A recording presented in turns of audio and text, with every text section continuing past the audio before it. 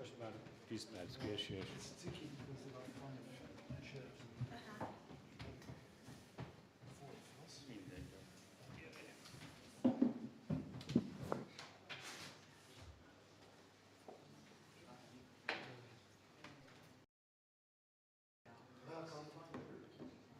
Welcome everybody. I'm very happy so many of you could make it, and we are here to start the annual conference of the Hungarian Comparative Literature Association, hosted by Szeged University this year.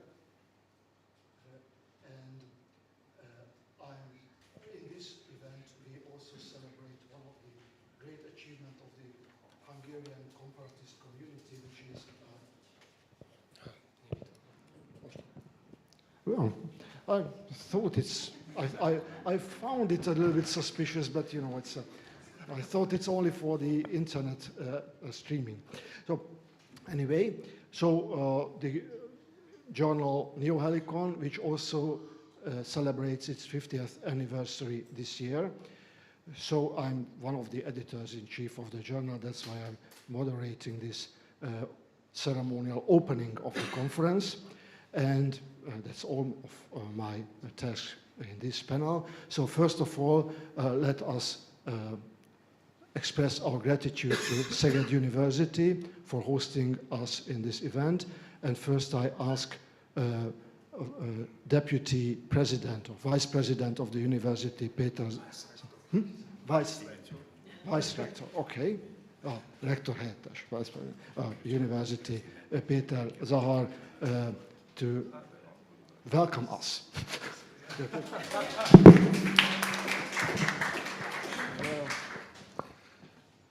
So, ladies and gentlemen, let me express our rector, Prof. Dr. László Rovó's warmest greetings. Unfortunately, he has other official engagements, so it's my pleasure to welcome you on this wonderful and warmly day. It's a great honor to organize this event for the internationally renowned representatives of history and theory of literature. It's always heartwarming to have a conference like this at a time when reading habits are changing heavily and so rapidly.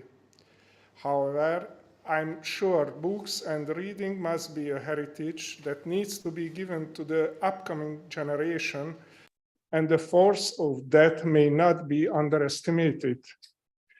As you may know, we just opened the doors of our great university after the summer holiday. So let me apologize for not being able to participate all this time, but I'm sure you will be too busy to realize my absence. I wish you a joyful and fruitful day and discussion on this thrilling topic. Thank you very much for your kind attention. Thank you very much. Our second speaker in this opening ceremony will be Professor József Pál, professor of the University of Szeged and also co-editor-in-chief of Neohelicon. So please, Thank you. Thank you. Good morning. As Professor Emeritus of the University of Szeged and with Peter, as he told, the chief editor-in-chief of the journal Neohelicon, I would like to welcome our distinguished guests and a special welcome to our colleagues from abroad, for whom the long journey from the other countries in Europe or Asia was, of course, an extra effort. I would like to extend a warm welcome to Lucia Boldrini, President of the International Comparative Literature Association, and in his position, as president, she is the successor of two Hungarian scholars, István Sőtér, native of this town. He used to be president from, if I remember well, from 1970 to 1973, president of the ICLA, and used to be a scholar of a grammar school, Piaris Grammar School in this place. And of course, György Mihály Vajda, former professor at our university. And I should like also to welcome Professor Péter Zakar, a friend of mine for a long time. We thank the institutions. We thank the University of Szeged and the Faculty of Humanities, the Szeged Academic Committee, Sándor Csermus represent the academic committee, the Academy of Science in Hungary, the Academic Publishing House, who helped our initiative, and the Department of Comparative Literature for their generous support. The above-mentioned two Hungarian names alone would suffice to demonstrate why we are celebrating the 50th birthday of the journal here, which has been an unparalleled success in the history of Hungarian literary studies. In this Art Nouveau town, on the banks of the Tisza River, in the square of the Hungarian Pantheon, next to Dome, consecrated after the Great Flood in 1930. But there is more. Similar initiatives have usually failed within a few years. The University of Szeged is the successor of the University of Kolozsvár, founded Transylvania, founded in 1581 and refounded in 1872. It was here that the world's first comparative literature journal, the Comparative Literary History paper, összehasonlító irodalomtörténelmi lapok, better known as the Acta Comparationis Literarum Universarum, was born, which published literary works or analyses written in more than 30 different languages. One of its two main columns was dedicated to Sándor Petőfi, who was born 200 years ago. Petőfiana, the other one was Schopenhauerian. The word was dedicated, the other, to Schopenhauer, the most popular philosopher at the time. Acta, although his editorial principles were much more creative, much more similar to today's than those of Max Koch's later German journal, was more well-known in the world. And the Our initiative, the Maths initiative, összehasonlító irodalom történelmi lapok, closed after 11 years. The teaching staff of the University of Kolozsvár was transferred to Szeged after the treaty ending the First World War. After visiting lectureship in New York and in Paris, György Mihály Vajda was appointed to the University of Szeged in the year of the launch of Neohelicon. He founded the Department of Comparative Literature. György Fogarasi is the head of this department. As superstitis, I know, he wanted to take up the Acta cause institutionally also, not only spiritually, but the institutionally also, two university, the links between the two university, Kolozsvár and Szeged. The Latin subtitle of the journal proves this intention more than anything else. At Vajda's suggestion, two former ICLA presidents, Horst Franz, Indiana, Eva Kushner, she died in January this year, McGill University, were also awarded honorary doctorates.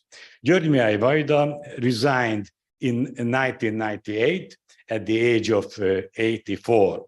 Miklós Szabolcsi was co-editor-in-chief from the beginning. The founding fathers were succeeded in this capacity by Mihály Szegedi Maszák for 1 year, and then by József Szili and József Pál. József Szili until 2013. Szili was succeeded by the former managing editor Péter Hajdú, who was succeeded by Simon Stock. On behalf of those responsible for Neohelicon, past and present, I wish you 3 days in Szeged, rich in scientific achievements and human experiences. Thank you for your attention.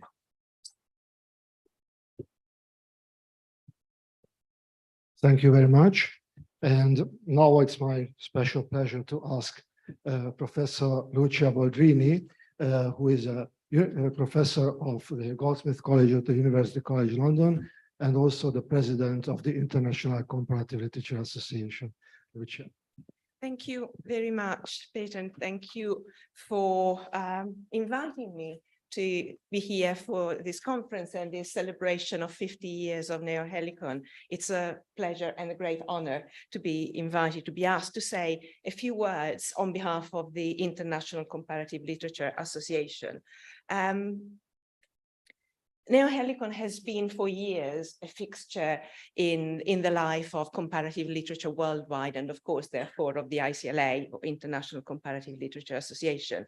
And when Peter asked me to take part, it took me a while, but I downloaded all the 49 volumes, years of Neohelicon at that point. Now there's the 50th volume that's been published since. That's the first issue of the volume.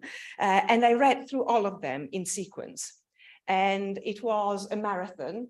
It was a binge, but it was incredibly interesting. It was a pleasure. It was a kind of intellectual journey, but it was also, it also conveyed a very strong sense of the evolution of comparative literature in the journal, and of comparative literature worldwide. Names that belong to the pantheon of comparative literature and of the ICLA figure prominently. And I will not go through the roll call, but just thinking of names I've encountered over and over again, reading through Neohelicon, Eva Kushner, who you've just mentioned and who sadly died earlier this year, Anna Balakian, Henry Remak, Mario Valdés, Dove Fokkema, another president of the ICLA, Jean Bessières, sort of going blank now with names. And of course, names that have already been mentioned, István Söter, and I'm not sure if I'm pronouncing the Hungarian names. I don't know how, to what extent my incorrectness spreads, who was, as Joseph said, president of the ICLA in the early 70s, from 1970 to 73. And I suspect that the founding of Neohelicon in 73, at the end of his presidency, means that there's some clear connection there between the ICLA and Neohelicon at its origins. And in fact, I saw that the first issues, the first volumes of Neohelicon carried an item, regular item for a few years, news from the ICLA, which sort of pleased me. It's one of those silly things of life that give you pleasure somehow. And of course, Georgi Weiden, again, I apologize if I mispronounce the name, who was president of the ICLA from 82 to 1985. And later, Joseph Seeley, editor of Neohelicon for 12 years and vice president of the ICLA, and of course Peter Hajdu himself, who's been an important figure in the ICLA. I know that when I joined the activities of the ICLA, Peter was there, and he's been a kind of point of reference through all those years. And now is the co-chief editor with Joseph of the journal. And looking through the list of board members, I know that I've met almost all of them, if not all of them, at ICLA conferences or council meetings. So the connection is strong. And Peter, like others, has been an important person also in one of the research committees of the ICLA, the Literary Theory Research Committee. And this expression, research committee, makes it sound very bureaucratic. But in fact, they are research groups that do important, very rigorous research. And this link, I think, between that kind of section, that interest of the ICLA also reflects the interest in narrative theory, in literary theory, that we find reflected in so many issues and articles of Neohelicon. What my marathon reading also brought home to me was how the ICLA and the journal and comparative literature have changed in parallel. And just an example, a couple of examples, is the how the French language was so much more widely used in the early volumes of the journal and in the ICLA activities, and how it has retreated in the face of the advance of English as the lingua franca of academia, as well as of just about everything else. And I'm tempted to say, alas, to regret this retreat of other languages in the face of English. On the other hand, this shrinking of other languages goes together with the expansion, the widening of focus on other literatures and other cultures that are not sort of Eurocentric, not Western-centric. And in particular, we can see in Neohelicon, I'm sorry, I'm destroying the room. I hope I haven't broken anything. how the focus has shifted on, in particular, East Asia and China, in particular, the name of the number of scholars that write in Neohelicon, Chinese scholars, and the focus on Chinese literature, as well as approaches to literature and to narrative literary theory coming from other areas of the world than the European theory, European literature. This is all to be welcome, and probably is part of the kind of movement from, there's kind of waves of going back and forth, but there's a movement perhaps moving away or rethinking of comparative literature in the context of world literature as an area, a discipline, or a field of studies on which indeed Neohelicon is publishing many issues and articles. So I enjoyed that marathon reading very much, and I look forward to a continued parallel journey and collaboration of the ICLA with Neohelicon. And I also look forward to the next 50 years of Neohelicon. I doubt that in 2073, I will be there to read back through the previous 100 years of Neohelicon, but some, maybe one of the younger people that's here will do that.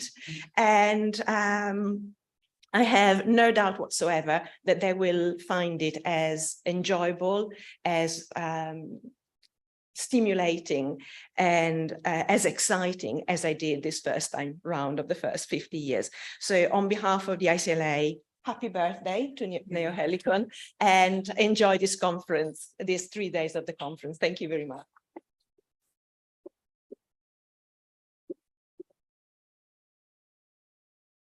Thank you, Lucia. And now the conference is officially open, so we can continue our work in 2 parallel sessions. One session will be in this ceremonial hall called Disteran.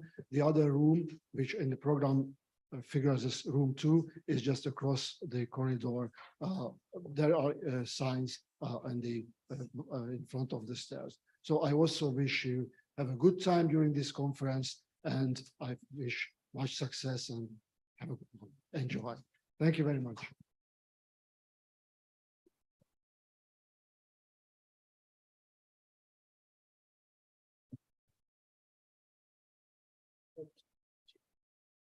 Personally, because they have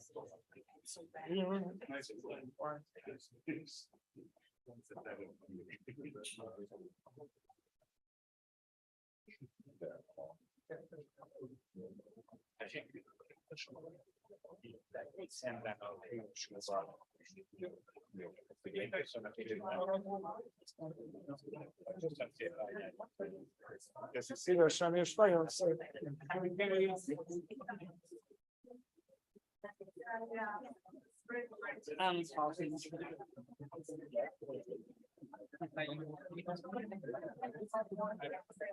Thank you.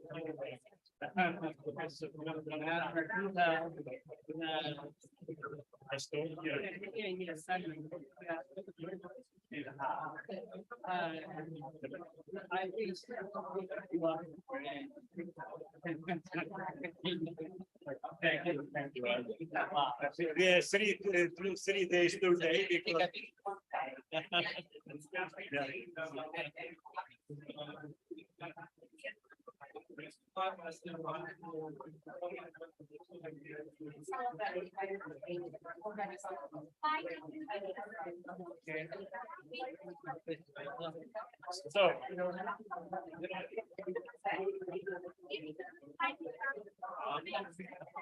So I am reading your book. It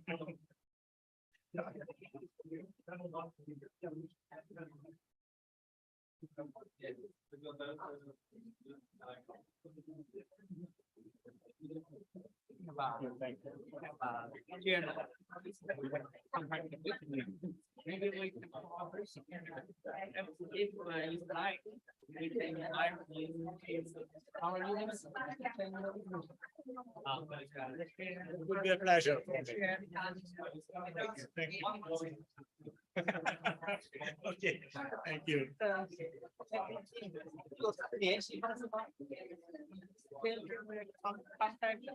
Yes, we have correspondence by email. Yes, thank you. Yes. Thank you. Okay. Thank you. Thank you, thank you.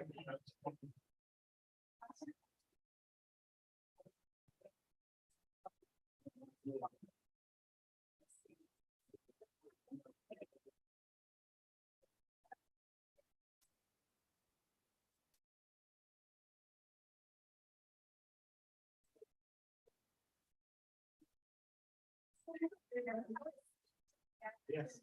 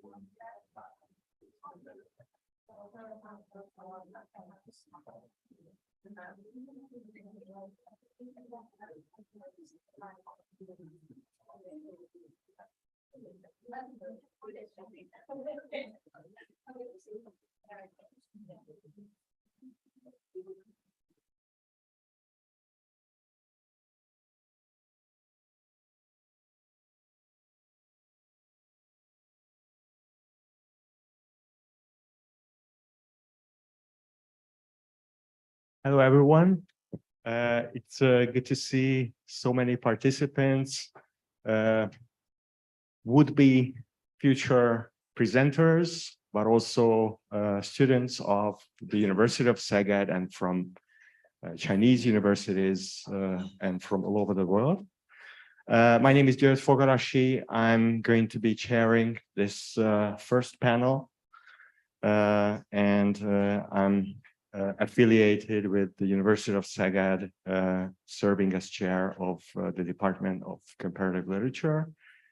We will have two presenters in this panel because unfortunately Vladimir Biti could not make it to Szeged, so his presentation will not be held today. But happy side is that the two other presenters will have more convenience in their time management. Our first presenter will be Joseph Gregory Mahoney from East China Normal University. And our second presenter will be Peter Dávidházy from the Research Center for the Humanities. And I suppose we could do it like first listening to the two presentations and then engaging in a dialogue with the remaining time. So I would like to ask Professor Mahoney to give his speech, the title of which is Serious Person with Glasses, the title of which is On the Chaification of World Literature in the Global Cultural Industry, the example of Neruda as post-literary archetype in China. So, Professor Mahoney, floor is yours. Thank you. So let's begin. Always historicize, as Frederick Jameson reminds us, and this will provide, let's say, a bit of the logic for how this talk will proceed. It will proceed with me citing dates and then making observations or quotes. Circa 1942 from George Orwell's essay, Visions of a Totalitarian Future, quote, I remember saying once to Arthur Kessler, history stopped in 1936, at which he nodded in immediate understanding. We were both thinking of totalitarianism in general, but more particularly the Spanish Civil War. Early in life, I had noticed that no event is ever correctly reported in a newspaper. But in Spain, for the first time, I saw newspaper reports which did not bear any relation to the facts, not even the relationship which is implied in the ordinary lie. I saw great battles reported where there had been no fighting, and complete silence where hundreds of men had been killed. I saw troops who had fought bravely denounced as cowards and traitors, and others who had never seen a shot fired hailed as the heroes of imaginary victories. And I saw newspapers in London retailing those lies and eager intellectuals building emotional superstructures over events that had never happened. I saw, in fact, history being written not in terms of what happened, but of what ought to have happened according to various party lines. I know it is fashion to say that most of recorded history is lies anyway. I'm willing to believe that history is for the most part inaccurate and biased. What is peculiar to our own age is the abandonment of the idea that history could be written truthfully. Circa 1951, visiting China for a second time, Pablo Neruda writes Ode to New China, including the following lines. Now, people all over the world have seen that your vast land has been unified and you are as swift and strong as a tornado. Your sharp axe swings towards the villains and your light of victory strikes at the enemy. Oh, the triumphant republic embraces the territory with your arms and lays the foundation for your internal peace. October 10, 1952. Chinese Premier Zhou Enlai sends a letter to Pablo Neruda, thanking him personally for providing what was in fact critical support for initiating diplomatic relations and trade between Chile and China, the first bilateral relationship between China in the modern period and a Latin American country. History, of course, shows that China was largely isolated at that time internationally, and Neruda leveraged his relations with Salvador Allende to ensure the links were established. Circa 1955, Theodore Adorno writes, quote, "The critique of culture is confronted with the last stage in the dialectic of culture and barbarism. To write a poem after Auschwitz is barbaric, and that corrodes also the knowledge which expresses why it has become impossible to write poetry today." Later, he would clarify that one can write poetry, but in a culture of complete reification, it is a record of screaming. Circa 1957, in the wake of the Soviet Union's de-Stalinization and the beginnings of the Sino-Soviet split, Neruda criticizes the cult of personality being promoted in China around Mao Zedong. October 9, 1967, caught in the Bolivian countryside and summarily executed by soldiers aided by the CIA and US Special Forces, Che Guevara had recently written his own epitaph, quote, "Wherever death may surprise us, let it be welcome, provided that this is our battle cry, may have reached some receptive ear, and another hand may be extended to wield our weapons." Circa 1971, from Stanislaw Lem's The Futurological Congress, quote, everything is possible now. Take Joan of Arc, for example. Don't you feel when you look upon that fairest, most exalted form, that sheer saintliness, the sublime, divine virginity, don't you feel that it ought to be whipped, saddled, bridled, a flick of the reins, and giddy-ap and tally-ho, galloping off in a team of 6, ladies cooing, Cossacks hallooing, plumes, sleigh bells, and you give the tender maid a taste of your spurs. What, I cried, my voice choked with sudden fear. Saddling, bridling, mounting? Certainly, it will do you a world of good, believe me. September 11, 1973, Salvador Allende, the first Marxist to be elected in a liberal democracy, dies in Santiago in a coup led by General Augusto Pinochet with support from the United States and Secretary of State Henry Kissinger. That same year, Kissinger would win the Nobel Peace Prize for helping to negotiate a ceasefire in Vietnam. 2 years earlier in 1971, Kissinger played the pivotal role in talks with Zhou Enlai, leading to the eventual normalization of China-US relations. But that same year, he supported Pakistan against Bangladesh, despite clear evidence of war crimes by the latter. Now 100 years old, amid his stated concerns that the world is entering a new Cold War, he recently visited senior Chinese leaders in Beijing. In China, Kissinger remains a heroic figure. For many around the world, particularly among progressives and especially the left, he's remembered as a war criminal. September 23rd, 1973, Pablo Neruda dies in Chile less than 2 weeks after Allende. The circumstances of his death remain contentious and unresolved, with credible but still unproven allegations that Pinochet's forces were somehow involved. Circa 1985, Antonio Scameda's novel Ardiente Paciencia appears, offering a fictional account of a friendship between Neruda and an Italian postman. June 5th, 1989, my brother, mother, father, and I crowded into my parents' bedroom, the only room with air conditioning. We watched the Tank Man live, holding his position and his briefcase alone on Chang'an Avenue. My mother wept. It is one of the most durable and misunderstood images of modern Chinese history. Circa 1994, Il Postino arrives in theaters and is a celebrated international success, propelling a renewed global interest in Neruda's works. May 7th, 1999, the US hit the Chinese embassy in Belgrade with 5 guided bombs, killing 3 Chinese journalists, enraging the Chinese public. Teaching in Shenyang at the time, students were bused to the US consulate and gave it the same treatment received by other American diplomatic missions in China. Classes were interrupted for 2 weeks.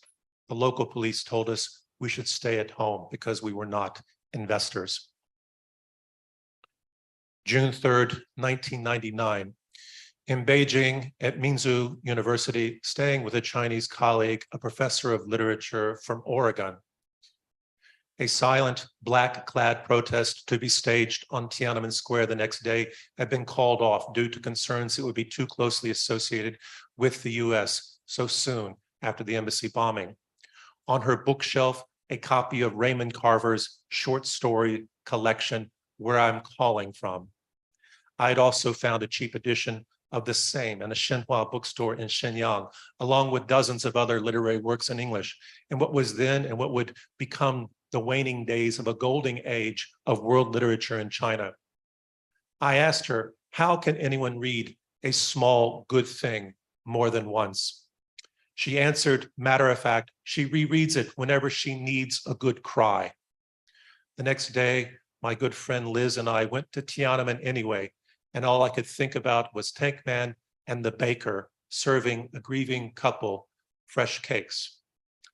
From A Small Good Thing, quote, I don't blame you, the baker said, putting his elbows on the table and shaking his head slowly. First, let me say how sorry I am. God alone knows how sorry. Listen to me, I'm just a baker. I don't claim to be anything else. Maybe once, maybe years ago, I was a different kind of human being. I've forgotten. I don't know for sure, but I'm not any longer if I ever was. Now I'm just a baker. That don't excuse my offense, I know, but I'm deeply sorry. I'm sorry for your son, and I'm sorry for my part in this. Sweet, sweet Jesus, the baker said. He spread his hands out on the table and turned them over to reveal his palms. I don't have any children myself, so I can only imagine what you must be feeling. All I can say to you now is that I'm sorry. Forgive me if you can, the baker said. I'm not an evil man, I don't think. Not evil, like you said on the phone. You must understand that when it comes down to is, I don't know how to act anymore, it would seem. Please, the man said, let me ask if you can find it in your hearts to forgive me. December 15, 2010, given my political activism and the threats that this brought to my university, I'm bought out and blacklisted. I leave the United States and go to work firstly for a think tank under the Central Committee in Beijing before settling with my family at ECNU in Shanghai. March 16, 2013, Chinese dissident artist Ai Weiwei unveils a mural painted in Valparaiso, the Chilean port where Neruda lived. The mural contains a verse from Ai's father, the poet Ai Qing, who was a friend of Neruda and who accompanied him during one of his visits to China. It's part of an exhibition titled Bridges and Borders, and the mural features the Diaoyu Islands and a bit of Ai's poetry.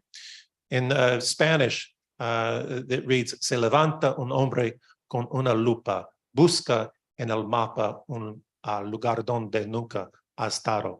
Quote, a man stands up with a magnifying glass and looks on the map for a place he has never been. November 23rd, 2016, Chinese President Xi Jinping cites Neruda in a signed letter published in the leading Chilean newspaper, El Mercurio, hailing Sino-Chilean ties. 2018, Chinese scholar Teng Wei writes that until 1979, the only two Latin American poets who were relatively well known in China were Neruda and Jose Marti.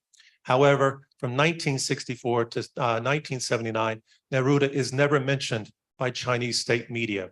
After 1979, with reform and opening up, Neruda's political poetry disappears almost completely amid depoliticization, but his works about love and personal relationships are embraced, further encouraged by the film Il Postino.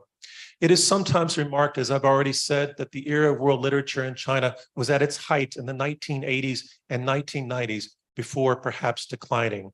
These declines are likely explained by the advance of the market economy and culture, along with the rise of digital culture, which in turn would produce the cogito consciousness of the so-called 90s generation, or Zhou Lingho and those who followed.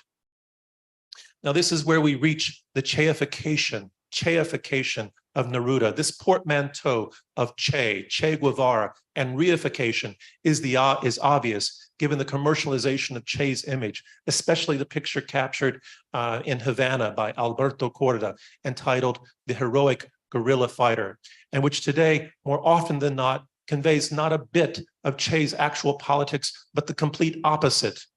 A possibility we theorize that emerges in the total reification of culture and society that Adorno warns us about, one in which we perhaps remain entrenched with the same logic and culture that also produced Auschwitz. In this culture, we might buy a copy of Neruda's Cien Sonetos de Amor on Taobao and give it as a gift on Chinese Valentine's Day, when the cowherd and the weaver girl have their annual meeting to the chagrin of Chinese feminists. But does anyone actually read the poems? Do they consider the fate of Neruda's abandoned first wife and child, or allegations he raped a cleaning woman in his hotel room in Sri Lanka in 1930, given an account from his own memoirs? July 14, 2021, the auction house Christie's offers Joe's letter to Neruda for sale, with the price estimate ranging from 20 to 30,000 pounds. It sells for 40,000 pounds, while the world convulses with COVID, which would directly kill 5 of my friends in the US and 3 more indirectly, given spikes in homicides and suicides. April 24, 2023, the Chinese students in my undergraduate Marxism seminar in Shanghai read A Small Good Thing on my recommendation. We discussed it in class. They all found it boring. 2 said they were certain the baker had something to do with the child's death. Others nodded. When this wasn't the case, they were disappointed. They wanted the baker punished, not forgiven, even though he wasn't guilty of a crime, even though he was struggling to survive economically and could not afford to bake cakes that would not then paid for. May 10, 2023, from Lu Xun's essay on death, which was published in 1936. From the last lines, he writes, "Once when I had a fever, I recalled that when Europeans are dying, there's often a kind of etiquette to ask others for forgiveness and to forgive them as well. Now I have a great many enemies, and what should my answer be if some modern person asked me my views on this? After some thought, I've decided, let them go on hating me. I won't forgive any of them either." After I read that essay, I asked my daughter, who's fluent in Chinese, to write that last phrase on my chest with a Sharpie when I passed, but then I considered it an unreasonable request and had it tattooed instead. When I showed her the result, she said, "I love him so much," meaning Lu Xun. August 15, 2023. Following brief visits to Auschwitz and Birkenau, I visited Babi Yar in Kiev. Crossing from Poland to Ukraine, I half expected the fields to turn yellow, like half the national flag, not like long rows of wheat or sunflower, but like pages that yellow with age. Continuing eastward to Poltava, the last city before reaching the front lines of Kharkiv, I interviewed Azov leaders, radical nationalists, and malign internationalists at war with Russia and each other, each fighting for a history that never happened and a Ukraine that has never existed and will not exist. And I do not mean here Putin's words. I mean the imaginary Ukraine that is now being created as an imaginary discourse, competing discourses that are happening between these different groups. And oligarchs, a Ukrainian oligarch's wife tells me an old Soviet joke that has become popular once again in Ukraine. Quote, Ukraine is a country with an unpredictable past. I interview refugees from Donbass and Kharkiv, including the author Andrei, excuse me, name is very difficult to pronounce, Krasniochik, and his 9-year-old daughter. Known previously for his empathy, his recently published essays discuss the emptiness of humanism and his overwhelming desire to kill Russians. His daughter tells me the terrifying darkness of a corner in an unlit basement, relentless shelling overhead. She would no longer speak with us, her father says, looking at his tea. She spoke only with her cat and dreamed Putin would suddenly find and kill her. Whichever direction I travel, it's impossible to say whether the heart of darkness draws closer or becomes more distant. Shortly after entering Auschwitz, one encounters the words of George Santayana, quote, those who do not remember the past are condemned to repeat it. This is the motto of the Auschwitz Memorial, we are told. But why do these words feel lazy and sick-headed? I told Andre his latest essays remind me of Adorno's quote about screaming. He knows the quote and said, yes, this is precisely what he's doing. In Kiev on Maidan, from my balcony at the Hotel Ukraine, I videoed the air raid sirens signaling a missile attack. I sent the video to a Serbian friend working in Shanghai. Quote, she replied, when you fuckers bombed us in Belgrade, we often heard the same. We drew targets on our t-shirts and would go outside and dance in the streets when we heard them. What about the genocide? I asked. It wasn't me, she replied. August 25th, 2023, I visited the Horthy statue almost safely behind sturdy steel gates in Budapest, nestled in a building built in 1938, drops of red paint still discernible on his recently scrubbed face and the Trianon symbol beneath him. All the more controversial given the contested histories of the Hungarian Holocaust just steps away, for which Horthy is accused by some of complicity. I visited the Imre Nagy statue on the banks of the Danube and found no plaque telling us who he was. I went to the door of the Lukács archive and found it's effectively closed. And the public memorial to Lukács, a statue, has been moved to a private garden and is likewise impossible to visit. The large Marx statue that once stood at what is today Corvinus University has been moved to a secret room. I spoke to a professor who works there and she said, yes, supposedly it's here, but no one knows where. I have no quarrel with optimism. I understand the necessity and inescapability of faith. Facing death, Che expressed faith in the immortality of the revolution. But it seems dishonest to speak of the immortality of the revolution in a country where there's no significant leftist politics. And having recently visited Poland, Italy, and Greece, I've observed firsthand similar trends. And of course, it's worse in Ukraine, where most of the Marxists have fled to exile, and those who remain have been charged with treason and are under SBU surveillance. In fact, I could only identify one remaining in Ukraine, unable to leave because he's dying of leukemia. What is literature? My son can say, let's Netflix and chill in Korean. And when he helped me interview refugee children in Poltava, he connected with them over their mutual love of Minecraft and YouTube. A recent editorial in the Guardian asked how Netflix knew she was a lesbian before she knew that about herself. Meanwhile, AI is making redundant and unemployed an estimated 5,000 American workers per month by recent estimates. while Hollywood writers and actors strike in part over the impacts AI will have on their professions. Neruda commercialized himself, and he was not a revolutionary like Che, nor was he faithful to Stalin or Mao, which some of us may find redeeming. Furthermore, politicization of modern literature is older than Dante. It is the inescapable characteristic of modernity to be political, if we believe Benjamin. And we must therefore ask, what were the politics, what were ever the politics of a world literature, if one ever existed, except those of a liberal post-nationalist fantasy, equal parts end of history, however progressive or conservative its presentation? Is it meaningful to distinguish between history and literature? Alternatively, have we realized world literature already through pop culture, streaming, AI, and Bob Dylan winning the Nobel Prize?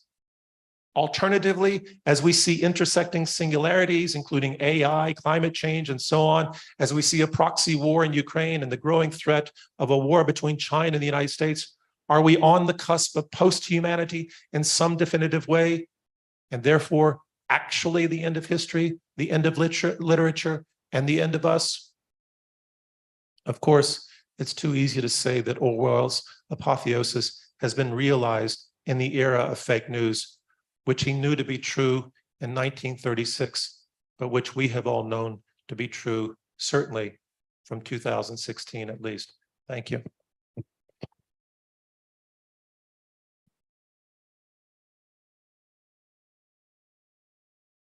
Thank you very much for this, in many ways, provoking talk.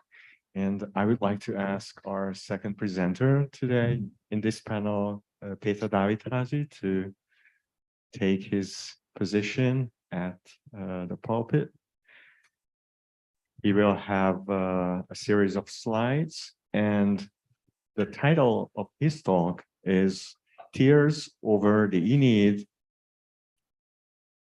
Reading a Classic of World Literature, Tata, 1936.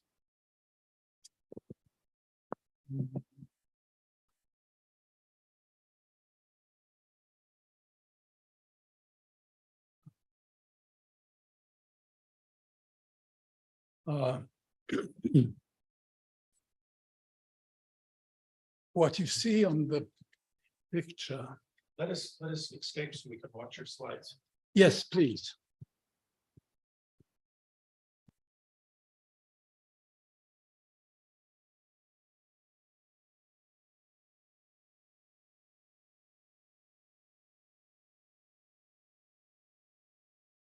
Well, let me just say that the building you see on my title page is the grammar school of Tata. Tata is a small Transdanubian town in Hungary, so in the western half of Hungary, and it may be relevant later on to add that this part of Hungary is the territory of Pannonia, which used to be a Roman province.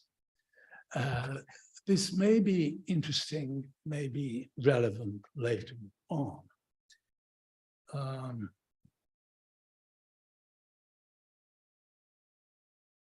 Now, to start with my abstract is a rather unusual thing, but this time I do it because Peter Hajdu's paper published in Neohelicon. After all, we are celebrating the 50th anniversary of Neohelicon today.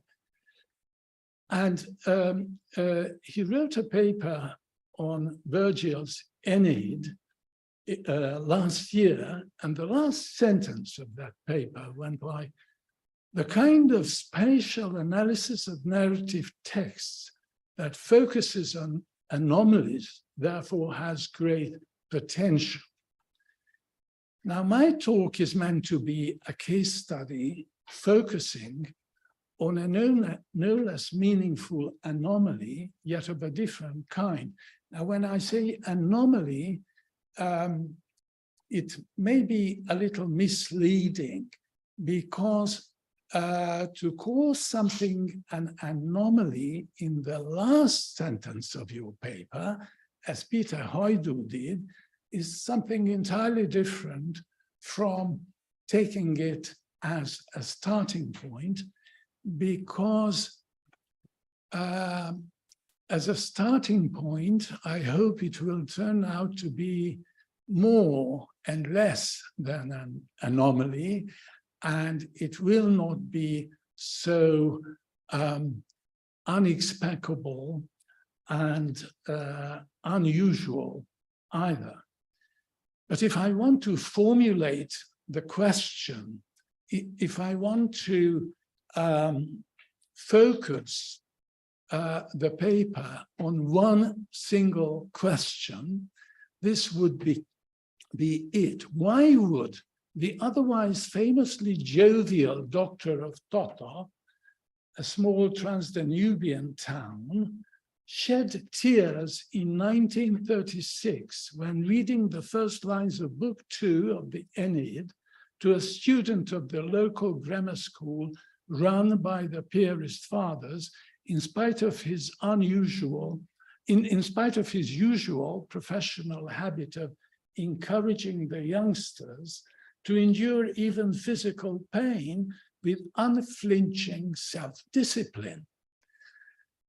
Of course, this sentence implies a lot, and I have to explain later who this doctor was and why on earth is it important to talk about this. But it is definitely an anomaly to start with, that there was once a very jovial, cheerful, serene doctor who read out 2 lines from the Aeneid to a student of a small town and shed tears. This is, by the way, the common denominator between my paper and the previous one, because you remember that there was this very interesting little episode in it that someone said, I reread the text whenever I want a good cry, whenever I need a good cry. So crying and tears is the focus of my paper. What functions were tacitly attributed to this classic of world literature, justified by a suitable interpretation of its text? How can we analyze the extant documents of this humble domestic event so as to reveal its latent yet far-reaching significance in its literary and social context?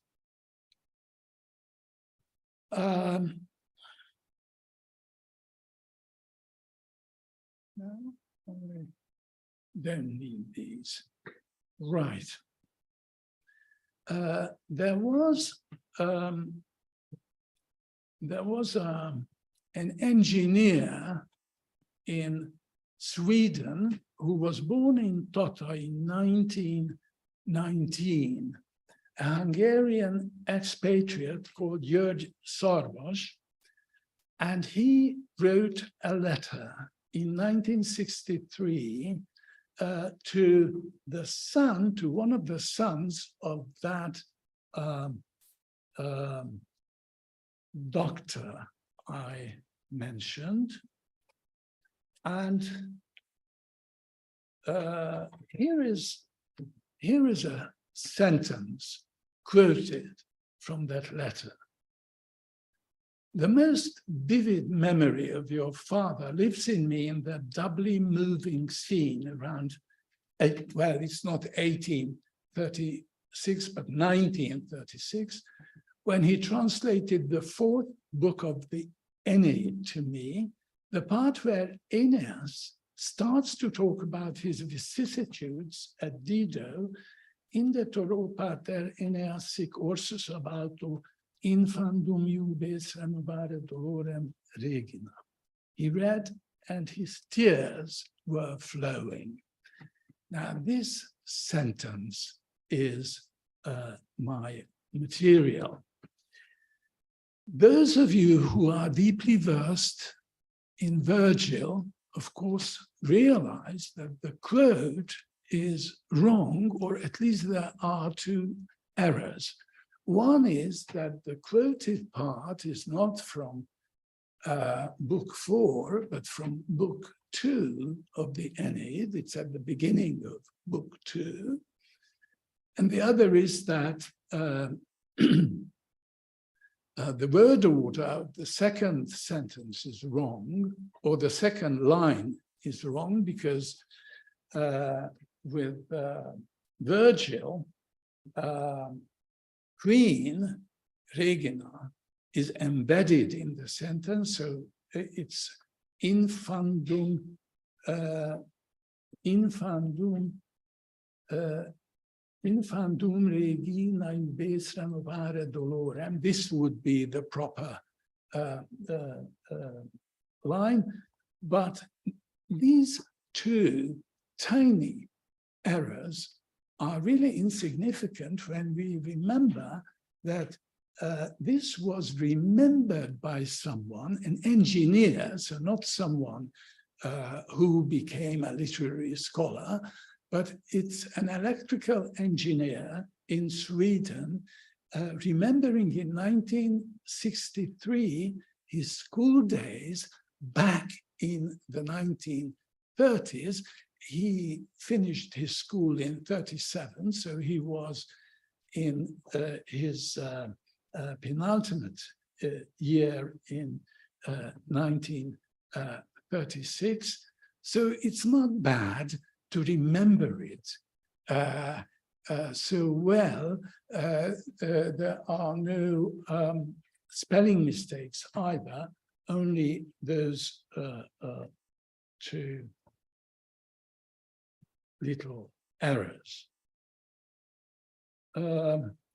This is a street of Tata around 1900, and the house between the two carts, not charts, as you see there, is where the doctor lived.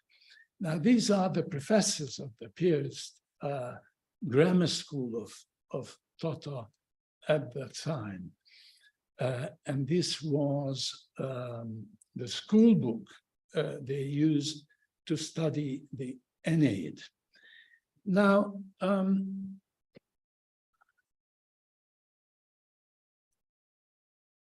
if you open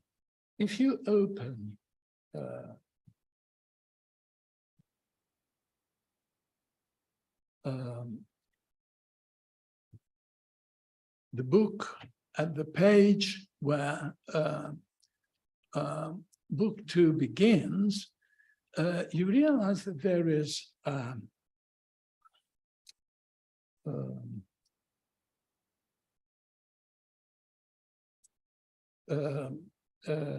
there's a marginal note, and also there is a sign after the very last word. This is about half the page, showing that this was the task for one day.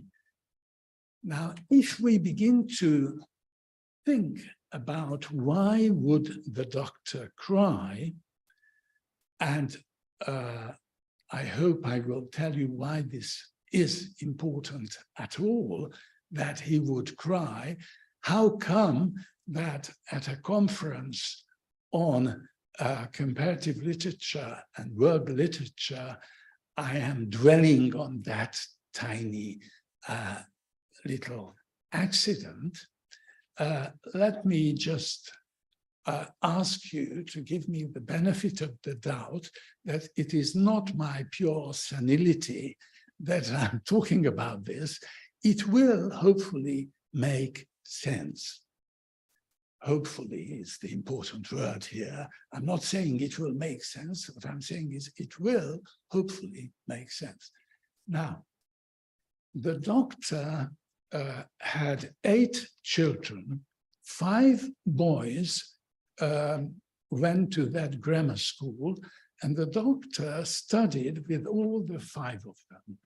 And he himself loved Greek and Latin, and his Latin was so good that when he met the Latin teacher of that grammar school, they would talk Latin on the streets of that little town. So when reading line 2 and 3, he knew what was to come. And the first thing that would give you an idea, or at least the first thing that would make you cry, is the text itself hinting at it. Because what the text says is that what Aeneas says to Dido, answering her request to talk about their vicissitudes, he says that, okay, I will, if I must, I will remember, recapitulate our horrible recent past, but quis talia fando temperet a lacrimis, who could, when speaking about something like that, refrain from tears? Who could refrain from tears? Not even those of the Myrmidons, the Dollops, and not even the very hard soldiers of Ulysses. All these would cry. Nobody could abstain from crying. So the text itself already gives you a hint. This is where to cry. And the marginal note also says that Aeneas is horrified by the whole thing. His soul is shuddered to remember, and would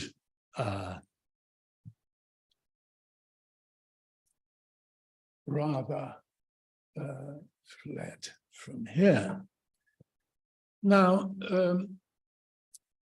again, if you want to compare these two, you can see the word infundum is unspeakable. So you are asking me to say something that is about so horrible, events that it's unspeakable. And then he later on says, quis talia fando, so who could not cry if or when saying something like that? And then St. Augustine says, I was when I studied by the grammarians, I was forced to learn the wanderings of one Aeneas, forgetful of my own, and to weep for dead Dido because she killed herself for love. The while with dry eyes I endured my miserable self dying among these things far from thee, O God, my life. Weeping the death of Dido for love of Aeneas, but weeping not his own death for want of love to thee, O God.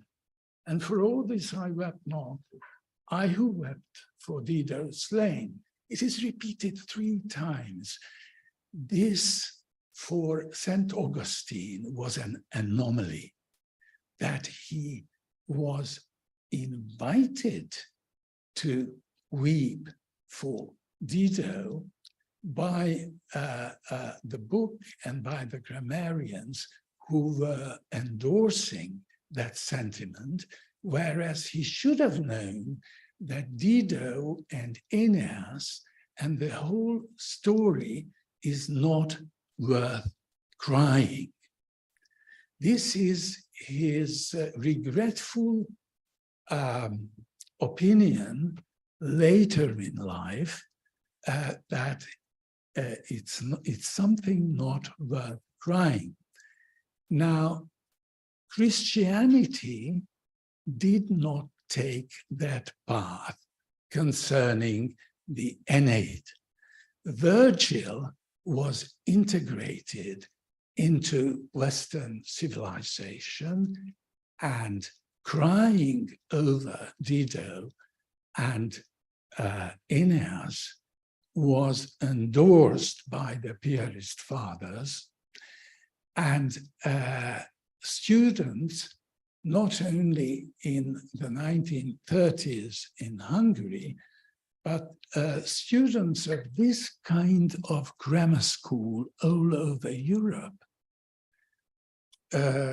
felt it legitimate to sympathize and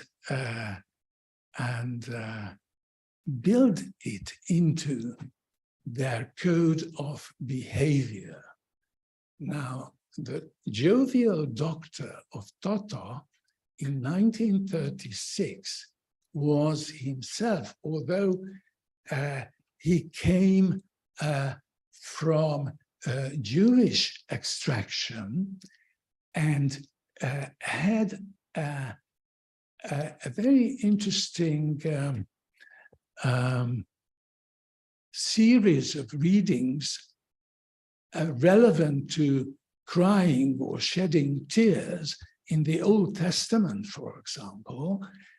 And there were all sorts of considerations for him to rethink the Aeneid, yet he accepted, if you like, that code of behavior that was taught to him. He was also, by the way, a student of a grammar school run by the Piarist fathers, but not in Toto, but in Veszprém, in another Hungarian town. And the idea that crying over Dido and Aeneas is the right thing to do. Moreover, it is the token or the sign or the emblem of a civilized man. The final examination of that school was called matura. You were ripe. You were mature as a civilized being.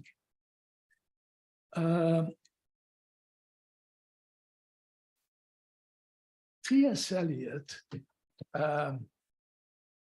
says that the value of Virgil is that it provides us with a criterion, and he says this is the criterion provided by a classic. He doesn't say a classic of world literature.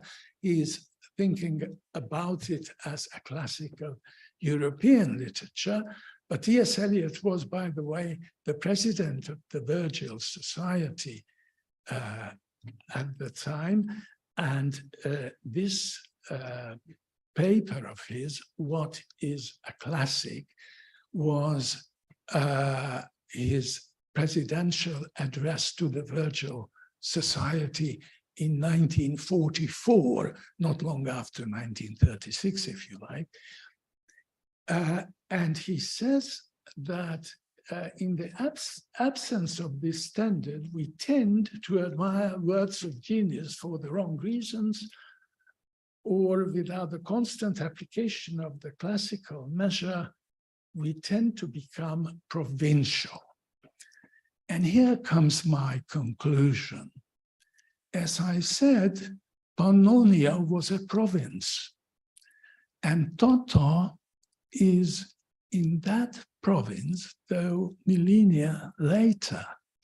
Toto, by the way, is very near to Brigetio, which was a legion camp in that province, very near Toto, and some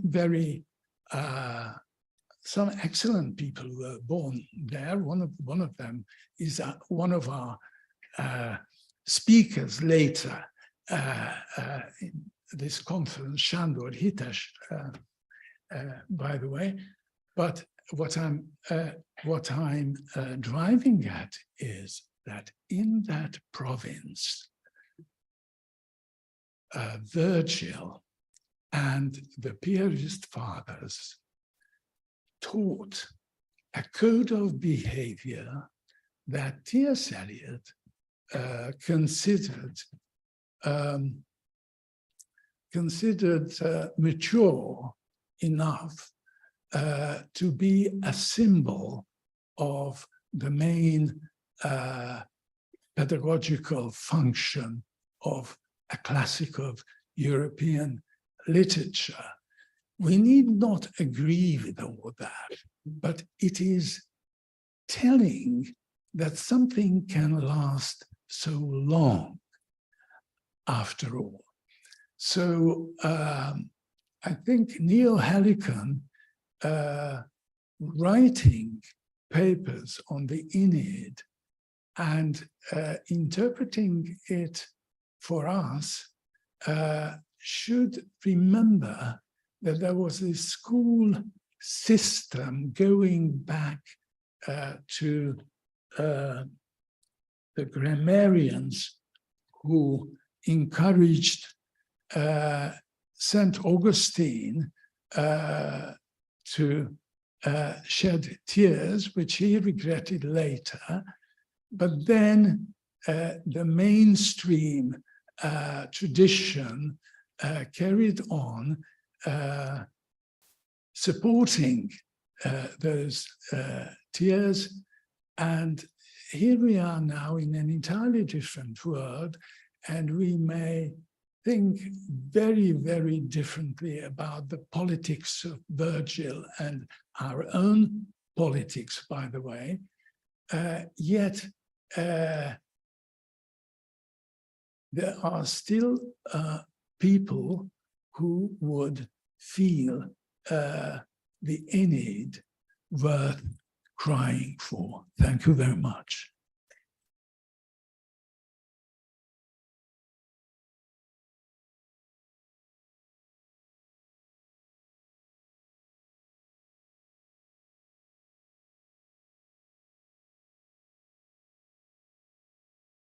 Thank you very much for this interesting talk.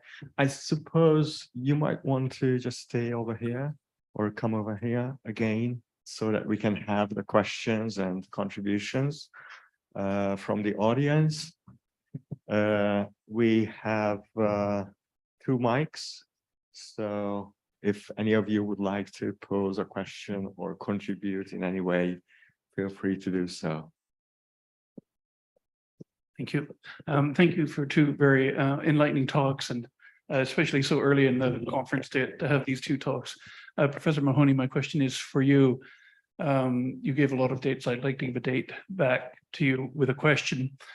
On January 22nd, 2017, Kellyanne Conway used the term alternative facts, which sort of announced, a lot of people believe announced a sort of paradigmatic shift in philosophy, where we've entered an age of what Lee McIntyre calls post-truth. Is this working? Yeah, okay. I wonder if you might say a few words about post-truth, because it seems that you're talking about post-truth in a lot of ways, but you don't actually mention it in your talk. Oh, now it's working. Thanks. Actually, a couple of years ago, I sent a note. I do this often, and then I often don't follow through because I get distracted by other things. But I sent a note to Peter saying, would Neohelicon be interested in a paper talking about fake news, post-truth, so forth and so on. But I got distracted by the work that I actually do, as opposed to the work that I imagine that I want to do. And what's interesting is that obviously I make a reference to this indirectly with the last comment about 2016, right? And then the quote from Orwell, which opened the piece, was really quite stunning for me, in so much as I think he says much earlier, Joseph, I think he says much earlier than we generally date post-truth or fake news. So this is definitely something to consider. What really, and I don't want to take too much time in answering your question, but as I mentioned, I was just in Ukraine, and there's an official narrative. But I interviewed people from every different group, regular army, some of the Azov battalion, some internationalists, some very strong nationalists who prefer to be called patriots. And what's interesting is they all know what the official narrative is, and they're not allowed to deviate from it, otherwise they face prosecution. But they all don't believe in it. But they also don't believe in each other. Like they've become entrenched in stories about what's happening. But what I would suggest to you is that it's precisely what Jean-Paul Sartre called bad faith. In other words, bad faith is where you lie to yourself, you know that you're lying, but you choose to believe the lie because you believe that there's some existential necessity for doing so. So that all these groups are talking about, this is what I meant when I said all these groups are talking about a historical Ukraine, a particular historical Ukraine, and they're not all agreeing about what that was, none of which actually ever historically existed. I'm not saying Ukraine didn't exist, right? But the one that these different narratives of Ukraine, they haven't existed historically. And they all have a vision of Ukraine that cannot exist unless we see the complete and total dissolution of Russia, which is, some people believe will happen, but most of those sober people I talked with didn't believe it. So it's not just, say, the alternative facts of Kellyanne Conway. It's something that's much deeper now, I think, that is part of a culture war. And we see this culture war in the United States, cancel culture in various forms, left versus right. We see it taking place in Hungary and Poland and Ukraine, and even to a certain extent in China, where, you know, we don't cancel, we just don't talk about things. I mean, the reason, the issue with 1989 is, and by the way, I feel like I have a sober understanding of 1989, but there's been no full accounting of it. As a result, it continues to be fetishized in international discourse as an anti-China narrative. So anyway, go ahead. May I say one more thing? Because I don't see a lot of hands up. Yeah. I mean, one of the things that characterizes, you know, post-truth as a different thing than propaganda is the revaluation of things like emotions. So where Newt Gingrich can say, well, I feel that such and such is true. You know, like, I mean, you hold up your fingers. How many fingers am I holding up? Well, I feel you're holding up 17. Are my feelings not valid? And, you know, we've sort of gotten to this position where feelings and facts are equivalent, and that's a very different thing from propaganda. So I'd like to encourage you to submit that proposal that you were going to. I'm managing editor for the journal, to submit that proposal that you were thinking about on post-truth, because it's a topic that has become, I think you're right, globally important at this stage in history, where it's not just a matter of lying. It's the way that media now can lie with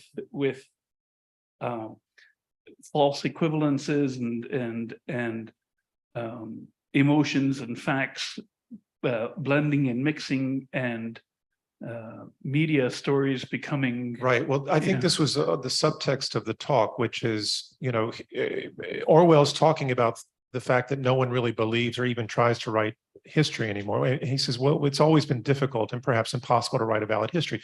But what we know, at least in the way that I interact with literature, is that we sometimes read literature as the history that couldn't be written.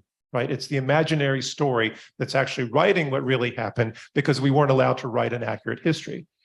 But my concern is that that has been taken away from us at this point as well.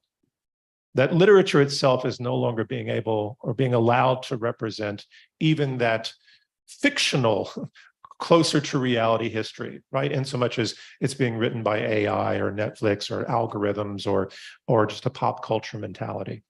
And this total reification. And so whatever is being written is pure garbage, or just the screaming that Adorno records. So maybe I'll develop that in the context of the paper that I offered here and send it to you, and you can decide whether or not it should go forward. Thank you. Thank you. I've seen someone else would like to pose a question. Yes, this is a question to Peter Davidházy. It was very interesting to come across those quotations, what you showed on the screen. And I have a feeling that there were two kinds of cryings shown in your examples. The text itself, the Aeneid, clearly says that crying is over the fate of Troy. And this is what Aeneas starts to tell, the sad story of the city. While Augustine's crying, it seems to me, is about Dido's sad fate. And I understand that these two cryings are coming out from the same code of conduct, what was maturing in the gymnasium, in educational institutions. But I really wonder what the Dr. Weiner was crying, whether it was the city or Dido, or both.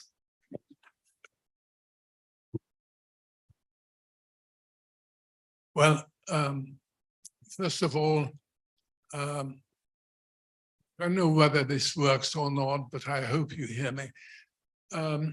First of all, thank you very much for this question, because the interesting thing about the Aeneid is that there are all sorts of cryings and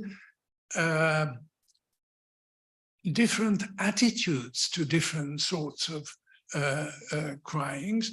There is the ritual crying, the spontaneous, the crying. Everybody is allowed to cry in the Aeneid, the heroes included,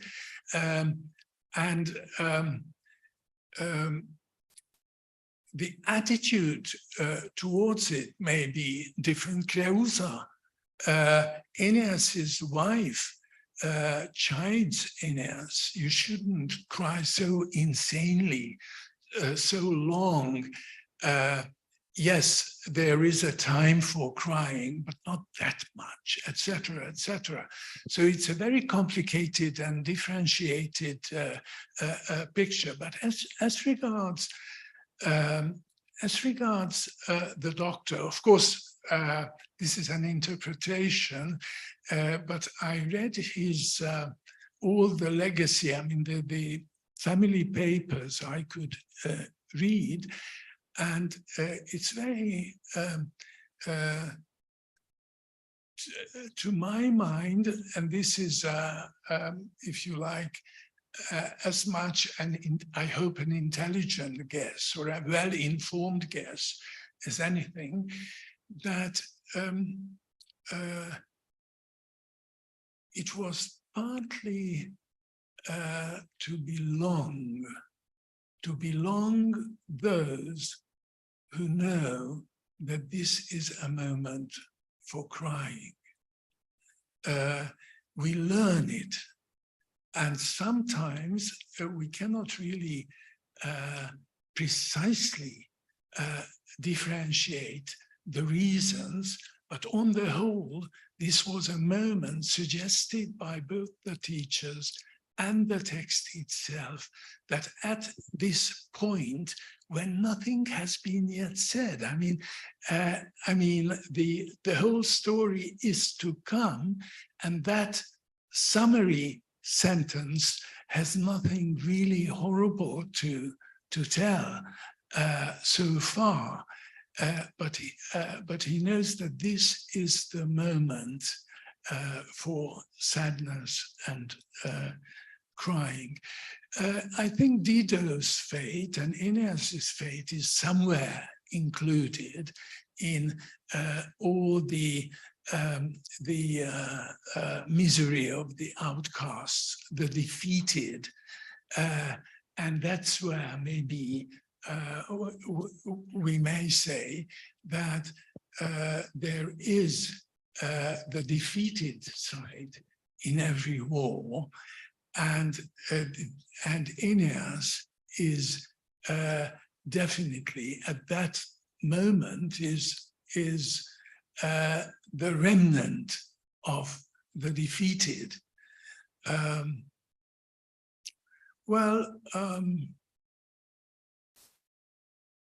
going to write a rather long piece on that, and in that I think you will find a longer answer, a more differentiated answer, because it would require many quotes from the text itself and also from all sorts of papers. But thank you very much.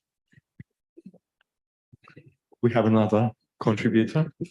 Thank you very much. A comment, much rather than a question, to Professor Davitázi. Thank you very much, Peter, for this thought-provoking presentation. What struck me in your paper was the idea of crying and shedding tears over a text, which I think tells us a lot about the nature of literature, which has always been debated in the history of literature. Because if you cry, especially if you consider that you might come back to a text again and again whenever you need a good cry, this implies that literature has the power to deprive you of your capacity to control your rational faculties. And when you read that, especially in the light of Saint Augustine, who explicates in one of his writings how elephants exercise their sexuality in a rational way, because they are very similar to the primordial couple in paradise who did have sexuality, but Adam and Eve before the fall exercised that sexuality totally rationally, and they never lost their capacity to control their bodies. And the body, the corporeality of the human being, is actually the real punishment after the fall. And the most important marker of that bodily presence is your sexuality. Now, sexuality might deprive you of your capacity to control, and that is very similar to what literature does to you.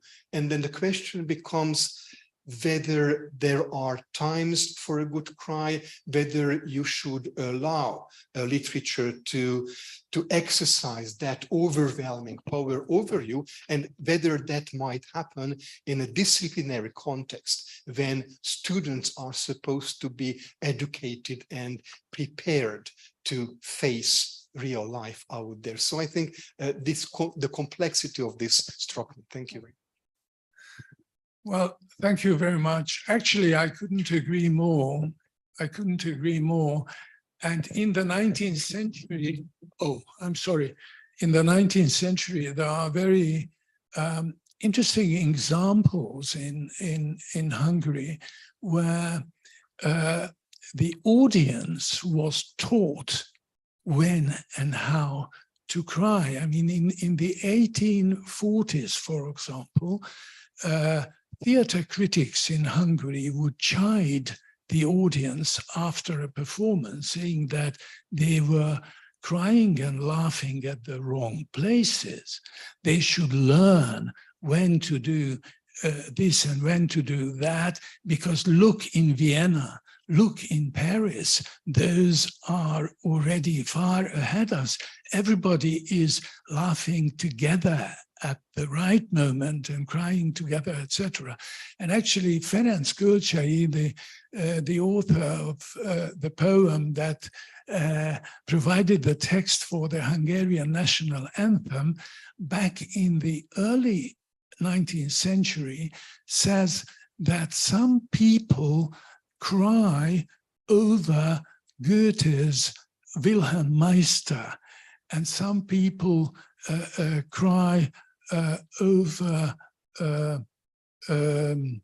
Miller's songs, and there should be a difference. He says it's some people would soon cry over the Roman elegies of Goethe as well, and this is the end of the world. We cannot be that soft, etc.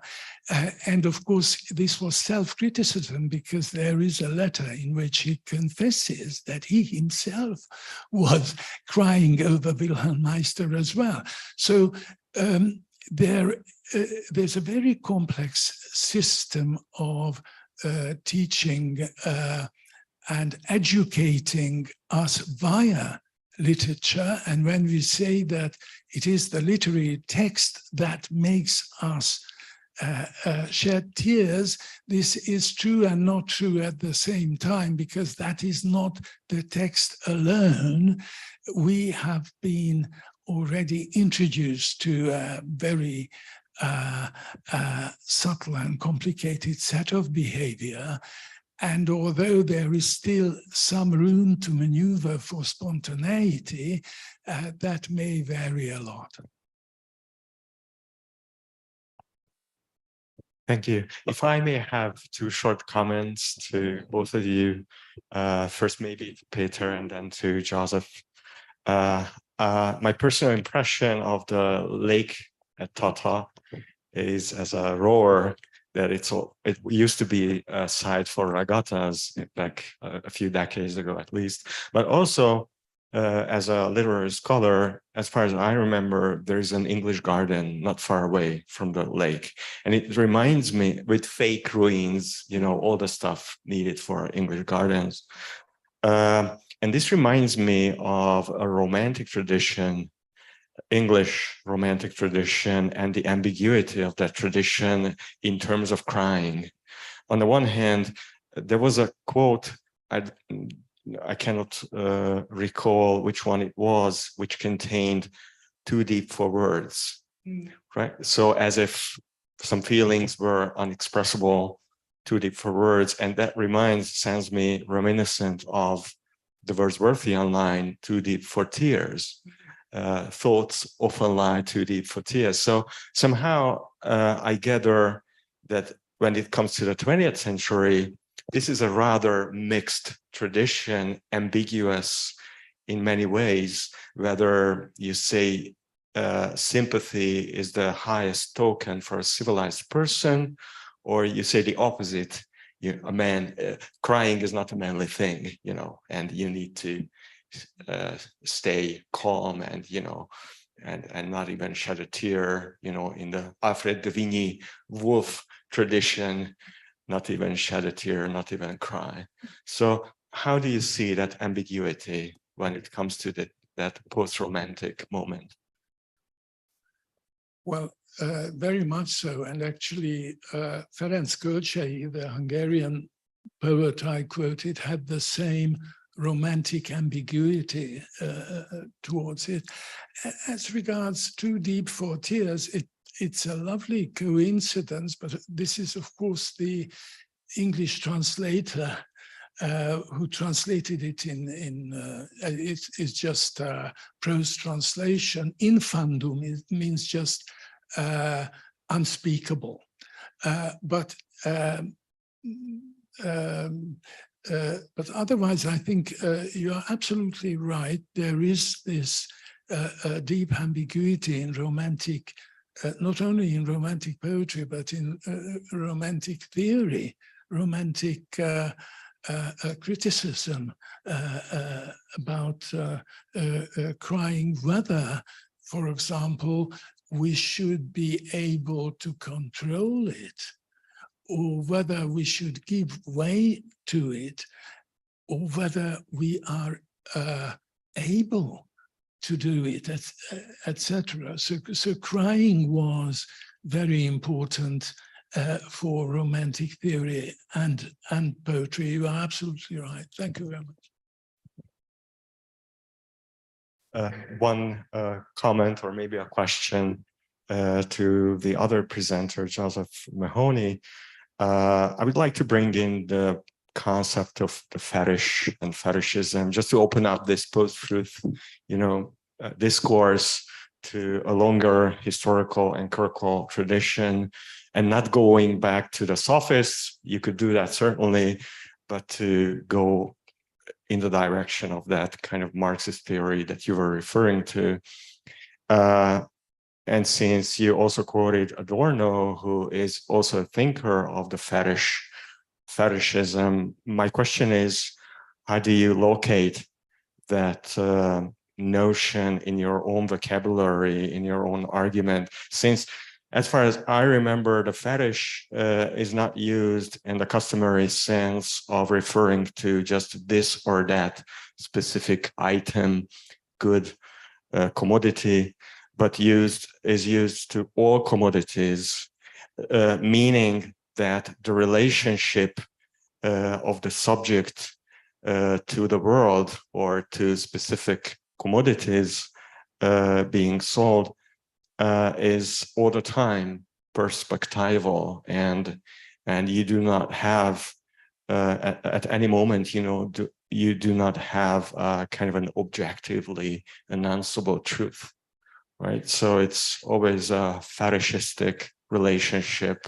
So how could that relate to your vocabulary or your chaification of Neruda's discourse? I'm going to answer your question in two parts with but the first part's going to comment on something that was raised in the question to him. And it goes back to the comment you made about feelings, which is, of course, a hot topic these days, emotions and feelings, and how these are becoming dominant in a very confusing sort of way. We can talk about comedy versus tragedy, right? Two sides of the same coin in a certain sense of the word, both trying to elicit certain emotions, and in at least in one of the ways that I understood your discussion, the idea that there's something in literature that perhaps helps us cry and provides that cathartic release, but there's something that teaches us how to be human in a certain sense. I was watching recently a commentary about the popularity of TV shows, comedy TV shows that are hugely successful, billion-dollar series that move around the world, that are translated into different languages, that are widely regarded as being funny, but are not, right? In other words, they have these laugh tracks, and people watch them and they laugh, but they're not funny, okay? And I was listening to a comedian try to explain this phenomenon. Why is it that people are laughing, right? And it's because in some way they're being told right? You spoke of people being criticized and hungry because they weren't laughing when they were supposed to, given the high culture that was present in Vienna. But if I were to take this in the direction of Adorno and the total reification, it may be that we are already in this post-human total reification universe where people don't really know or have feelings in some collective sense of the word. And the fetish has maybe deconstructed this to such a point that what we have is a proliferation of feelings that are, or emotions that are not able to come together in some sort of collective human way anymore. Now, this would go right in line with the Marxist logic that there's something completely fragmentary about capitalism. And this is where the fetish works. It is constantly breaking us down into smaller and smaller units, not just as a society, but even within our own consciousness. Right? Now, I don't want to pick on China because I've lived there for so long and I make my life there, and I am grateful for the opportunities. But, you know, I started working in China in 1998, but I really went back and established myself there in 2010. And when I started working there in 1980, or excuse me, in 2010, my students were the 80s generation. But then over the course of the next 13 years, I moved from the 80s generation to the 90s generation. And all of those of you who come from China, you know what happened. Massive generational shift, right? Because the 90s generation is the first to grow up in the market society. I mean, especially the people from Shenzhen or Beijing or Shanghai. And this is what explains, at least in Marxist terms, this tremendous generational divide that we've seen emerge in China, and that is terrifying a lot of people, including leaders in Beijing, but school teachers and professors and so forth and so on. Now, at my university, we're about 70% female because we're a normal university. And, you know, in the context of our course, you know, I sometimes ask, how many of you believe in love? Almost no one. How many of you want to get married? Almost no one. Okay. How many of you want to have children? Almost no one, right? And they give different reasons. They give different reasons. Oh, some of them say, well, the boys of the Zhou Ho, the 90s generation and the 2000 generation, they're completely spoiled and they're unreliable and I don't want to have anything to do with them, okay? But I suspect it goes deeper than this. I suspect that China changed so quickly. And in fact, in another paper I wrote, China, in many respects, it doesn't have the highest technology in the world, but in some respects, it is the most advanced technological society in the world. And in some respects, it has therefore realized Heidegger's worst nightmare of the cogito consciousness becoming dominant, right? This cogito consciousness, which is epistemologically underneath the rise of nationalism, capitalism, and all of these other things that flow forward. So this is where I would place the conversation. Thank you. Any more questions, remarks? Yes? We have one more to go, okay? Thank you very much for the opportunity.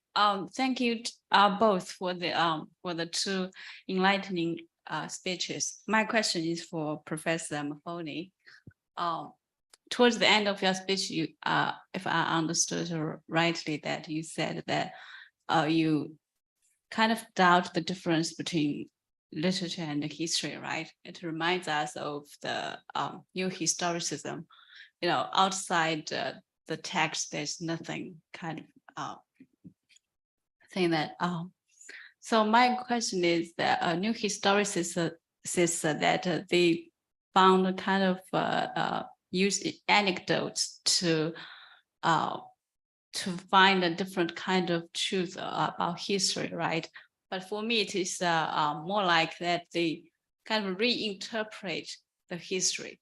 So my question is, in your opinion, what is more important, the exploration of the truth of history or the kind of reinterpretation of history? Well, It's a complicated answer, and I'm going to be a bit silly with it. Firstly, I would say that my papers should indicate that I'm an old historicist, not a new one. That my method moves more in the direction of dialectical and historical materialism. That said, at a conference several years ago at Fudan, Lu Kang accused me of being a post-Marxist. And I said, no, I'm probably closer to a pre-Marxist in so much as I have a deep admiration for Hegel. I think that the challenge we face is that we are surrounded by propaganda. And this propaganda is produced by Washington, by Beijing, by Hollywood, by everyone. And whether we call it history or literature or Netflix or alternative facts. And I think we have to have this ability every once in a while to separate ourselves from all the nonsense and go back and rethink and reinterpret in a very critical way. I don't care so much what did Mao Zedong say, what did Xi Jinping say, what did they actually do? What happened as a result of history, right? Too often we write the history according to the narrative, but the narrative often means nothing. At the same time, the reason I went to Ukraine is because I'm writing a book about Ukraine. But I'm analyzing the geopolitical aspects of the conflict, the proxy war between the United States and China. But at the same time, this type of analysis has no connection to the human.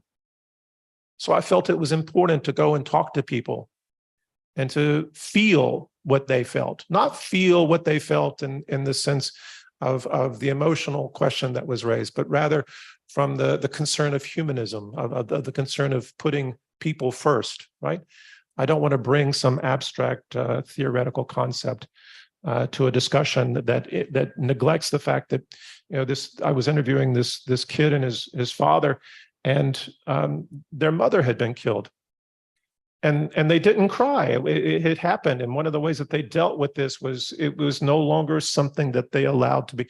But on the other hand, I interviewed another woman whose mother died of cancer because she couldn't get treatment, right, and she couldn't control herself. So reinterpretation is vital, but reinterpretation based on real historical facts that steps away from all the narratives that are proliferated around us, because most of them are in fact false. Thank you again for both the questions and most importantly, the presentations and answers. I think both presenters were highly historically inclined scholars laying large emphasis on the historical moment of reading and dealing with texts. So let's give them an applause. Thank you again. And I would like to give the mic just for a few seconds to my colleague, Professor Pa, for a technical announcement. Thank you. That is really a technical information. We restart our work at 2:00 p.m. And meanwhile, we have a pause for lunch. As far as the lunch is concerned, here, very near to this place, 200 meters, there are some fast foods, there are pizzeria, there are hamburgers, and so on. And there is a restaurant which offer a low price menu. You can choose between two first courses, between two second courses, and then dessert. And the price about 3,000 forints, equivalent about €8 or $9. This restaurant, the name Hagi, Hagi, 200 meters from here. But of course, this is an option, and you can choose another place also. And we will start at 2:00 p.m., 1 hour and a half. I discovered the best place to get a salad in town if anybody wants to go get a salad. Thank you.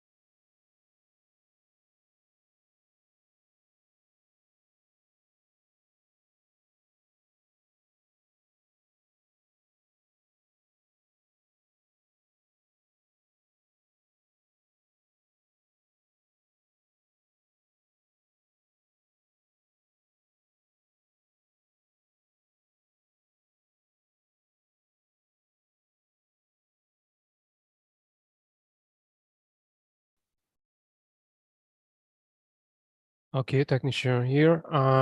So we going to test session. So let's do that. And this stuff is part will be part of the streaming now. Sorry, can you hear me? Yeah, I can hear you. Okay, then that will do. Thanks. Yeah, just the voice is all right. Yeah, but on the streaming you can see the room, empty room, probably the sub-lecture. Right. Yeah, and Okay. maybe in this way you have a visual feedback about your presentation. Right. Yeah, I will not. I have to use the screen, so I think if my voice can be heard, that will do then. Do you planning a visual presentation? Yeah, that's me, but I don't Okay. have I don't have a screen to share. So yeah, thanks. Okay, so the audience will we see you? Maybe just to watch the sub-lecture screen, Yeah. and you will see what will happen. Right. Okay. And I can take questions from like online and also at the place. Okay. Yeah. So for all these, participants, I'm just saying all these participants who participating now. You can ask if you want to. Your voice will be heard in the room. Right. And for me, it takes time to switch to the Zoom screen. If you see the sub-lecture now, you can see yourself Yeah. on the screen. Yeah. The beamer is in the way, but right. I can. So I'm sure the people who in the room not get this view. Yeah. Okay. Yeah, and I can't hear their voices, right? Because they've got microphones to ask questions if there is any. Yeah. As I don't know, maybe you participated to previous lectures. All people just using microphones, and you will hear them. Okay. Yes. But, so I can go in the room to test it, but I'm sure the microphone will be work. Okay, on right. The proper way. Okay. Right. Thank you. But Thank you. If not, just just vocalize it, and I'm going to fix if any problems with the microphones in the room. Okay. Yeah. Okay. Thank you. You're Thank you. welcome. You're welcome. Okay. Bye. Bye bye. Bye. Bye. Bye.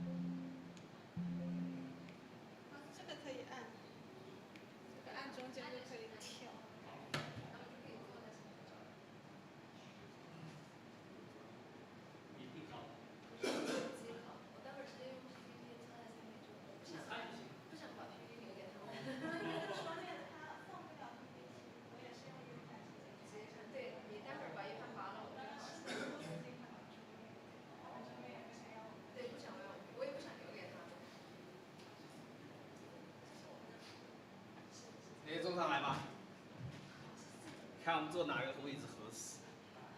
等一下讲的时候要在这里讲。老师可以在那儿坐那儿讲，他有发言笔，是吧？但是会挡住啊。还好，我看一下，他那个题目很高，我觉得可以坐这儿讲。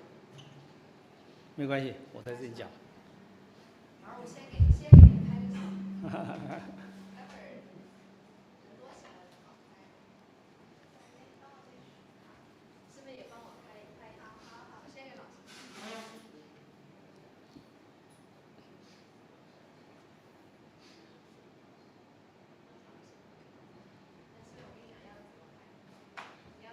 来，我们两个一块儿坐上来拍啊！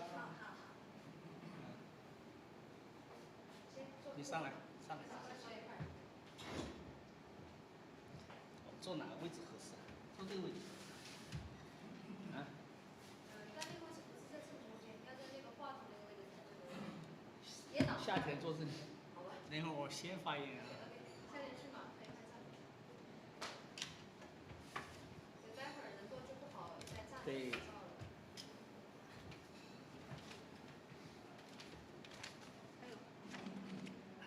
哦，你那水洒出来了。没关系，没关系。来。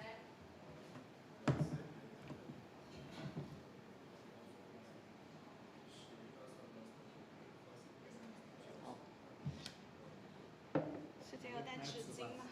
纸巾我也没有带。我问你。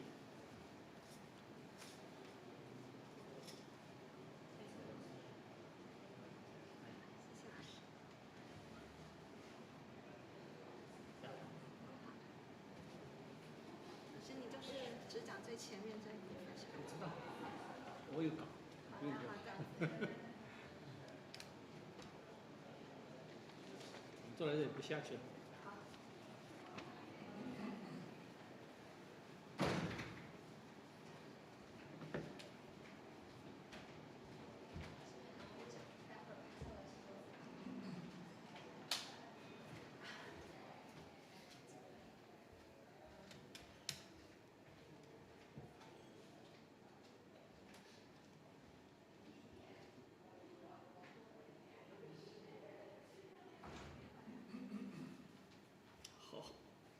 陕西师大这个深圳大学周明英跟我在那个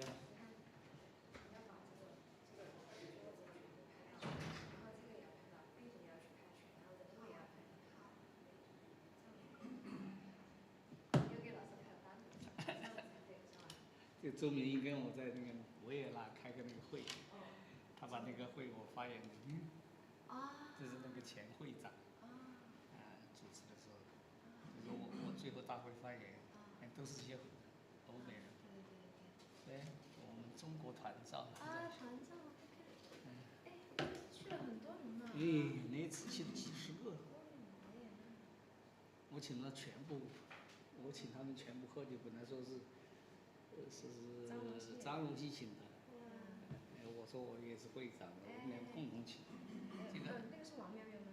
王淼淼。对，王淼淼师姐全身都是大牌。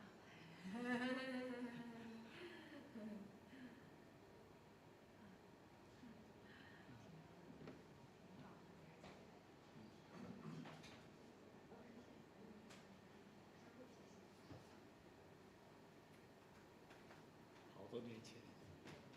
师姐帮我拍一张，好，我本来我是来旅游的，不行，不能这样。没有。等到他们还没来的时候赶紧拍，不然来了。还有3分钟了。我也按照这个。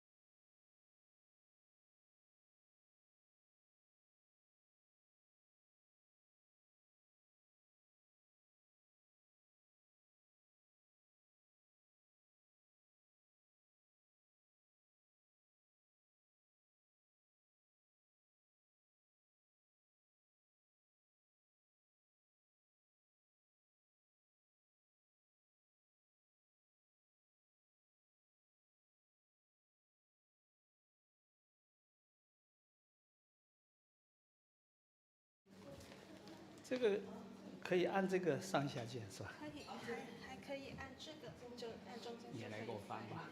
好，我给你翻。你翻就行。好的，好的。我来说就行。好，我就不管这个。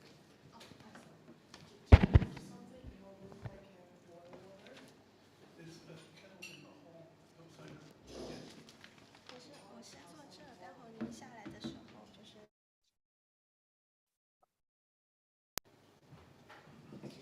Hi.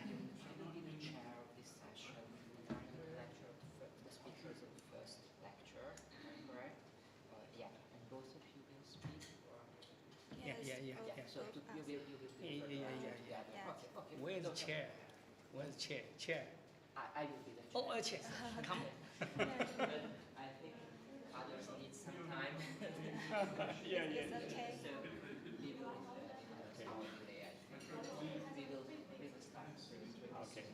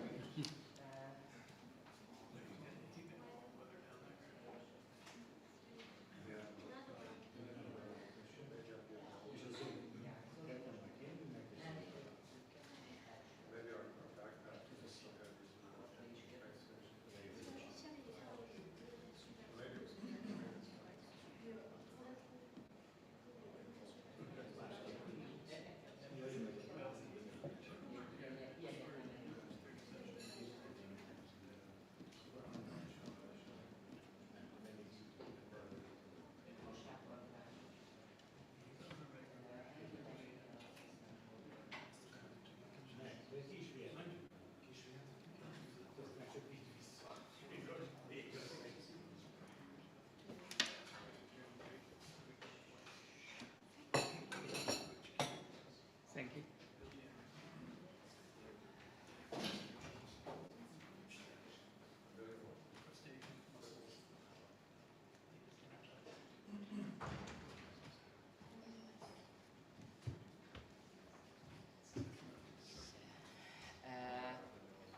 Just, I do not know who will be the second lecture, second speaker in this session. Maybe we will see. Maybe not here. Okay.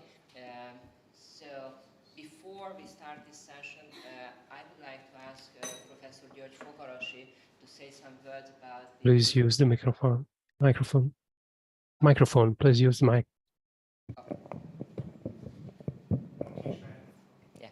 So, Professor Fogarasi, about the certification you might get about the participation.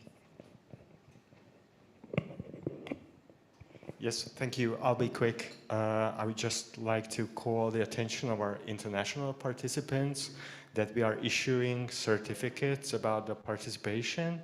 So if you need one, you can get it at the registration desk at any time. Thank you. Thank you very much. Thank you very much. Then I think it's time to start the second session also devoted to the questions of world literature. And we are going to have 3 lectures in this session. And of course, you will have the possibility to ask questions, have remarks, but not right after the lectures, but at the end of the session, so after the 3rd lecture. So please do not forget your remarks and questions. You will have the possibility to ask or have them. So, then our first lecture, entitled Literary Horizontal Development and Formation of World Literature, and the authors are Cao Shunqing and Xia Tian. My sincere apologies for my Chinese pronunciation, from Sichuan University. And both of the authors will present the lecture, so the floor is yours. Okay, thanks a lot. Good afternoon, ladies and gentlemen. It's a great honor for me to be here to discuss the topic of the world literature. Our title today is Literary Horizontal Developments and the Formation of the World Literature. Generally, there are 2 chains, vertical and horizontal, in the development of human literature, culture, and civilization. Vertical is a continued history of literature. Horizontal is an international influenced each other history of literature. As we know, comparative literature is essentially discipline that study a law of horizontal development of literature and culture civilization. The openness and marginality of the comparative literature determine that its most basic characteristics lie in the horizontal cross-border and international literature. The continuity and the change not only occur in the vertical developments, but also appear in the horizontal developments.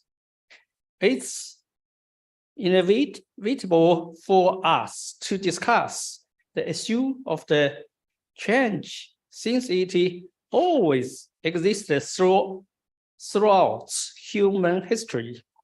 Thus, variation is one of the laws of the human literature and the civilization development. Eastern and Western scholars have a long recognized the law of variations in vertical developments and established a systematic theory. However, the current theory of comparative literature is mainly based on the continuity and the similarity. The comparative literature circle all over the world have not paid enough attention to the law of variation in horizontal developments, not to mention setting up a systematic theory of it. Looking back at the previous theory and studies in the comparative literature, the theoretical model of seeking commons occupied the dominant position. The issue of the heterogeneity of the comparison and the horizontal variation in literature, culture, and civilization are ignored by the comparative literature and world literature circle for a long time. It is surprising that the law of the horizontal developments has not been put forward before. For comparative literature and world literature is a discipline studying the phenomenon of horizontal developments. An important innovative theory, the variation theory of the comparative literature and world literature summarize the law of the horizontal variation in literary developments. It is a major breakthrough in the study, the development of the human civilization, culture, and the literature. Since it focuses on the banned sports in the previous series, that is the ignorance, the study on the horizontal variation and the cross civilization.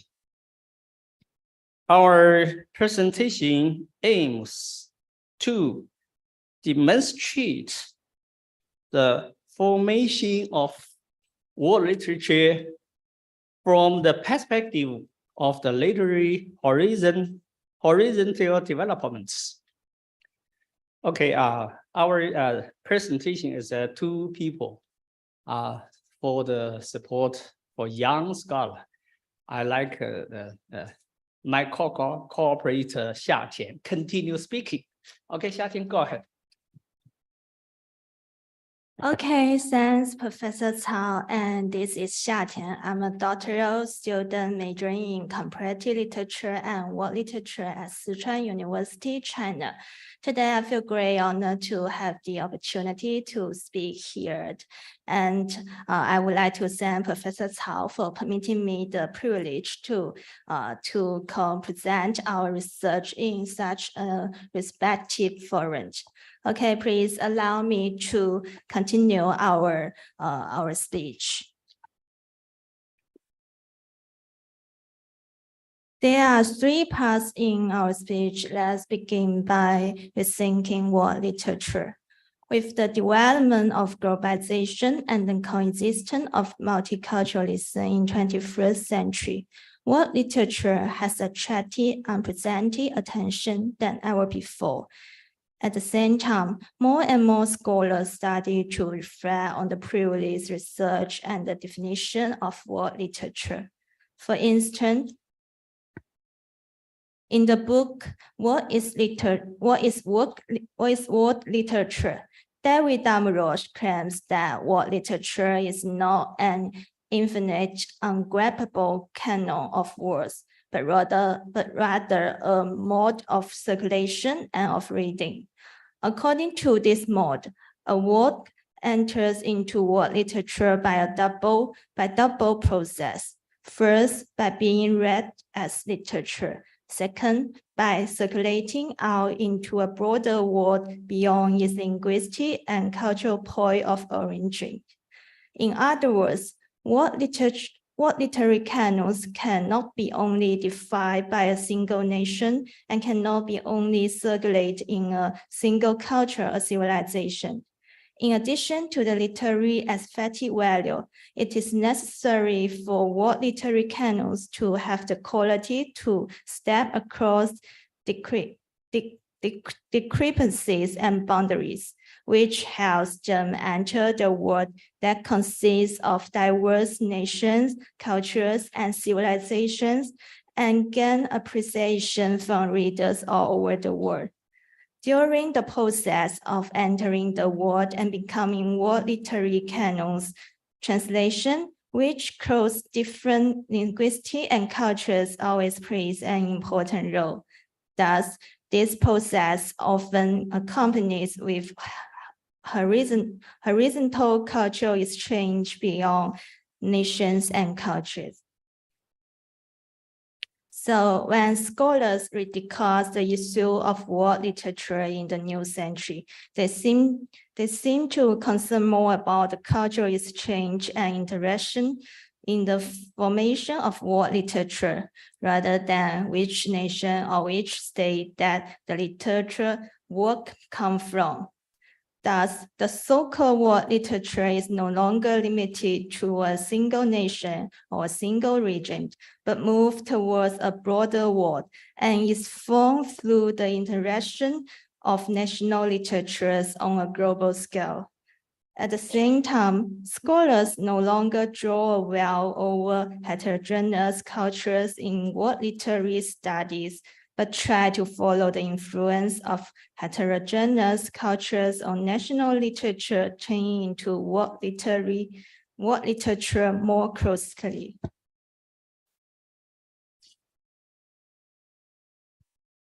So the selection of world literary classes is not determined by a particular nation, country, or region, we think. In the meanwhile, the new definition of world literature given by Demirage and other scholars also places great emphasis on the international circulation of literary works, as well as the communication among different national literature or cultures in the formation of world literature. Today, with the intensification of globalization, world literature cannot be limited to the internal exchange of national or regional literature, and its formation is not a rough aggregation of national literature classes, but the crystallization of mutual learning among civilization and literary horizontal development. It is precisely because of the mutual learning of civilization that world literature can continuously enrich and develop in interaction of heterogeneous elements. Taking the Sumerian civilization as an example, Charles Nannon-Woolley, a British archaeologist, worked on a large-scale excavations and research on the core settlement of Sumerian civilization in South Mesopotamia from 1922 to 1934.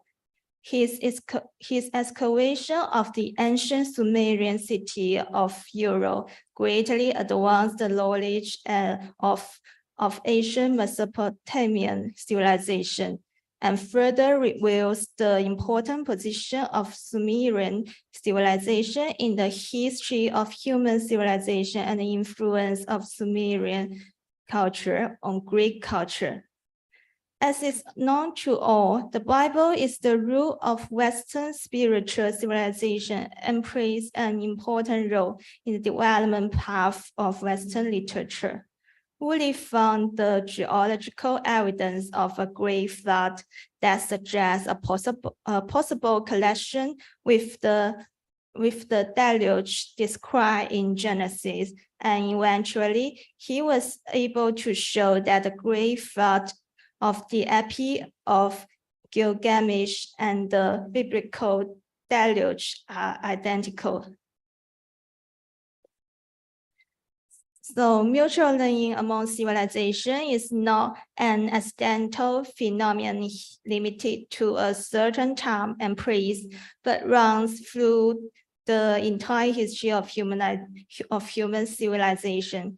The development of human civilization is inseparable from the exchange, collision, and mutual learning of multicultures. As we know, innovation often comes from mutual learning among civilizations. Since ancient times, holding an open mind, conducting active dialogues with heterogeneous civilizations and cultures, and learning from the achievement of civilizations created by people from over the world are the secrets of one civilization and culture that endure and last forever. There are two rules lying in literature progress. There is the vertical development and the horizontal development of literature. Vertical development is inherited development within each nation, while horizontal development relates to the mutual exchange, influence, and conflict among different nations. On the one hand, national literature are constantly undergoing a process of vertical development, the inherited and transformative development within each national literature. On the other hand, literary horizontal development is also essential for the literary growth and innovation of national literature. National literature is also in constant interaction with other national literatures. Since a national literature cannot develop itself in isolation and avoid the influence of other nations, especially in the process of entering world literature. This is also manifest the loss of human civilization development in literature. The generation of human civilization always contains mutual learning and syncretism among different civilizations.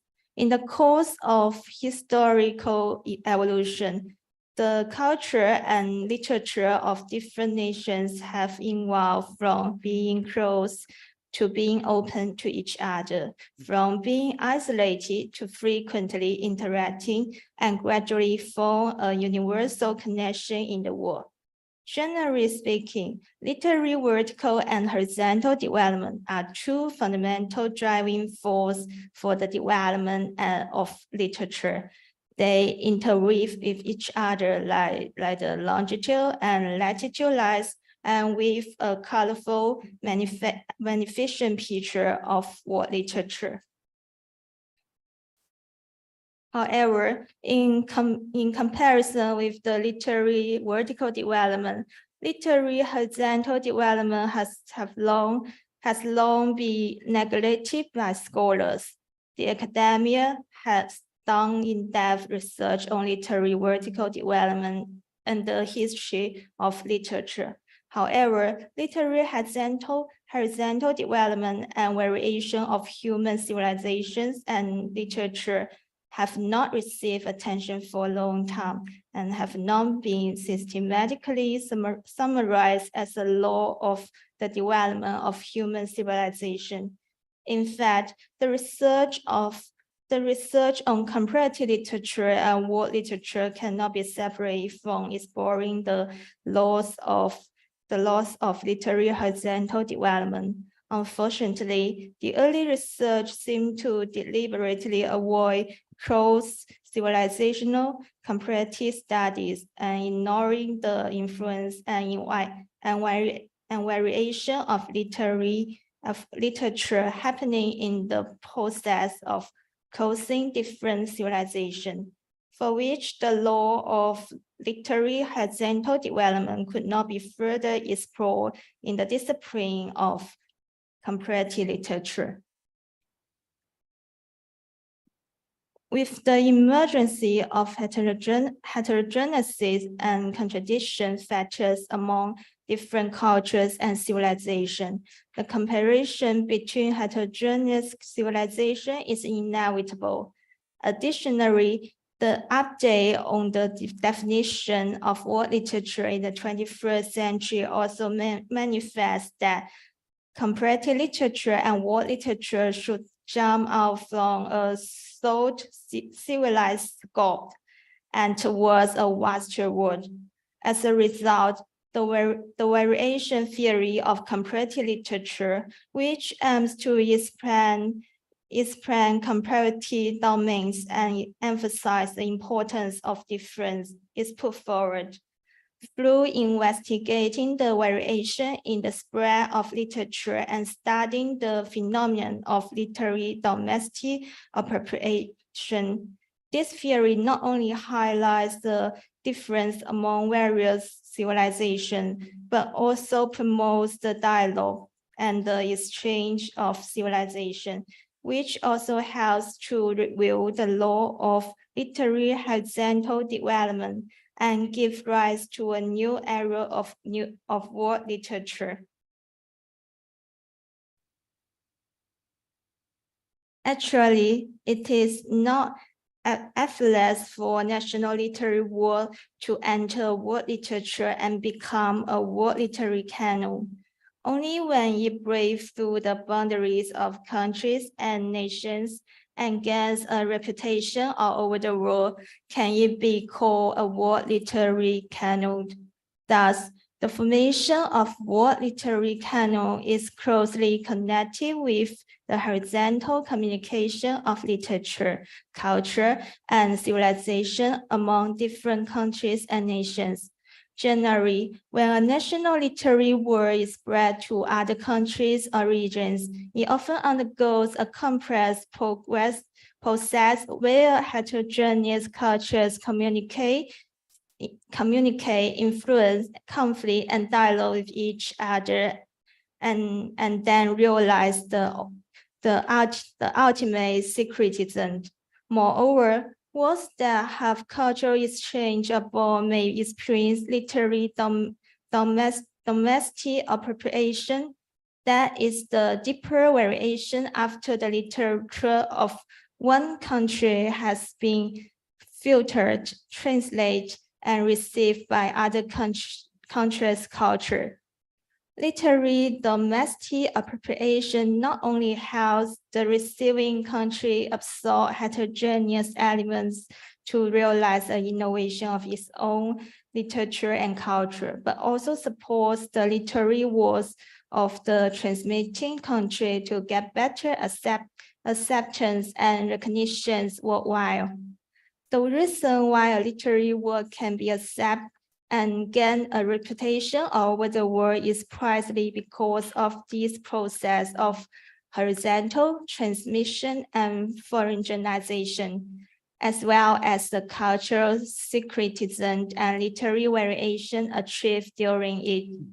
From the perspective of variation theory, we will find that what literary canons are actually the result of mutual learning among civilization and literary horizontal exchange.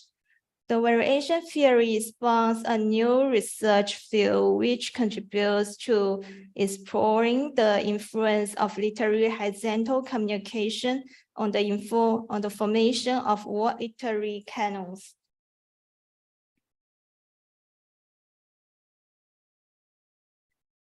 What literature canons are not judged by a certain nation or region, but selected by readers around the world. The Orphan of Zhao is a remarkable example. As a matter of fact, the Orphan of Zhao, written by Ji Junxiang, could not be read as a class in Chinese Yuanzaju.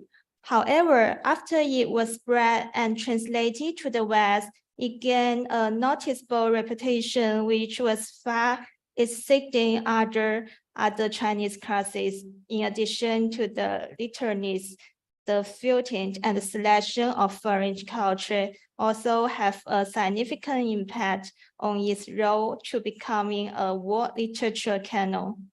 It is because of Voltaire's adaptation of the Orphan of Zhao that made it have a real worldwide influence.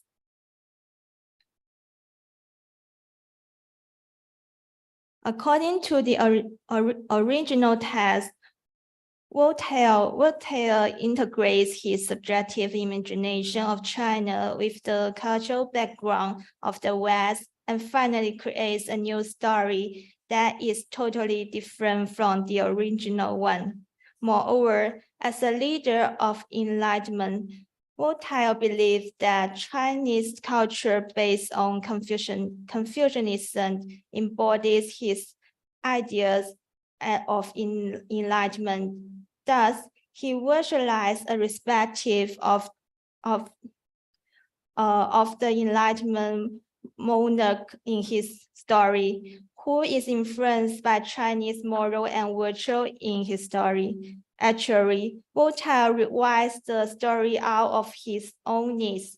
His imagination and pride for Chinese culture are affirmation of his own enlightened opinion and resistance to the autocratic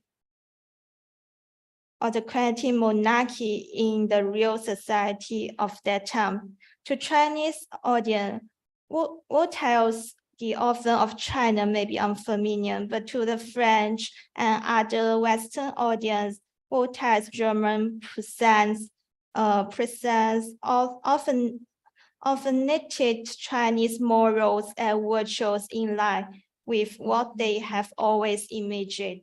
The Chinese tragedy and revenge thus generates a French variation of moral drama.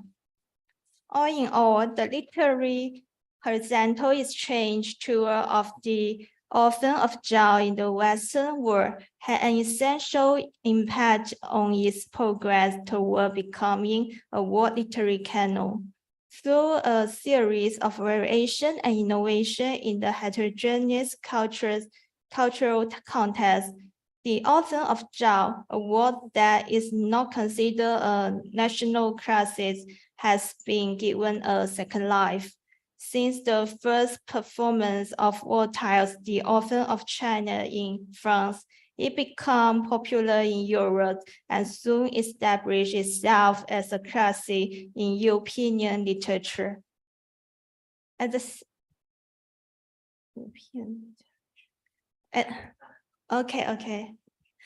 same time, the written words which enters the list of world literary canons has returned to China and encouraged modern Chinese writers and authors to constantly revise and revisit the traditional drama. This is the last page. From the point of literary horizontal development, we will find that national literature are always connected to each other rather than isolated, no matter if there are significant cultural discrepancies among them. On the other hand, literary horizontal communication and the variations that happen in it are inevitable from a national literary work on the road toward a world literary canon. On the other hand, the absorption of the foreign literature and the heterogeneous culture during mutual learning among civilizations also contributes to the innovation of national literature, stimulating the birth of new world literary canons. This is all. Thank you for listening.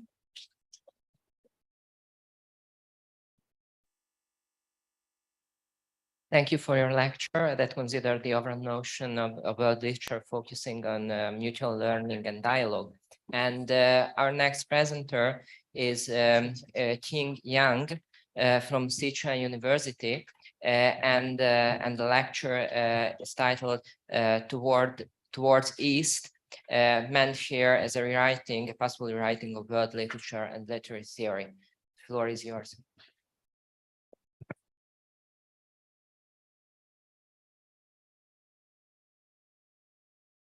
Thanks for your introduction. Good afternoon. Today my topic is about rewriting world literature or literary theory, and I'm Yang Qing from Sichuan University. This is a very, very old topic, right?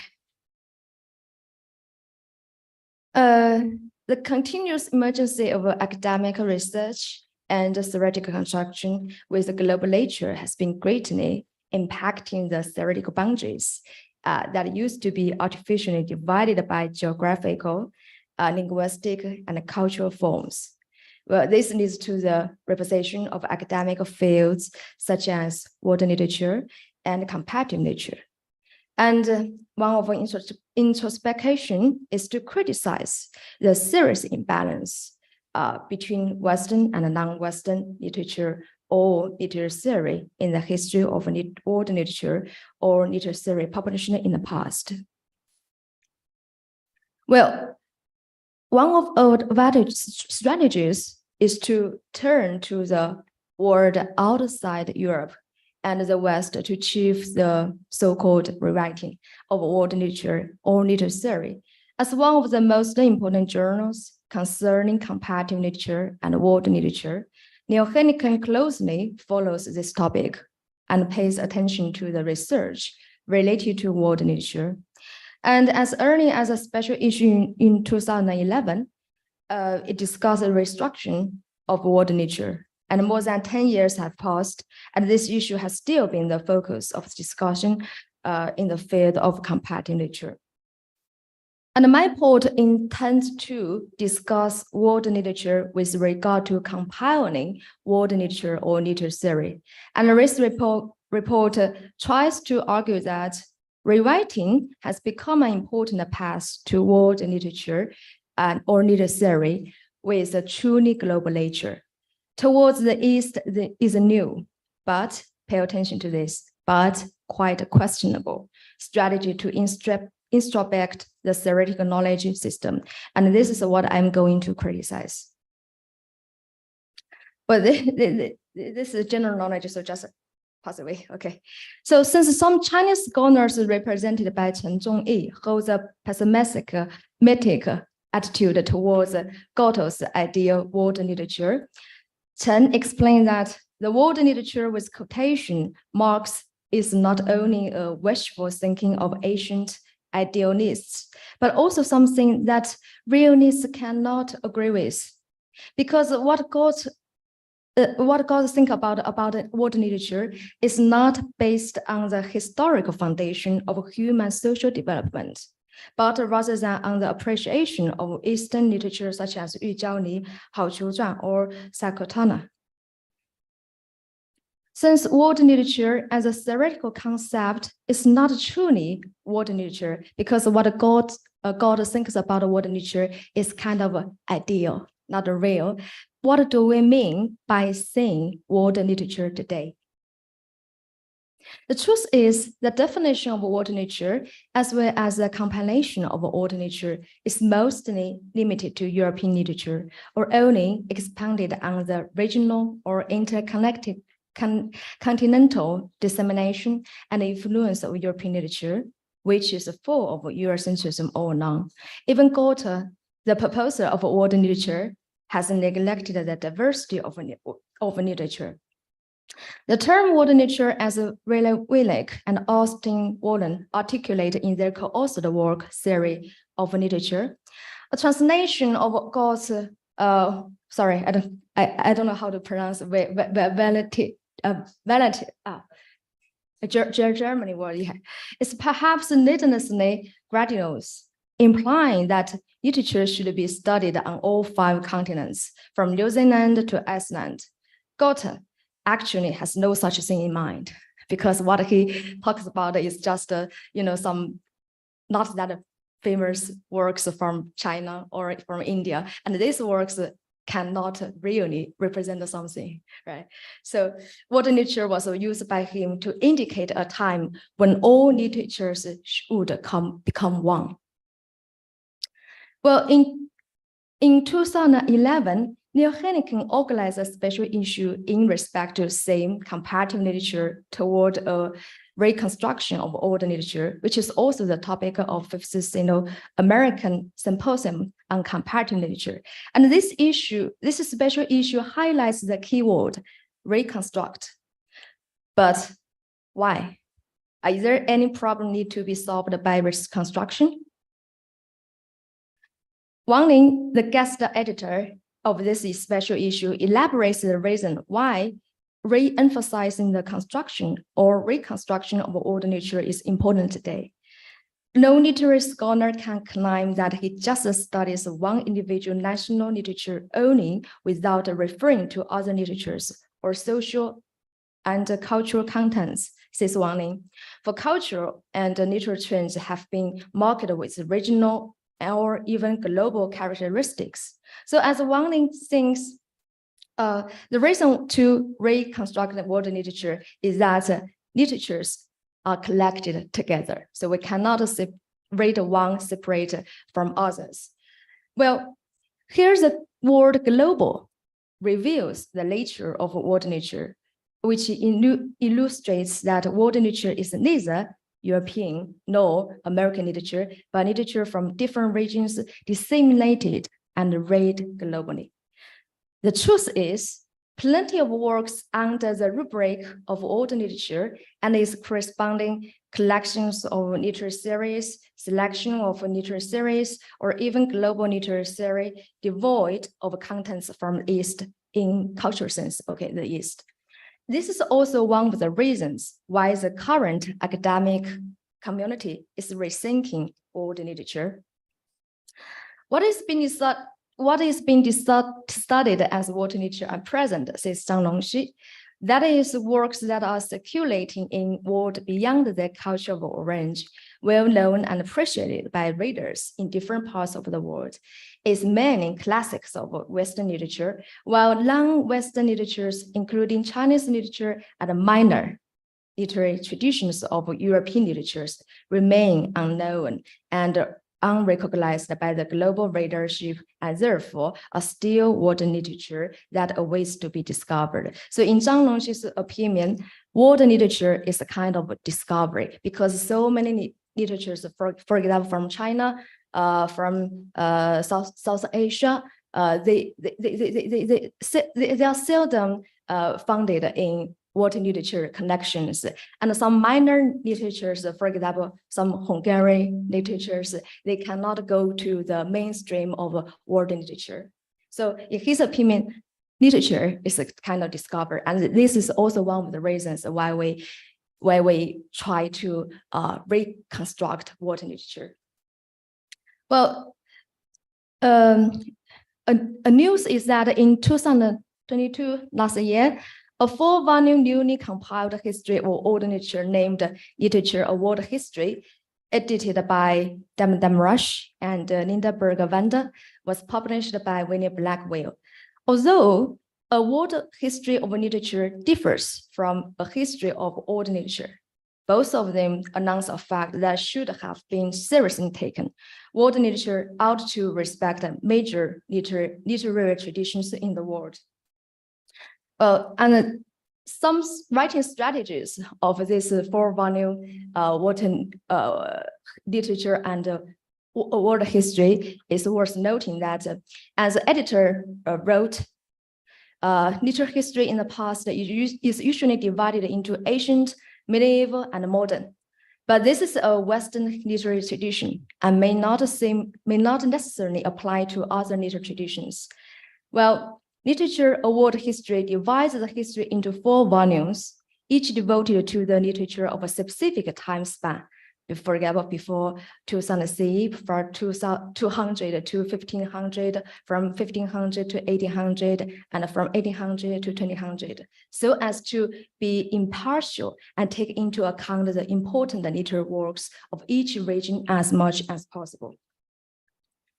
And the second strategy is that these 4 volumes view the world as consisting of 6 macro regions: East Asia, South and Southeast Asia, and Oceania, Western and Central Asia, Africa, Europe, and the Americas, and treat each of them synchronically and equally with almost the same length of introduction. And the third strategy is that European literature is one of world literature with no superiority. And the fourth strategy is that editors are from various cultures. For example, Zhang Longxi, the Chinese scholar from Hong Kong Economic University, he's responsible for East Asia, responsible for the third volume. This is similar with the literary theory connections. For example, in the past, so many anthologies or collections of literary theory, they do not contain non-Western series, as if there is no theory in non-Western area. And this has changed in 2010 because the Lawton Anthology of Theory and Criticism was published. And this anthology ended chapter 8, extraction from Li Zeho's 4 essays on aesthetics toward a global view. And this edition makes Li Zeho the first Chinese to enter an anthology of literary theory ruled by Western series. The funny thing is Chinese literary series has a very, very long history and with abundant contents.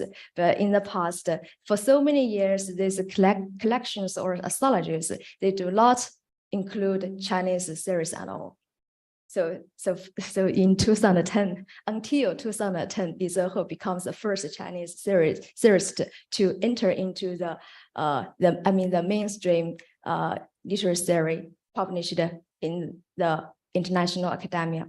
And in 2018, the third edition was published. According to the results of a questionnaire survey of users of this anthology, the well-known Western literary series such as Baudelaire and Mallarmé in the second edition were removed.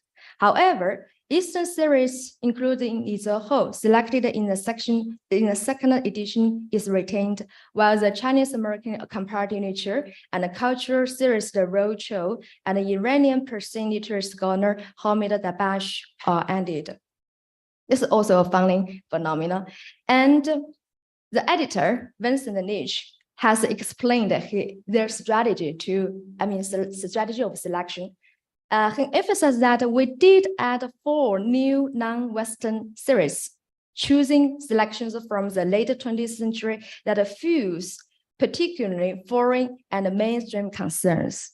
So which concern? What do he mean by mainstream concerns? So think about that. As he further explains, why the editors of Northern Astrology choose these 4 series. From the Arabic tradition, we have a piece on modernity from the poet Adnus' Introduction to Arab Poetics. The Chinese tradition is represented by Li Zehe's 4 essays on aesthetics toward a global view, which weaves a hybrid aesthetic theory out of stanza from Kant and Marx, as well as Chinese traditions. While Narashima has essay towards the formulation of a common poetic for Indian literature today integrates ideas from T.S. Eliot, F.R. Davis, and other Westerners with an array of sacred 6 concepts from medieval times, and a Japanese scholar named Karatani's opening chapter of Oranges of Modern Japanese Literature shows how the alien modern Western concept of literature dramatically entered the Japanese world of the late 19th and early 20th centuries. So, as we can say, editors deliberately choose Asian literary theory works that could be integrated and generate dialogue between Asia and the West, rather than these can really or completely represent a series from China, India, or Japan. Because, for example, Gu Mingdong, the famous Chinese American scholar specializing in Chinese literature and comparative literature, who is familiar with both Chinese and Western theoretical traditions, is responsible for selecting Chinese literary series for the Northern Anthology of Theory and Criticism. But the question is why it is Li Zehe rather than someone else. So because we know every selection has its preference and ideology, right? Actually, at the very beginning, Gu Mingdong firstly recommended Liu Xie, who could represent the literary series and critics in the non-standing tradition of Chinese literary theory, along with his the literary mind and carving of dragons to the editor board of the Northern Astrology. Yet he failed in this recommendation. This is his first try. Okay, later he continued recommending, Asian Chinese series to editor board. For example, Wen Fu and Yuan Shi, both of which are important works in history of Chinese literary history, theory, and criticism, but he failed again. The reason for his failure in recommending Asian Chinese criticism and theory is that the editor boards believe that Western readers might not be able to understand Asian Chinese literary series, even if they were annotated in detail because of the special poetic expression of the series. So they choose Li Zehe, the modern and contemporary Chinese philosopher, rather than more representative one. Okay. The The reason that the editors emphasize views with foreign and mainstream concerns, as I mentioned before, is to achieve the goal of going global, proposed by Nietzsche.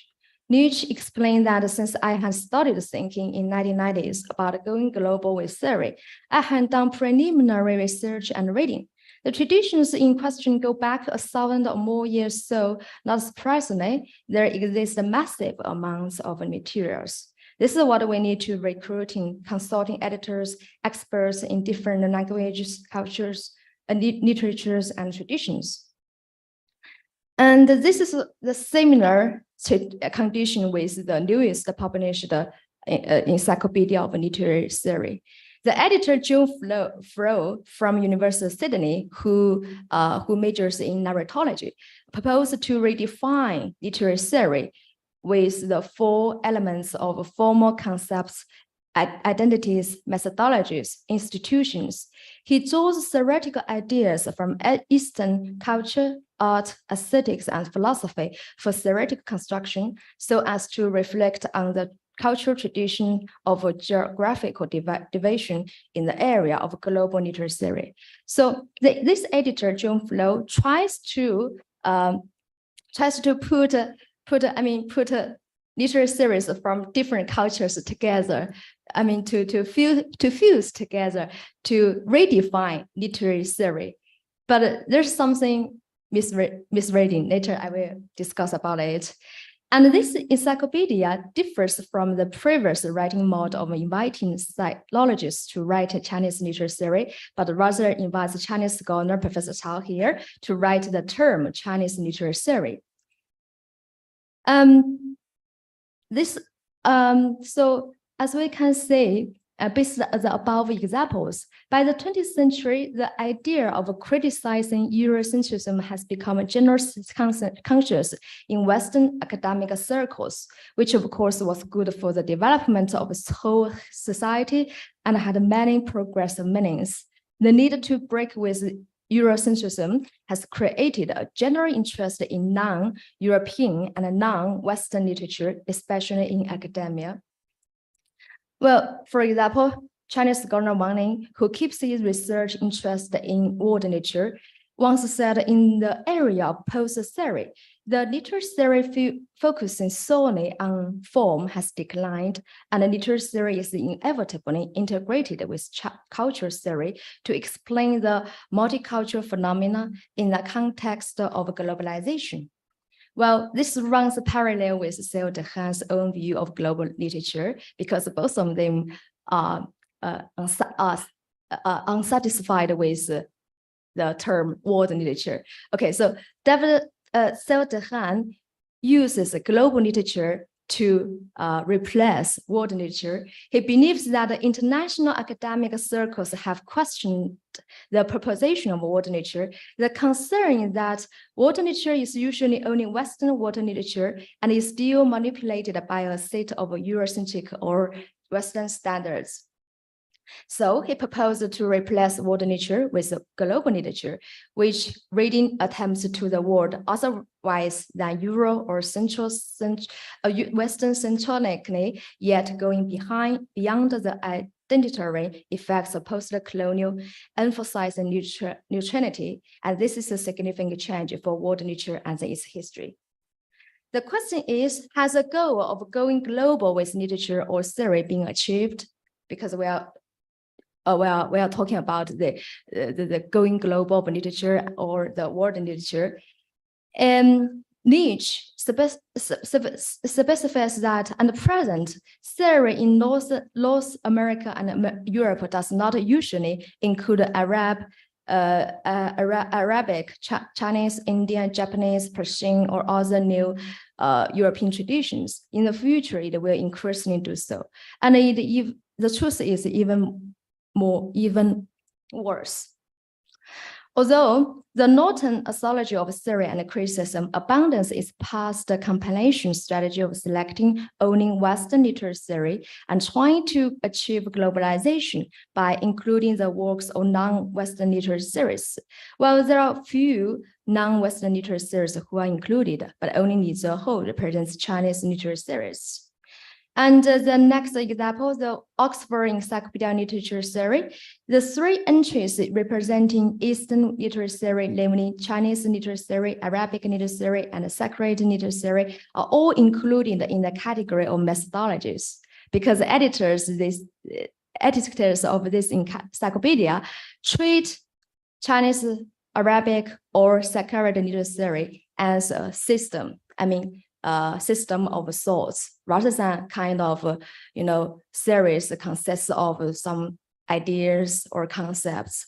Yet the raised categories of such as concepts, identities, and institutions seldom say Western literature series, as if Eastern literature series, they are not, they are not the same condition as the Western literature series does. The Chinese literature series, a second point is Chinese literature series is only one of the entries among more than 115 entries on theoretical concepts or schools like affect studies, communities, form and formalism, narrative theory, feminist theory, reception theory, close reading, and so on. In fact, Western theory occupy a dominant position in this and in general. And this one, although editors of literature or world history try to treat different regional literature equally with almost the same narrative lens, this is not equal in a true of the word. Equality in lens alone is not truly equality.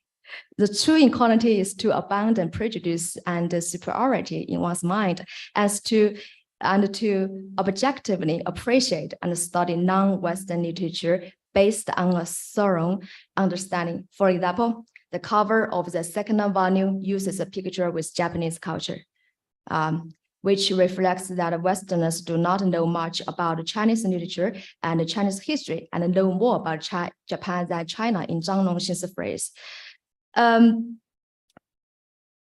Okay. So let's come to the conclusion. Okay, the absorption of Eastern literary elements in the reconstruction of a theoretical knowledge system by the Western academia may seem like going towards the East, but in reality is a timely supplement to achieve the pre-said theoretical globalization, falling into the trap of Europe and others.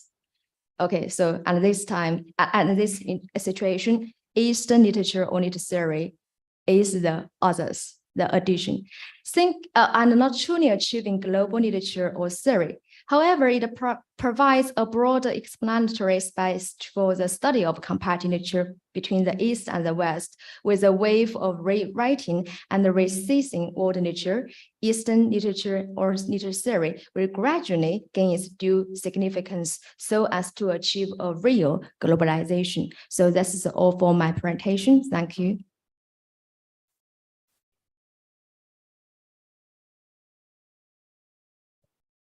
Thank you for your lecture that raised the question of the position of literary theory within the framework of world literature. And now, by the last lecture in this session, we move to Europe, since this lecture is going to focus on Central European perspectives and theories of world literature. And the presenter will be Zoltán Varga from the Research Center for the Humanities. And hopefully we can fix the technical issues. Yeah, as always.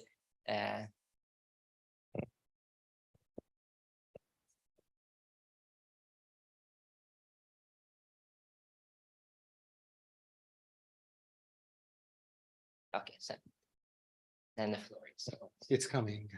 Yes. Thank you for the kind words. My presentation will be a little bit different because I want to read the paper I haven't read. And I think I'm afraid that it will be in harsh contrast what we just heard in the previous presentation, because I will present two extremely Eurocentric visions of the world literature by two Hungarian authors from the interwar period who are, how can I say, worldwide known in Hungary. Mihai Babic, a poet and editor and novelist and literary man, very, very important figure of the Hungarian literature in this period, and Antal Szerb, another writer also, and literary criticist, essayist, and historian. So, and I think that their vision, they have their arguments, and they have their logic behind to confine their vision of world literature only to the scope of Western civilization and Western culture. And there is, as I see, there is any kind of narrow-minded ethnocentrism or nationalism behind their visions, neither provincialism. It can be, what I want to do is a kind of contextualization of their sometimes provocative, scandalous. Yesterday night when I was preparing this presentation, I just realized that maybe some text, some quotation could sound really harsh for the public outside from Europe, but maybe there is an explanation which comes from the historical context and also from their own literary itineraries. So first, in Hungarian culture and Hungarian criticism, literary life, there was a really early, there were some really early attempts to theorize the notion of world literature. And if you go back to the 19th century, we found criticism and literary scholars, and Jan Serdy, whose work was already introduced by Sándor Hites to the international public, and the Acta Comparationis Literarum Universarum is also known as a very early attempt to propose a transnational comparative reception and consciousness of the literary circulation. And we have that tradition which continues in the 20th century, early 20th century. And yes, how can we explain that early interest in theorizing world literature?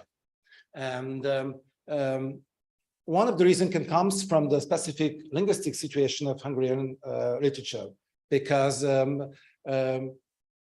the Indo-European languages in the European continent, the Hungarian language, which is a Finno-Ugric language, is lived always in a kind of linguistic enclave.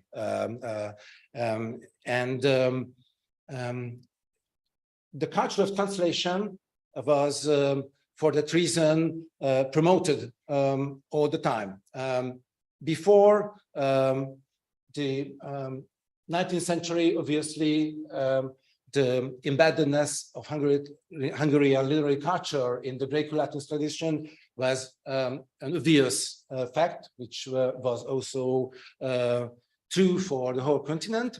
And after that new paradigm, which was born with emerging nationalism and also the emerging call for a new type of international network by Goethe and their contemporaries, the translation culture turned toward the major European languages. So, and I mean that the two authors I will talk about, both the translators, mainly Mihai Bobic, who was a polyglot, who translated from Greek, Latin, French, Italian, German, and English, and who and you can see some names of the authors he chose to introduce to the Hungarian audience, and he was a good translator.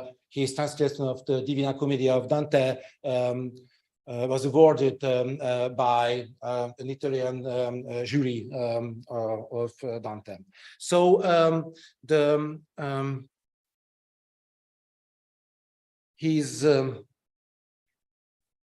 history of the European literature, which was published in 1934, is we can consider it as a kind of a personal vision about the European literature, and it's what is in the center as a theoretical concept is the reading. The reading as an existential practice. It's really a type of close reading. So he presents in the preface of his work that he didn't want to include authors or works which was not read, and this type of close reading obviously describe the limits of his enterprise. And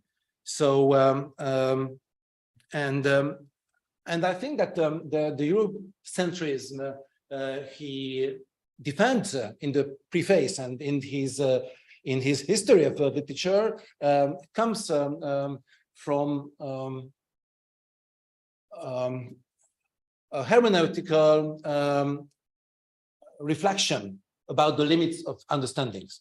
So, and all the fears he sketches in that preface can sound in somehow familiar to us. The superficial knowledge in English translation about global trends and that type of market logic which try to sell literary works according to their origin and as a kind of characteristic or typical representative of certain cultures, which can be seen universally in the global international book market. So, and somehow the warnings which was made by Bobic are right in my sense. So yes, of course, if you, I don't want to read loud out the quotations. He also had a type of the Eurocentrism in that exclusivity, that that all exotic cultures or Eastern cultures he considered as representative of expressionist collectivity, which was opposed to Eurocentric vision of the cult of the individual. And just move a little bit, but I think that it is a sort of vision about the world literature. What he develops in his European history, and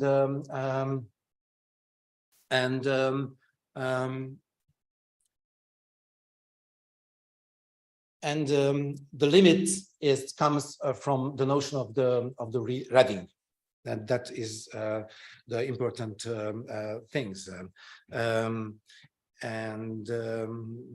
Yes.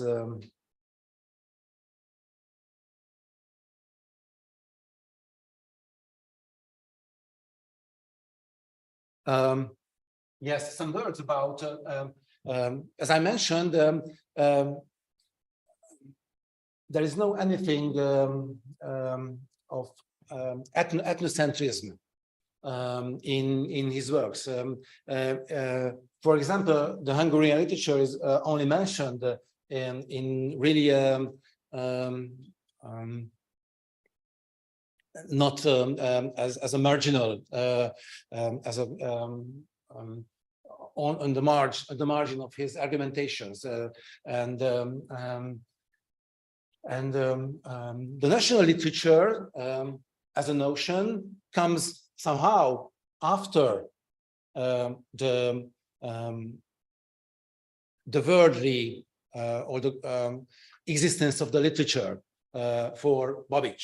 I mean that there's a universal experience of reading, which is also, as always, reading is an existential practice for him.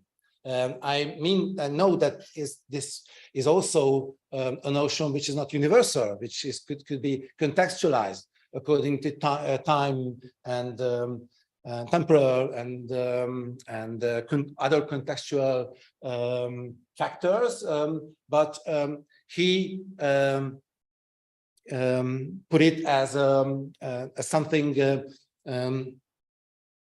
absolute in his approach to literature.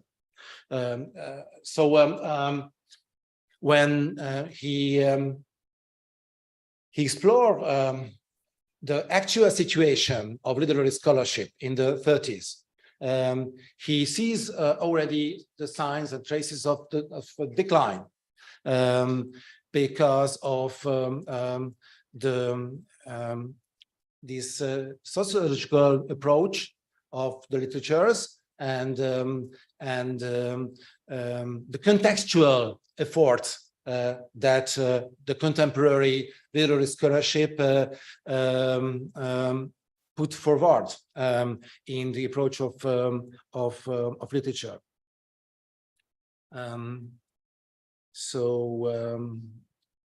Yes.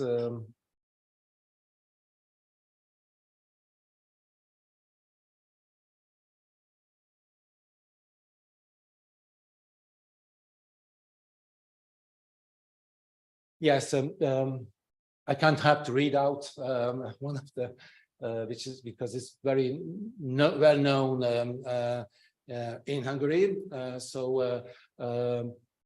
World literature is an aristocratic concept. It is a selection of values. Only the greatest belong to true world literature. And the history of true world literature is a history of the greatest. It is the story of the greats who continue each other century after century to hold each other hands over the heaps heads of the people. So I mean that it's also a canon according to him, but it's not exclusively limited to that, but it's also an effort to maintaining a tradition, a classical tradition, in the middle of a historical situation, which was a threat to the whole culture. And this morning, in the presentation of Péter Dávidházy, he quoted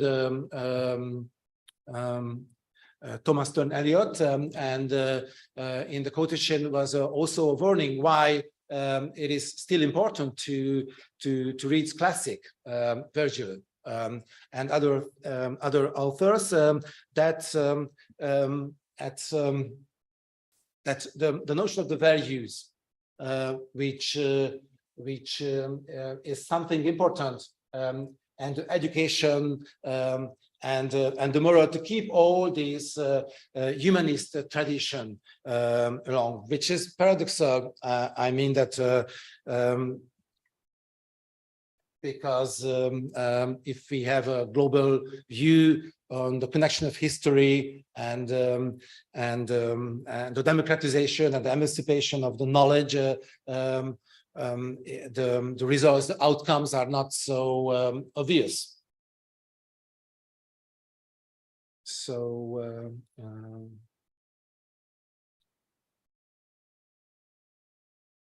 yes, let's move to my another example, which is Anton said. Maybe his theoretical stances are not so rigid. I think he published his history of world literature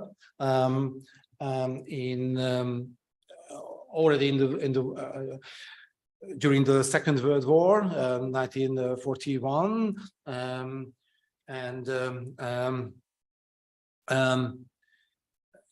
it was a comment from an editor because decades ago, almost exactly, he published a history of Hungary literature, which made him famous in Hungary. Okay, and his work was very controversial at that time. He received many criticism from nationalist literary scholars and critics as well. So it could be, but he was already an established author in the marketplace. So even in those not favorable political conditions, his work was weighted in somehow. Yeah. He had a completely different background comparing to Mihály Babič. He was born in an assimilated Jewish family, and also the historical situation can be read in his work as well. And he was a writer, a novelist as well, not at the same. I mean that he was less recognized, renowned at his time comparing to Babič. So yes, the vision what he presents is different because he adopted a different method. He confined also to the scope of his work to the Western civilization. So the three major languages, French, English, German, then Italian, Spanish, some Russian, some Scandinavian literature.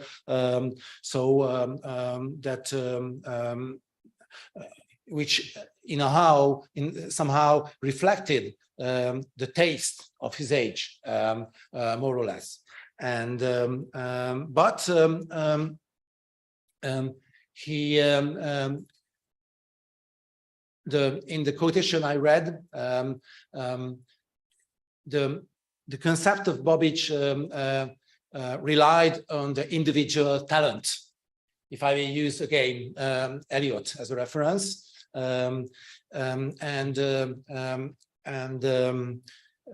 Serb instead has a more broad vision of the literary creation, as he seeks also elements of the creation and the function of literary works, which is beyond on the individual level, transpersonal level. So he was really interested in the study of myth and the history of religions and and history of ideas in his work, his whole work. So, he had a really sober and rationalist approach to the global circulation of literary work of his time, because his point of departure was that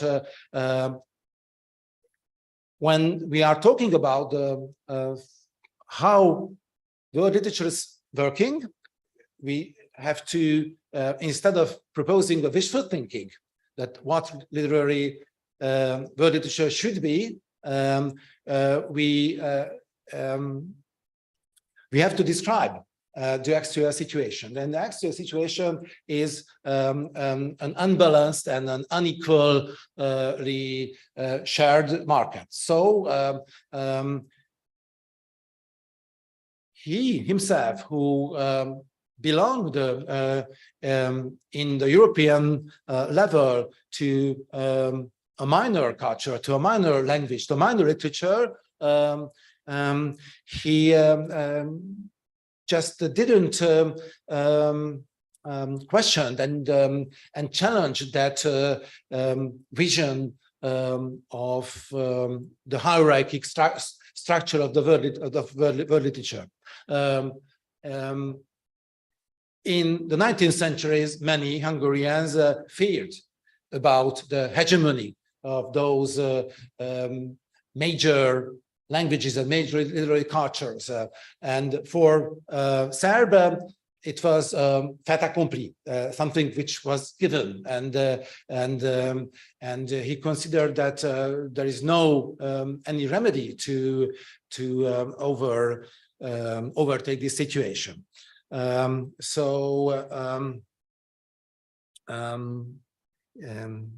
Yes.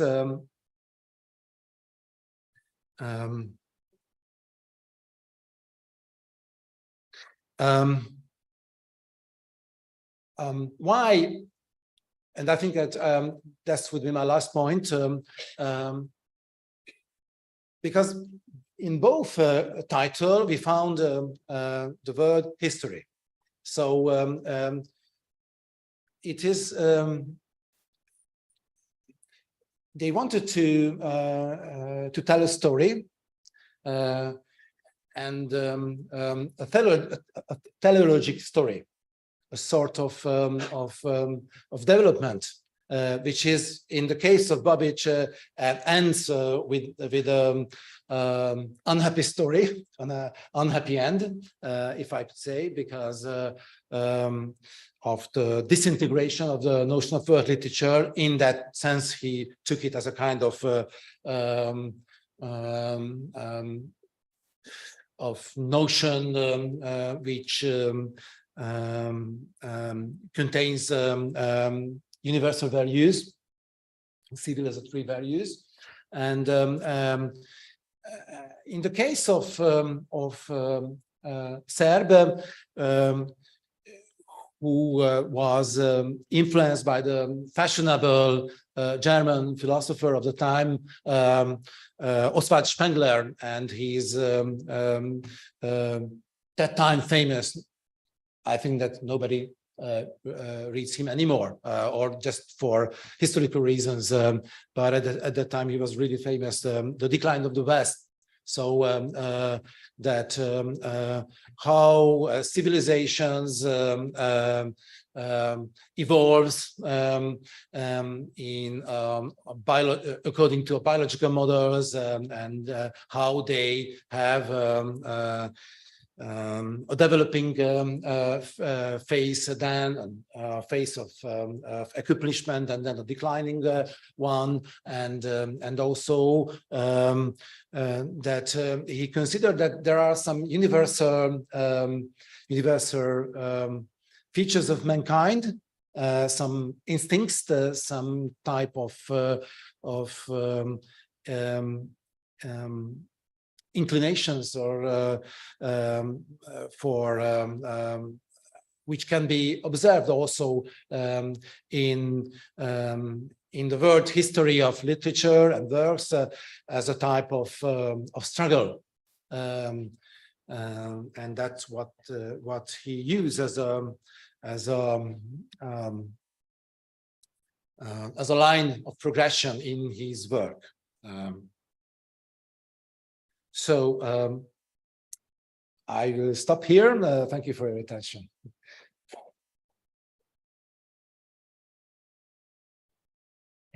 Thank you very much again. And I would like to ask you to stay here and may I ask you to come back to the podium. So unfortunately, we started this session with some delay. So we don't have too much time for questions and answers, but we have some for some short questions. Just a moment. Just.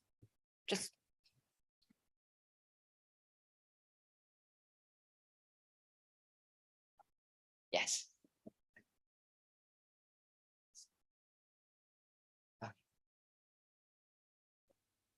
Thanks. I'll try to be quick. This is for Qing Yang. Thank you.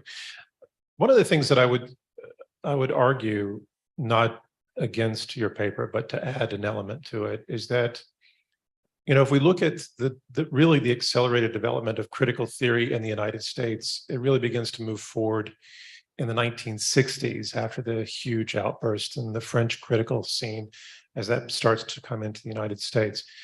China at that time is relatively close to the world, right? So there's a bit of a time delay where critical theory is being developed in an accelerated way in the West. China is largely absent from the conversation. And then in the 1980s and the 1990s, when Chinese scholars are going overseas, they don't seem to be very interested in exporting Chinese theory, but rather learning Western theory and then importing it into China. So I think this helps explain in part the absence. The other side of it is I would agree, but I would yield to your judgment and Chao Laoshu's judgment that with the concern, I can't remember which anthology, but there's something epistemologically impossible for Western thinkers to understand about classical Chinese philosophy, literature, theory. It's a whole different logic and way of thinking. So the concerns that Western readers would not be able to understand the ancient Chinese theory is well-founded, I think. This doesn't excuse them from learning it. It just means that it would be very difficult. The last comment would be, there is certainly, however, a certain end of history effect working in critical theory. This idea that the world has become Western, that the world has become capitalist and globalized, and that theorists like Derrida or Foucault or Said or all these people are describing conditions that have somehow become universal to all of us, and they're at the cutting edge of these discussions, and then the Chinese will come in later and supplement it, but not in ways that really fundamentally alter the discussion. I think this hasn't been mentioned today, but this is what I think China is starting to think about now in terms of different civilizational context. And how is it that China can contribute something to modern questions as opposed to simply supplementing Western discussions of the same? Thank you. Thank you. Do you want to answer? Maybe later.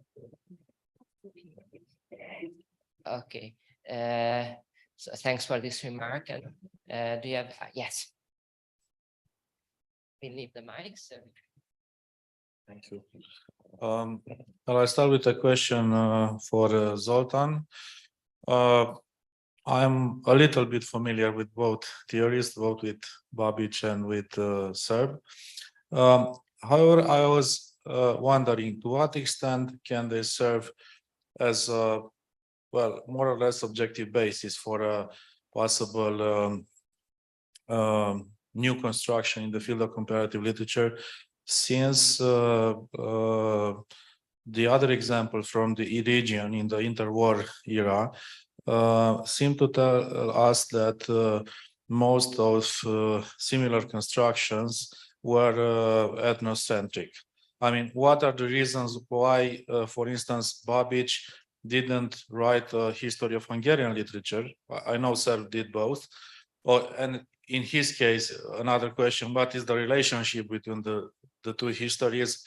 I know the first, the history of Hungarian literature was published in advance in Kolozsvár, if I'm not wrong. Okay. But isn't this a rather retrospective justification for the previous history of Hungarian literature? Because it is the case in Romania with George Călinescu, which was his contemporary. Okay, so these are the questions. So if I understand well, your question is that their work become a sort of we could reinterpret, and we can use it as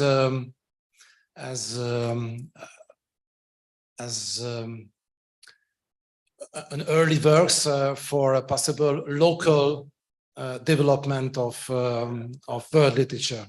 What makes it rather subordinate to the study of national literature, to the study of Hungarian literature? This is actually the question. Yes, Serb wrote, as you know, history of Hungarian literature. A huge debate was provoked by his work, because nationalist. He in the beginning he tried to criticize and also contextualize this myth of the origin of Hungary, and that triumphant leading nation of the Central Europe. And obviously in that political climate, it was not well received by nationalists. But also I think that other type, some years ago, big monography of József Havasréti, a really excellent book, treated all the development of his work, because he wrote also a volume on contemporary world literature, and that time. But yes, it was a critical approach. He tried to rethink the myth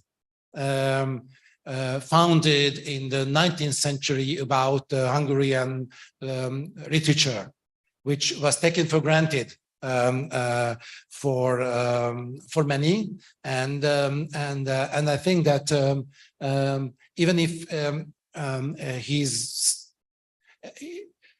he always was he hesitated always between scholarship and belles. So it's his works sometimes written by witticism again, and not by scholarly research. So yes, Babic, it's a good question. I think he was too busy to, he was not able to write maybe a Hungarian literary history. He, as a creator, just I don't know. So this is history of Hungarian literature. Yes, yes. Thank you for the question. Thank you. Okay, hi, I have a question to Jing Yang. Okay, so your paper got me thinking about one specific thing. Professor Mahoney was gesturing toward that thing as well. That we always seem to take for granted that you know, older classic Chinese theory, philosophy, literature, that's incomprehensible for the Western mind, because it's so different mindset, so different logic, and etc. But we never seem to assume that the I mean, the other way around, that Western theory would be incomprehensible for non-Westerners. Why?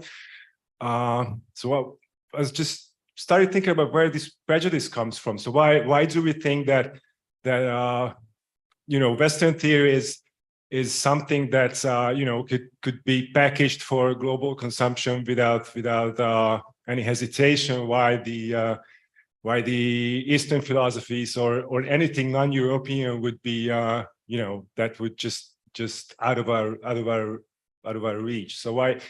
So it's not a well, probably, okay, I'll pose you the question. So why do we see it as a one-way street, really? And I think that the dilemmas that you posed, whether China should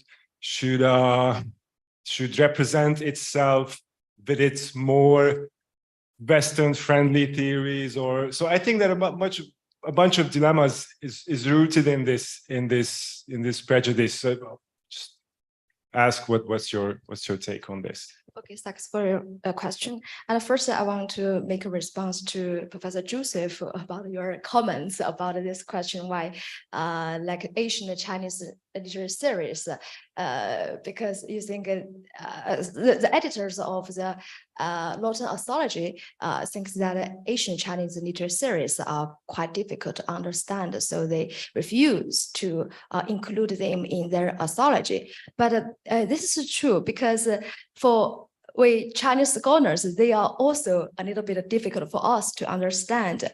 And what I mean is that the difficulty to understand should not be the obstacle to, you know, to include something from non-Western academia to enter into the this kind of anthologies published in international academia, because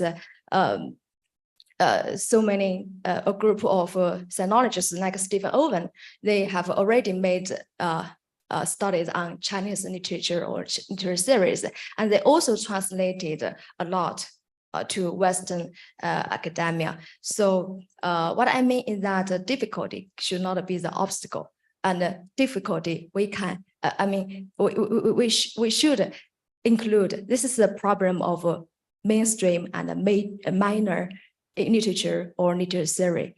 And sorry, probably. And how about, and your question is about the you mean the prejudice of prejudice? What do you mean that why we think in a one way line to why we Chinese literary series should enter into the Western literary series collections? What is that? What do you mean?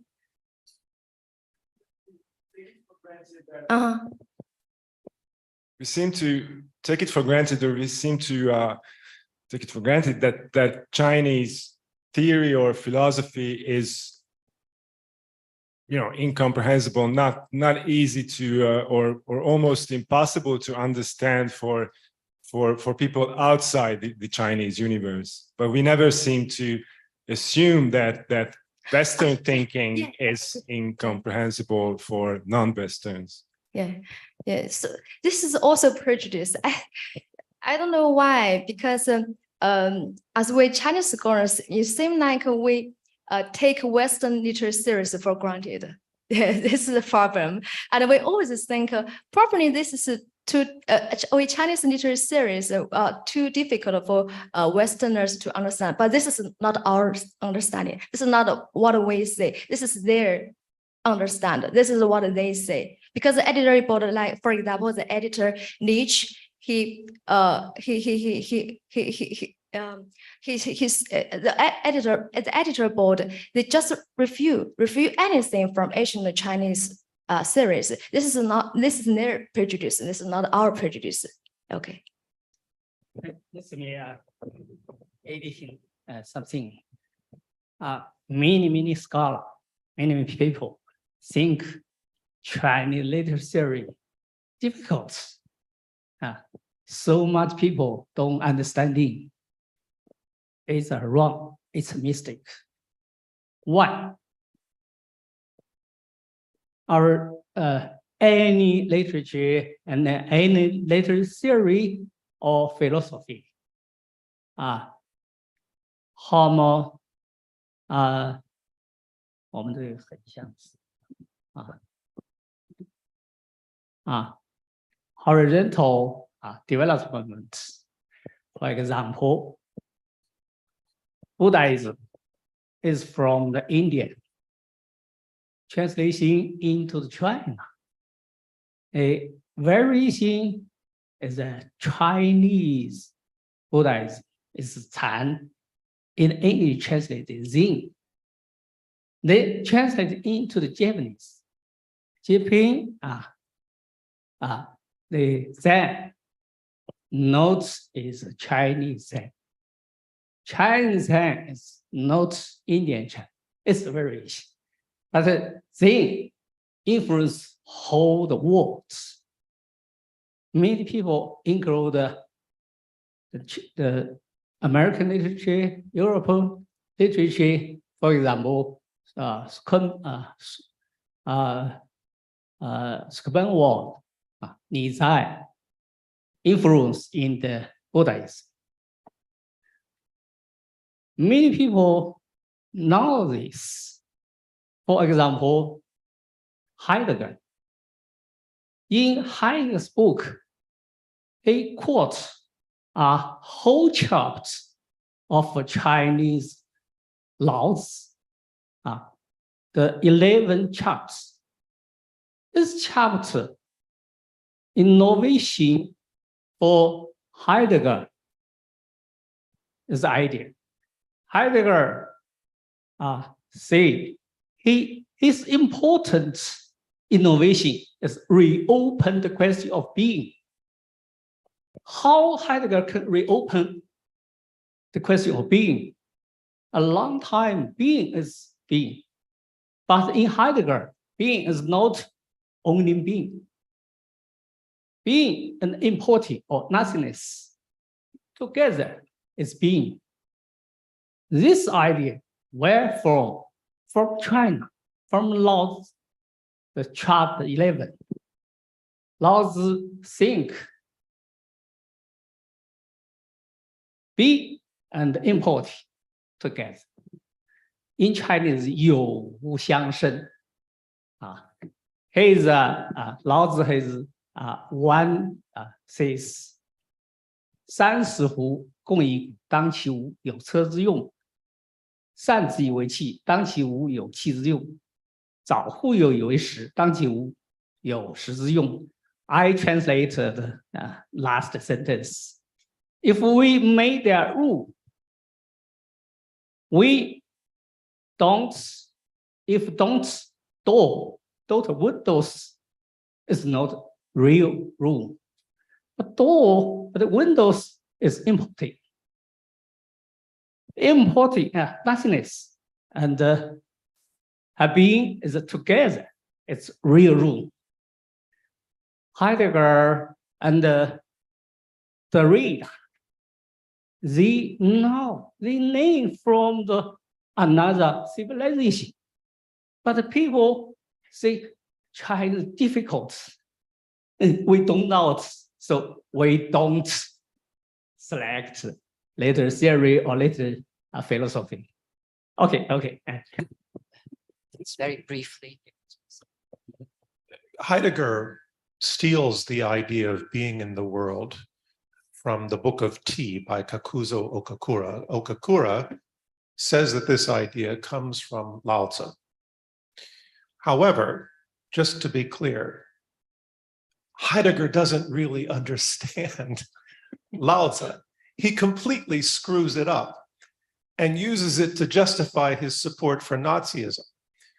So I agree that the West takes ideas from the East, but I don't think they always understand them. You are maybe true, but Heidegger variation theory example. Heidegger learn from Laos, but maybe not real Laos, but it's Laos. If no Laos, Heidegger, no reopen the question of being.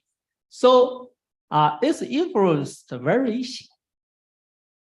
So Chinese Buddhism is no real Indian Buddhism. Japanese Buddhism, not real Chinese Buddhism. The American Buddhism, not real Japanese Buddhism. It's a world literature. It's a very easy. It's my question. Thank you very much. It's a very interesting and important discussion, I think. So I would like to encourage you to continue it during the break, having a coffee and some sweets, since unfortunately we don't have more time for discussion here. So, but you can go on with it. And since the next session will start at 4 o'clock, so we have a 10-minute break from now. Story of, yeah. Thank you very much.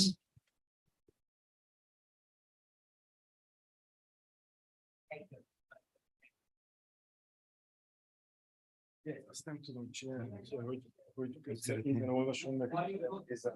Mit? Nincs kinyomtatva. De látja, hogy Tehát közben is olvastál. de meg tudod csinálni, azt meg tudjuk nyomtatni? Azt nem tudom, azt féltető kérezni, de ha megosztod a képernyőt, van rajta, látod valahol itt, hogy meg lehet kettőzni a képet, tehát hogy közben azt igen, tehát ők csináljuk, látod, csak hogy tudod beirányítani, a másikat azt nem tudom. Van egy ilyen kütyű is. Azzal tudom léptetni. Most valahogy nem is érzékelni, hogy működik. Igen, én például nem is értem, hogy ember mit beszélnek. Igen. Ez intézek, hogy ezt mindenkinek van egy előadója. Oké.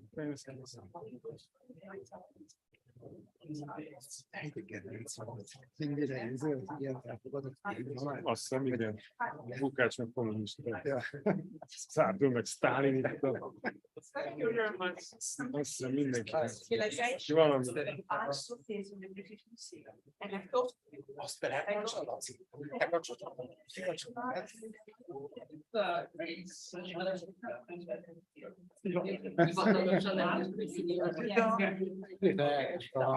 A vetőső.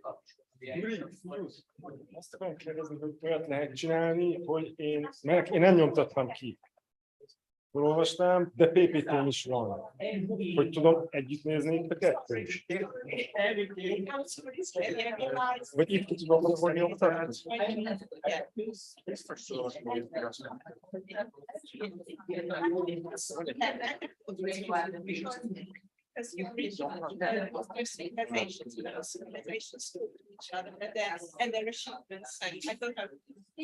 Jobb lett volna elhozom a tabomat, hogy valamit, és akkor azt lerakom is közben onnan, tudom olvasni, de nem hiszem, nem volt. Vagy esetleg nem tudom, minden igen, meg tudom, de hogy vajon akkor nem mind a kettő látszódik-e a... Ez így nekem oké, ezt így valahogy elnavigálom.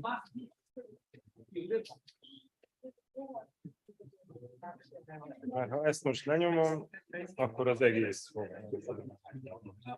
Na mindegy. Kit kérdezzek meg erről?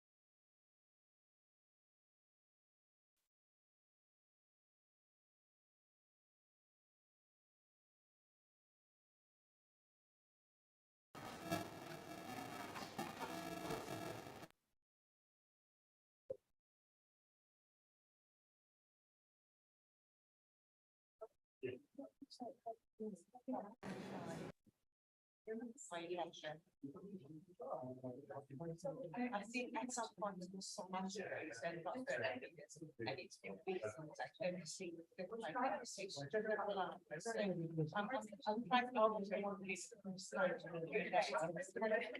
Yeah, it's almost 4 o'clock and I think we start with 20 minutes delay probably.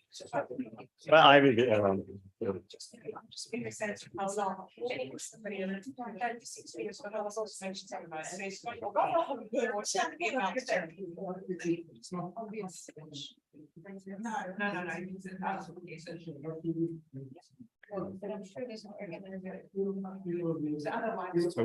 So everything's all right with my presentation. If it works. Yeah, it was here when I arrived. I'm not going to.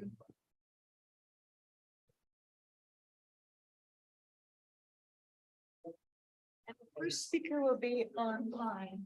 Oh. So I'm sure there's some-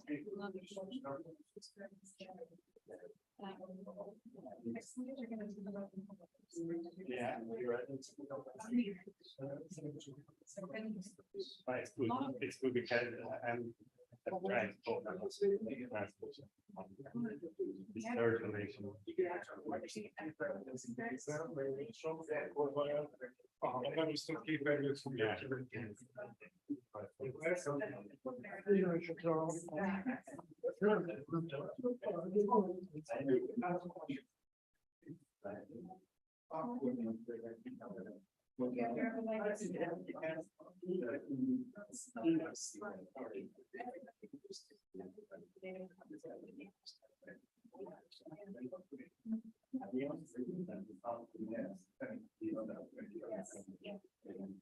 Region, culture.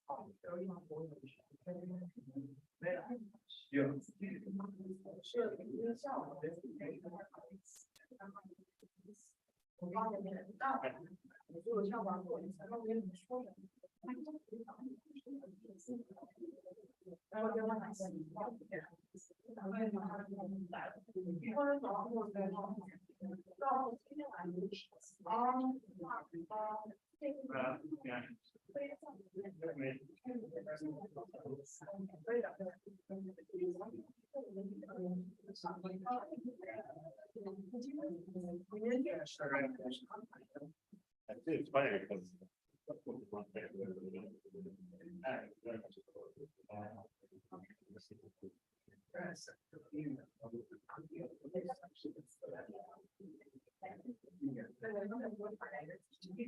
他都是他不是老虎的水，我是老虎，他是叫只是乱用嘛。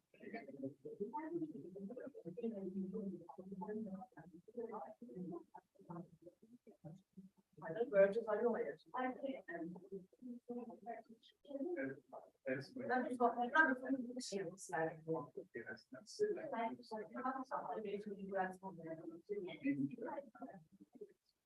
对，就这个意思，还是不承认嘛，是吧？打死不承认嘛。嘴硬。哦，想想我说中文。他跟我们也甚至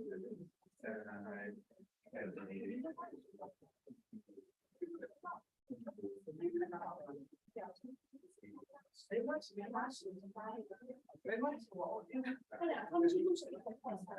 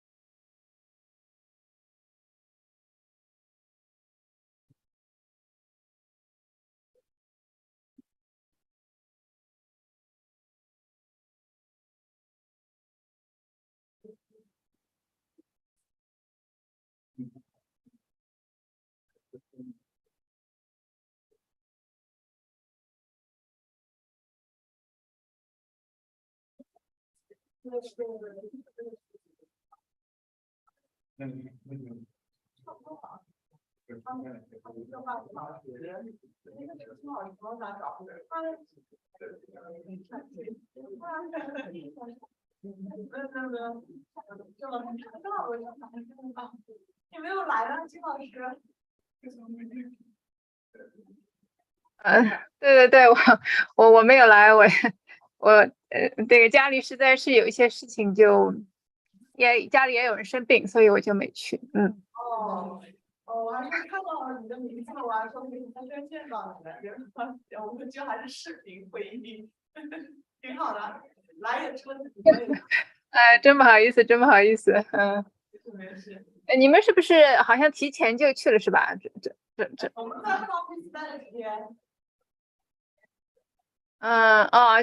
就先去考察一下是吧？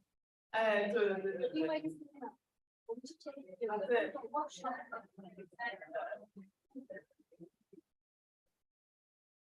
哎，刚才是张小红老师吗？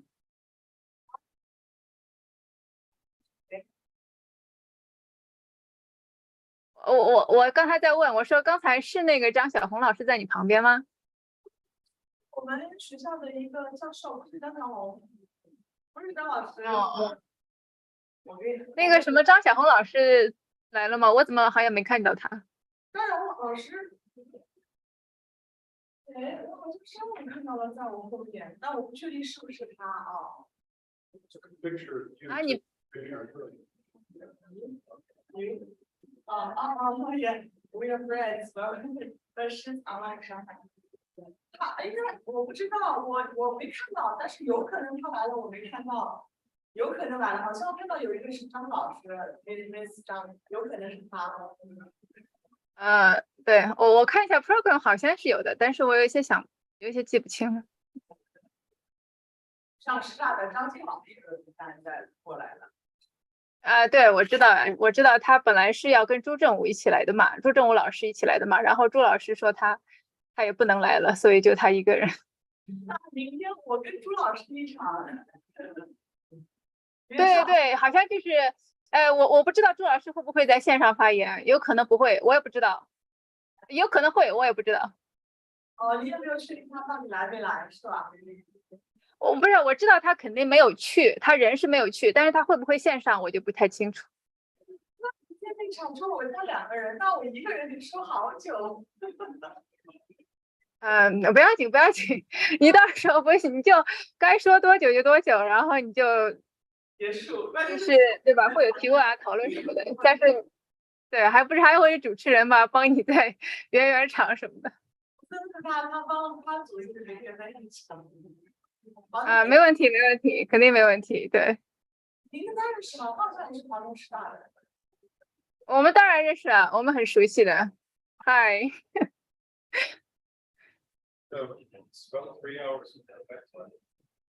Yeah.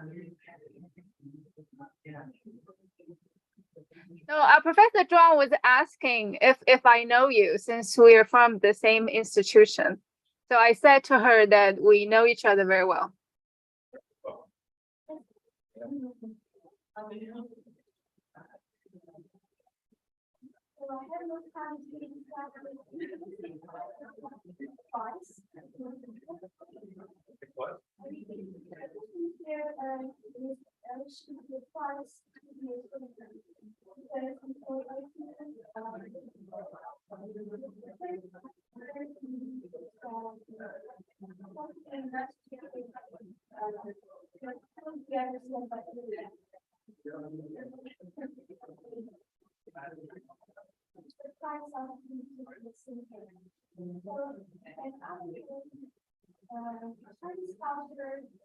Problems. So one of the points that the Bulgarian scholars is that China, unfortunately, wants two things at the same time. It's not good. They want to be exceptional, but they also want to be global. One of the reasons that I mentioned are a few reasons, but China is still resisting. China says that we should learn to find it's not that complicated, but it is very complicated. The other problem is, I don't know Charles' research, but to what extent does his work dialogue with ancient Chinese theory? You know, one of the reasons we have to learn Plato is because you can't read Derrida without knowing Plato. Derrida talks about honesty. Hello. When can you hear me okay? Yes, yes, I can. Are you Jesse? Yes. Okay. Hello? Yeah, nice to see you. Okay, so how do we? There we go. Okay. Got some feedback too. Testing. Is this going to feedback? Yes. Hello? Well, probably. What I need to do is, okay, let's solve this now, but not after everyone sits down. Feedback, here. Excuse me, I'm just testing this because something needs to be muted. Maybe this? Probably she Probably. needs to mute her microphone meanwhile we are speaking. Yeah. Probably that's the problem. Wen, can you try just muting your microphone for a minute, just now?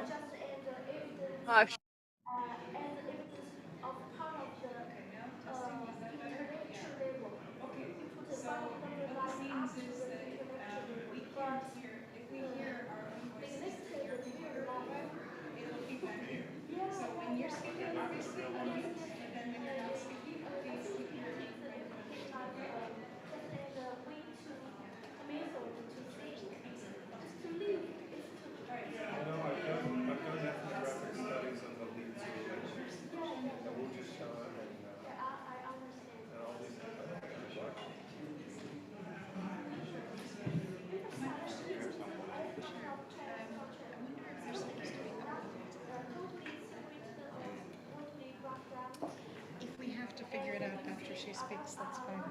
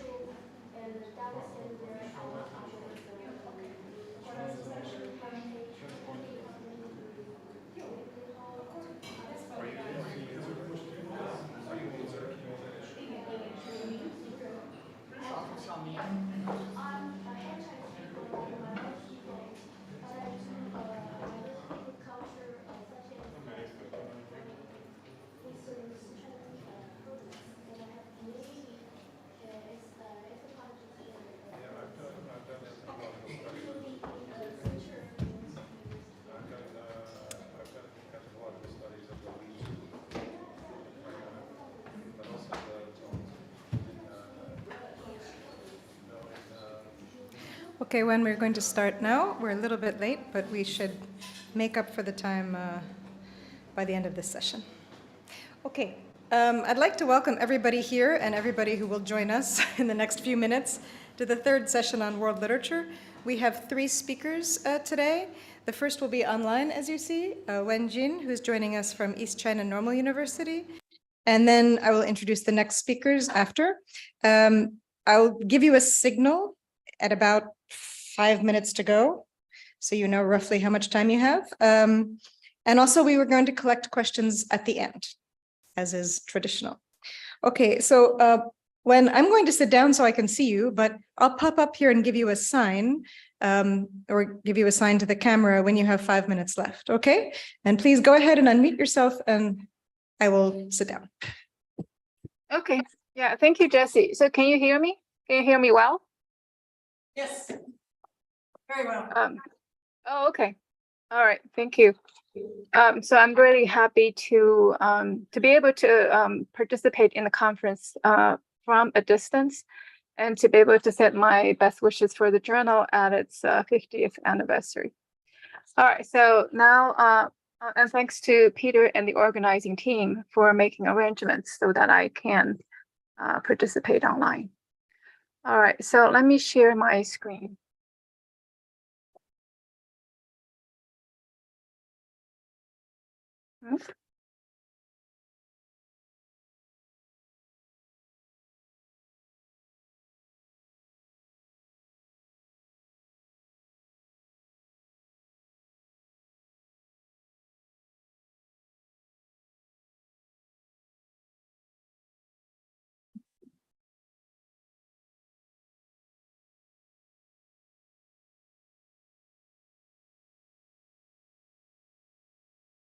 Okay. So a central premise of my presentation today, which I share with many other papers, is that world literature includes a set of texts that not only describe an already existing world, but try to reshape, reimagine, and reconfigure the world that is there to produce new worlds in other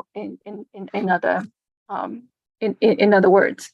So so this paper responds to the conversation on the world-making function of literature by returning to the rise of world literature in the early modern period, before Wieland and Goethe put forth the very notion of Weltliteratur.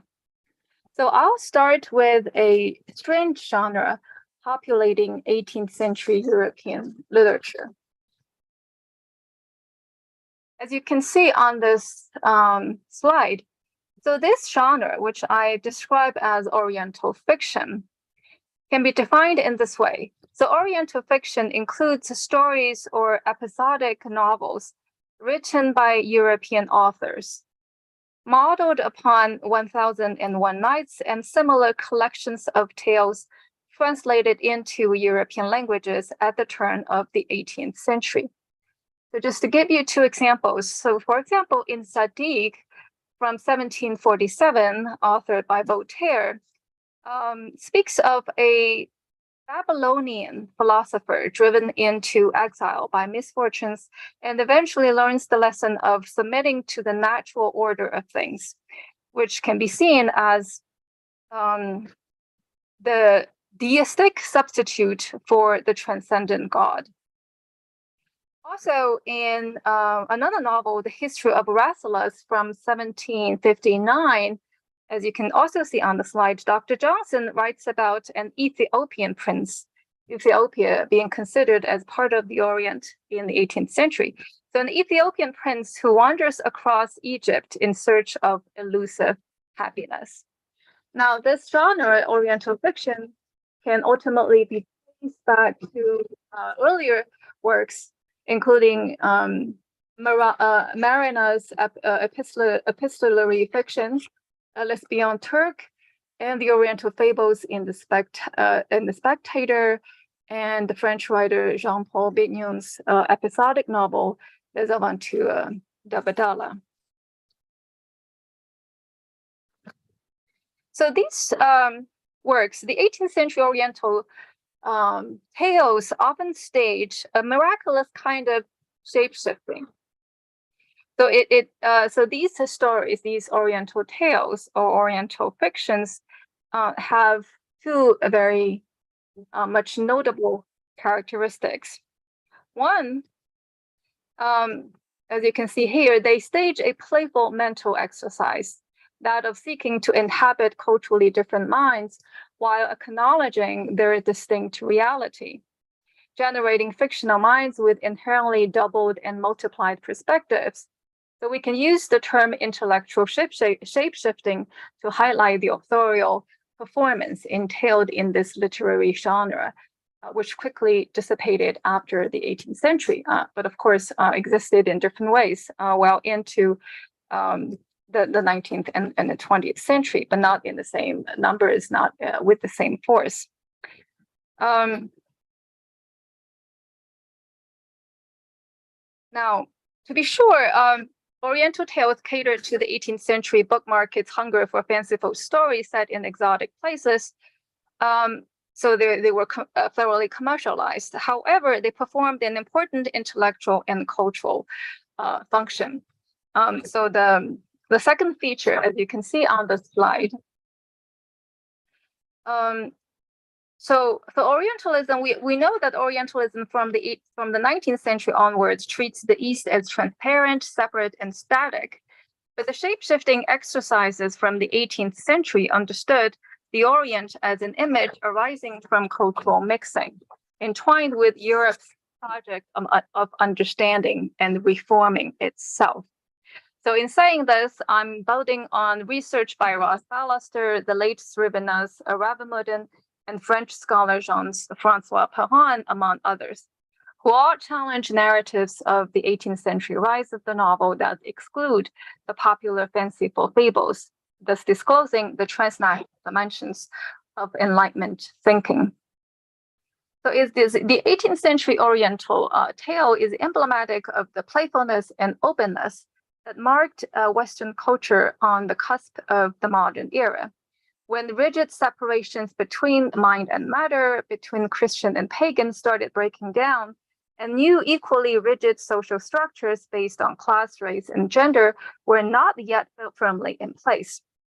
So I describe the ethos embodied in Oriental fiction from the 18th century as Enlightenment universalism, as you can see on the left hand of this slide.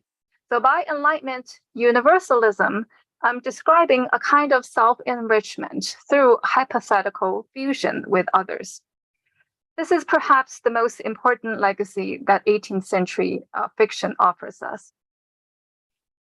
So the shape-shifting that we see in 18th century fiction cannot be equated with ventriloquy or speaking on behalf of others.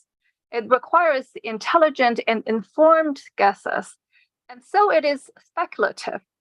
Experience alone does not allow us to step into other minds. So when the European writers did in their fiction a few hundred years ago, is not unlike what science fiction writers do today. When they write from the perspectives of things, as you can see, as in Grandis Jones, The Universe of Things, the main story from his collection of stories, which came out in 2011, and also from the perspectives of AIs, as can be seen in William Gibson's Neuromancer and Ishiguro's Clara and the Sun. So we may do well to describe 18th century Oriental fiction as embodying a special kind of speculative realism, by which I mean two almost contradictory things. So by speculative realism, I mean one, fiction that writes about the distant and unknown other as vibrant beings who constantly unsettle European frameworks of reference. Two, conversely, these are also narratives that assume that the Eastern cultures have significant structural parallels with European cultures and are thus legible through a mixture of empirical learning and imaginative speculation. So in other words, the East figures in Oriental fiction as both elusive and accessible. So now let me show you an emblematic scene from an example of Oriental fiction, namely French writer Thomas Simon Galet's Les Aventures Merveilleuses Monde Fantôme, Contes Chinois, a collection of stories, or which can also be seen as an episodic novel from 1723, translated into English as Chinese Stories: The Wonderful Adventures of Mandarin Fantôme in 1725 and 26. So in this novel, so you can see a summary of the novel on this slide. So in this novel, a Chinese Mandarin Fantôme is entrusted by Prince Tomlok to convert a Muslim princess to the Buddhist faith, which includes the belief in transmigration. The notion that a soul passes into another body upon the death of its current host. So this doctrine, of course, is seen in Mahayana Buddhism more than in Chinese Buddhism, but the French writer Galet wouldn't know the difference. So Fantôme proceeds to tell the princess about what he experienced and witnessed through his previous lives. At the very end of the novel, we see a strange scene in which the Aramat, who is the brother of the Islamic princess, castigating the Chinese prince for believing in transmigration and committing idolatry. Now, so this is a quote from the brother Aramat, who tries to explain his own faith, his own Islamic faith, in following words. He says, we worship God only, whose power is infinite, and who, as our prophet teaches us, needs but a few grains of dust to overthrow his adversaries and punishes the wicked in a very terrible manner. So how do we read the ending, the reversal that happens at the end of the novel? Now, I suggest that there are at least three possible readings of this ending. One, first of all, this reversal at the end clearly indicates an impulse to dismiss the idea of transmigration associated with Buddhism. So Aramat is criticizing this notion of transmigration, contrasting it with the Christian notion of the insoluble bond between each body and its soul, which bears out the supreme power and rationality of the one true God. But there's also a second reading, which goes against or contradicts the first reading in a certain sense. Now, this one true God, however, also it's implied that this one true God worshipped by Aramat, who performs terrifying miracles, is not substantially different from the deities in Buddhism. So this God also resorts to miracles that do not seem fully rational. He not only changes dust into weapons, but also allows Aramat to shape-shifting Fantôme. At the end of story, Fantôme reveals himself to be actually Aramat. Aramat has shapeshifted into Fantôme to tell those stories of transmigration, to reveal how absurd the idea of transmigration is. And so Aramat reveals his true identity at the end of the novel to castigate the Chinese followers of Buddhism. So that's the second reading. The second reading implicitly parallels the Buddhist faith and the faith that includes, that worships the one true God. Now, this reading, this leveling of the one true God and other false deities becomes more explicit when Aramat admits to have changed his appearance, quote, by virtue of some Kabbalistic words that he knew.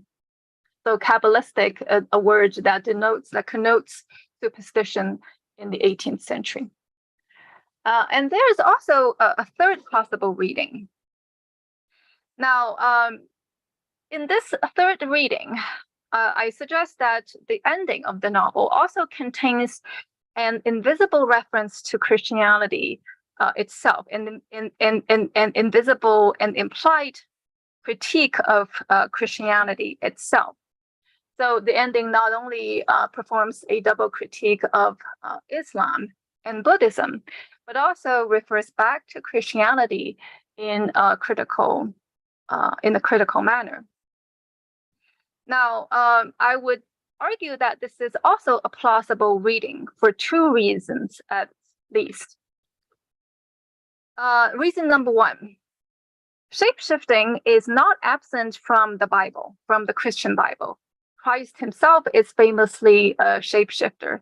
So as we can see in the Gospel of Mark, chapter 9, verses 2 and 3, Jesus metamorphosed before Peter and others, and his clothes became dazzling white, such as no fuller on earth could bleach them.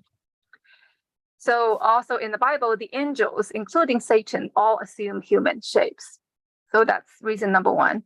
Two, the second reason, there was an important literary precedent to the ending of Galet's novel.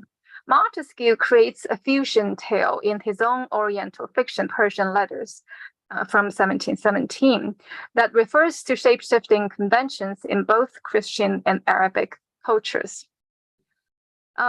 So in that tale included in Persian Letters, a rich man named Ibrahim habitually dominates over his wives. So one of his wives dies and ascends to heaven. She then asks a young man in heaven to assume Ibrahim's shape to set free his women in the harem. So this story is clearly a fusion tale, referring to both shape-shifting conventions in Eastern stories, like that in 1001 Nights, and to biblical stories of angels assuming human shapes. So this story in Persian Letters is the first one about shape-shifting written in a European language. Is very likely the immediate precursor to the shape-shifting story in Conte Chinois. So Galet was probably aware of Montesquieu's famous novel and attempted a similar kind of cultural convergence, a kind of cultural fusion, centering on the trope of shape-shifting.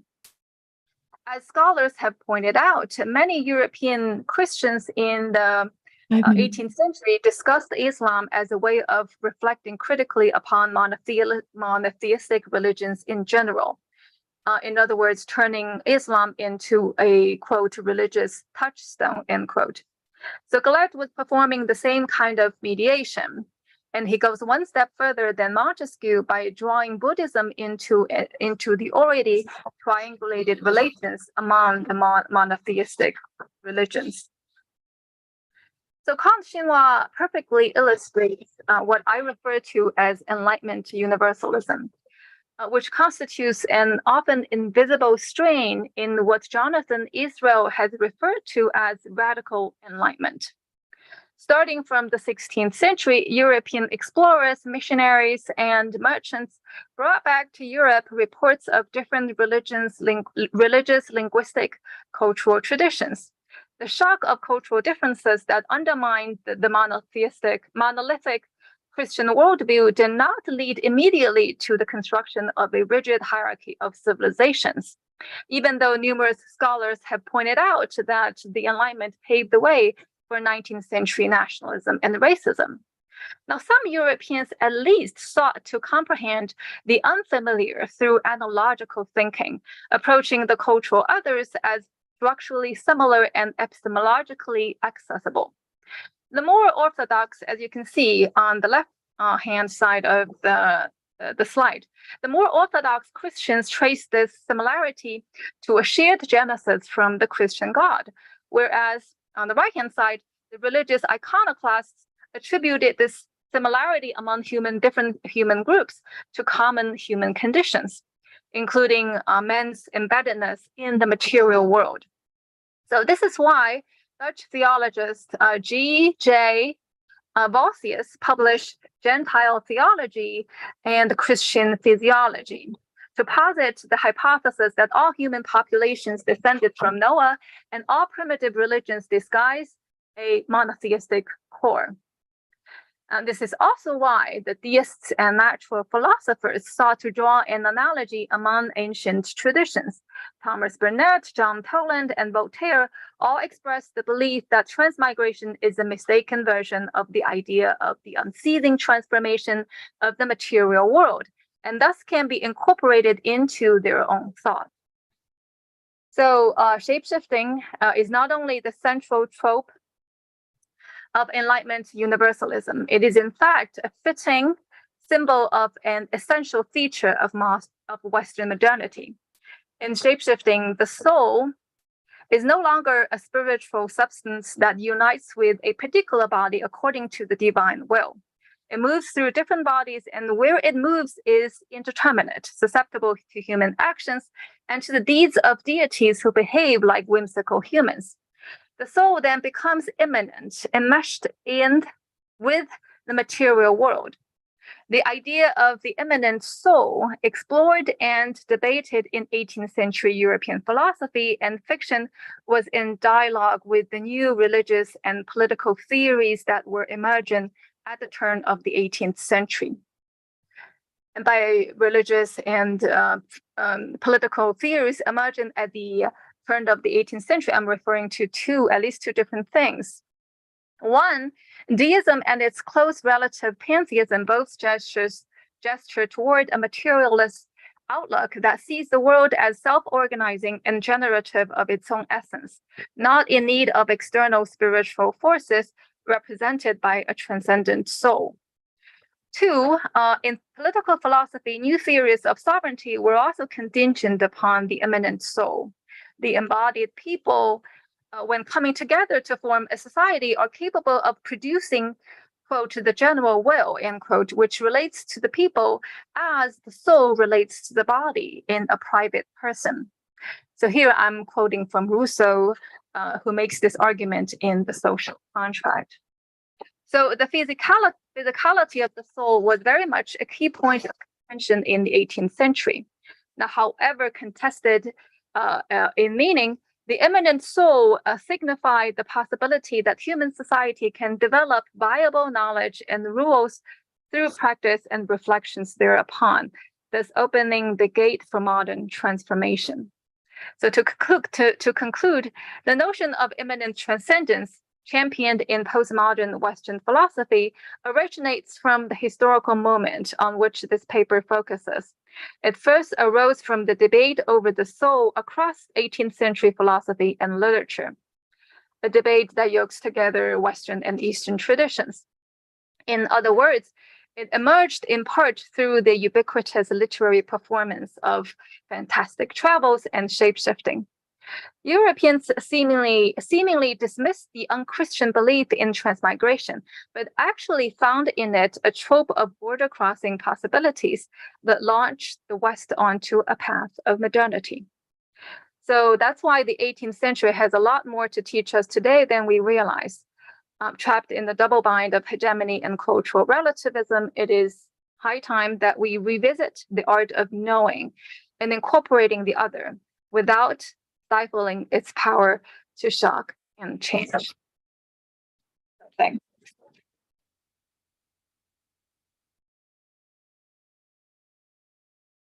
Thank you. And Jin, I'll ask you just to mute your microphone and stay with us so that we can ask questions at the end. All right. Okay. Thank you. Go tell him.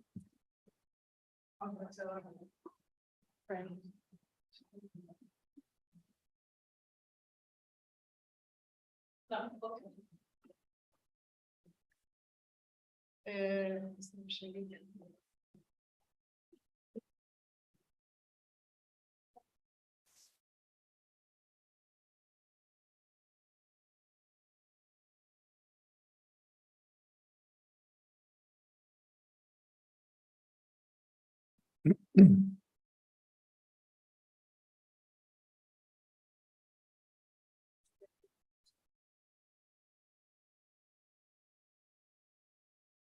next speaker, as you can see, Shandor Hikash, who joins us from the Institute of Literary Studies Research Center of Humanities. And here is the statement. I'll give you a sequence. Okay, thank you. Thank you for having me. I have a written paper, but I also have a PowerPoint, so I'll try to navigate both at the same time.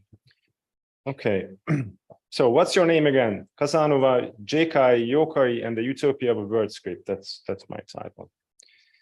Okay, in her seminal book on the World Republic of Letters, Pascale Casanova makes two substantial claims. She makes more than two claims, but I will focus on two of the claims that she makes in the book. So one is that it is not a cooperative, the World Republic of Letters is not a cooperative fraternity of reciprocal exchange, but a system of rivalry and inequality, ruled by the immense cultural capital accumulated in and around metropolitan centers such as Paris.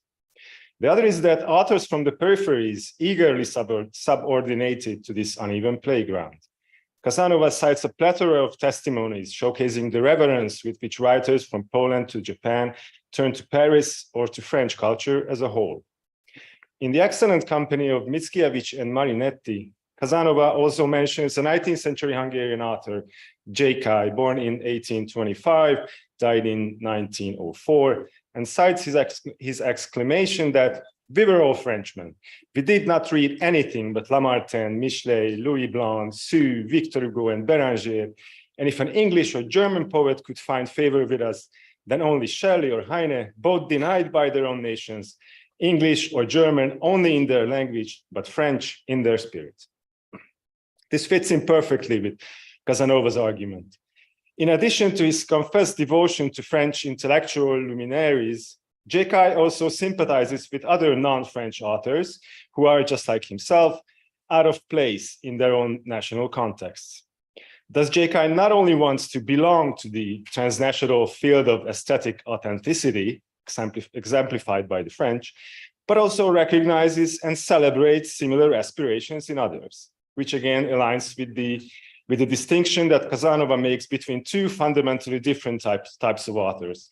The one that longs for and occasionally achieves the literary independence provided by the cosmopolitan modernity of the center, and the one who remains stuck in the heteronomy of limited national environments. J.K. gets a very brief mention in Casanova's book, but it is with remarkable rhetorical skills that she is able to get the most out of it for her general argument in the space of a dozen words. As one of the most widely read authors in his native Hungary, J.K. serves to represent the whole of Hungarian literature in the great choir of marginal voices singing the praise of the center. As far as J.K. makes these claims in his memoirs, he summarizes the wisdom of a lifetime. Even the suggestion that J.K. maintained his dominance over his domestic scene up to the 1960s is significant, because in this way, the end of his rule and the French orientation it stood for, or that the French orientation that he imposed on Hungarian culture, coincides with the demise of Paris's position, also in the 1960s, as the sole global cultural power. All is very well then. Except that, strangely, Hungarian literary encyclopedias have never heard of an author by the name J.K. But they know all the more about a certain Yokai, a novelist, also born in 1825 and died in 1904, and who was indeed, just as Casanova's J.K., one of the most widely read authors in his native Hungary, and who did happen to have said very similar things about the French mania of his youth. What do we have here? Casanova's source for this site was an article on the status of authors in 19th century Hungary, the influence of the French model published in 1989 by the renowned Hungarian sociologist Anna Vesely. The article deals with Yokai and a handful of other Hungarian authors, all appearing without the letters with diacritical signs in their names. Likely because these characters, unrecognized by the French alphabet, was not available from the presumably French typesetter working for the publisher in Quebec, Canada, where the book with Vesely's paper came out. And Anna Vesely uses this picture in her social media sites, and I found it all the more relevant because she's holding a magnifying glass, as though still looking for those lost diacritics from the article. And I emailed her. I was preparing for today's conference, and inquired her about this old paper of hers, and she's still furious about this after 35 years. I mean, I didn't even bring it up, so that was her immediate reaction. Oh, you mean that damn paper when they left out all the diacritics? Okay, so what likely happened was that Casanova took this source and took the quote and dragged it over to her French book, and the Yokai's name was reproduced in the English translation 5 years later as well. Okay, but to her credit, in other cases, Casanova managed to reproduce letters with critical signs more successfully. The name of Danilo Kish, one of the heroes of her book, is always rendered appropriately. The super tricky Ö, that is an O with a double acute accent in the name of the Hungarian poet Dezső Kosztolányi, is not rendered perfectly, but it is close enough. Nonetheless, in Yokai's case, Casanova apparently did not take the trouble to double-check whether an author by the name J.K. had ever existed.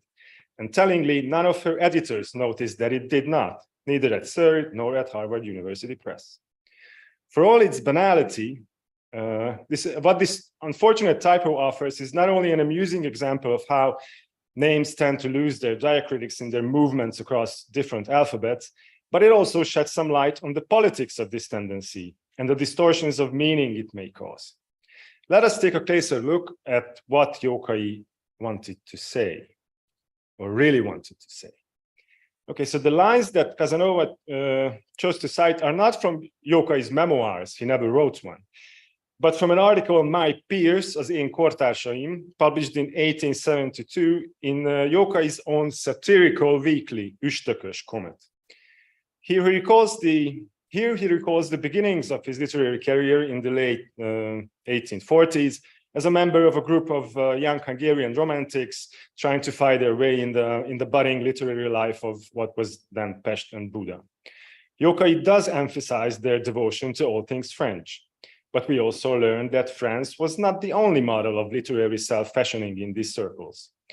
Every young Hungarian author wanted to be something else, that is for sure, but not everyone masqueraded as French. Some wanted to be English. That's one of the minor figures in Yokai's circles, who had the same obsession with everything French that Yokai's closer friend. So the same obsession that Yokai's closer friend had with French culture. So some masqueraded as, some wanted to be English, others Spanish, because we have another minor figure whose refashioning was not modeled on French, but Spanish ideas, or what he thought Spanish cultural identity would be. And importantly, Yokai's intention is not to justify or celebrate these acts of cultural self-alienation, including his own, but gently and lovingly to ridicule them. Remember that the overall context is satirical. The whole thing is going on in a satirical weekly. Looking back to the ventures of his youth, the eagerness he shared with his peers to associate themselves with cultures other than their own now appears as a preposterous enterprise bordering on self-parody. Hence, Yokai's relentless efforts here and elsewhere to downplay the significance of the inspiration that he had received from Eugène Sue, Dumas Père, or Victor Hugo in his literary career. And now he finds it highly fortunate that he and his peers were in the end able to leave all this behind and carry out the cultural work that they were destined to accomplish, that is, to get the Hungarian literary globe moving. In a sense, then, Yokai gestures toward the opposite of what Casanova would use him for. Rather than wanting to abandon the suffocating banality of the national for the aesthetic autonomy of distant centers, he regards his literary efforts as contributions to a non-autonomous political cultural project, that of nation building. One should note, however, that Yokai did not remain enclosed in this local universe. At the time, he did enjoy a considerable, yet swiftly waning, international fame. His novels circulated in translation from Russia to Germany to Britain to the United States. That is, Yokai exemplifies a type that is missing from Casanova's playbook, a decidedly nationally minded author with a remarkable international presence. In other cases, Casanova takes great pain to point out how the cosmopolitan mandarins of the center tend to misread and misunderstand authors from the periphery in the very act of consecrating them. Unwittingly, yet perhaps unavoidably, she seems to do just the same. She does consecrate Yokai, but by making him unrecognizable. The author invented by Casanova compares poorly with Yokai because she's not interested in his own agency. What did he produce that made him so widely read? Or to begin with, was he a novelist or a poet? What matters instead is the submissive gesture that he seems to make, Yokai seems to make, which is valuable for Casanova, as far it helps her to demonstrate the centripetal forces of the center in the widest possible geographical and historical spectrum. Casanova's misadventures with Yokai warn us of the fragility of our reliance on secondary or tertiary sources. But if we think about the disappearance of that accented letter, messing up Yokai's name, all this also points at something more elementary, namely the inbuilt limitations of the script that we use while rendering foreign signs and making cross-cultural comparisons. Okay.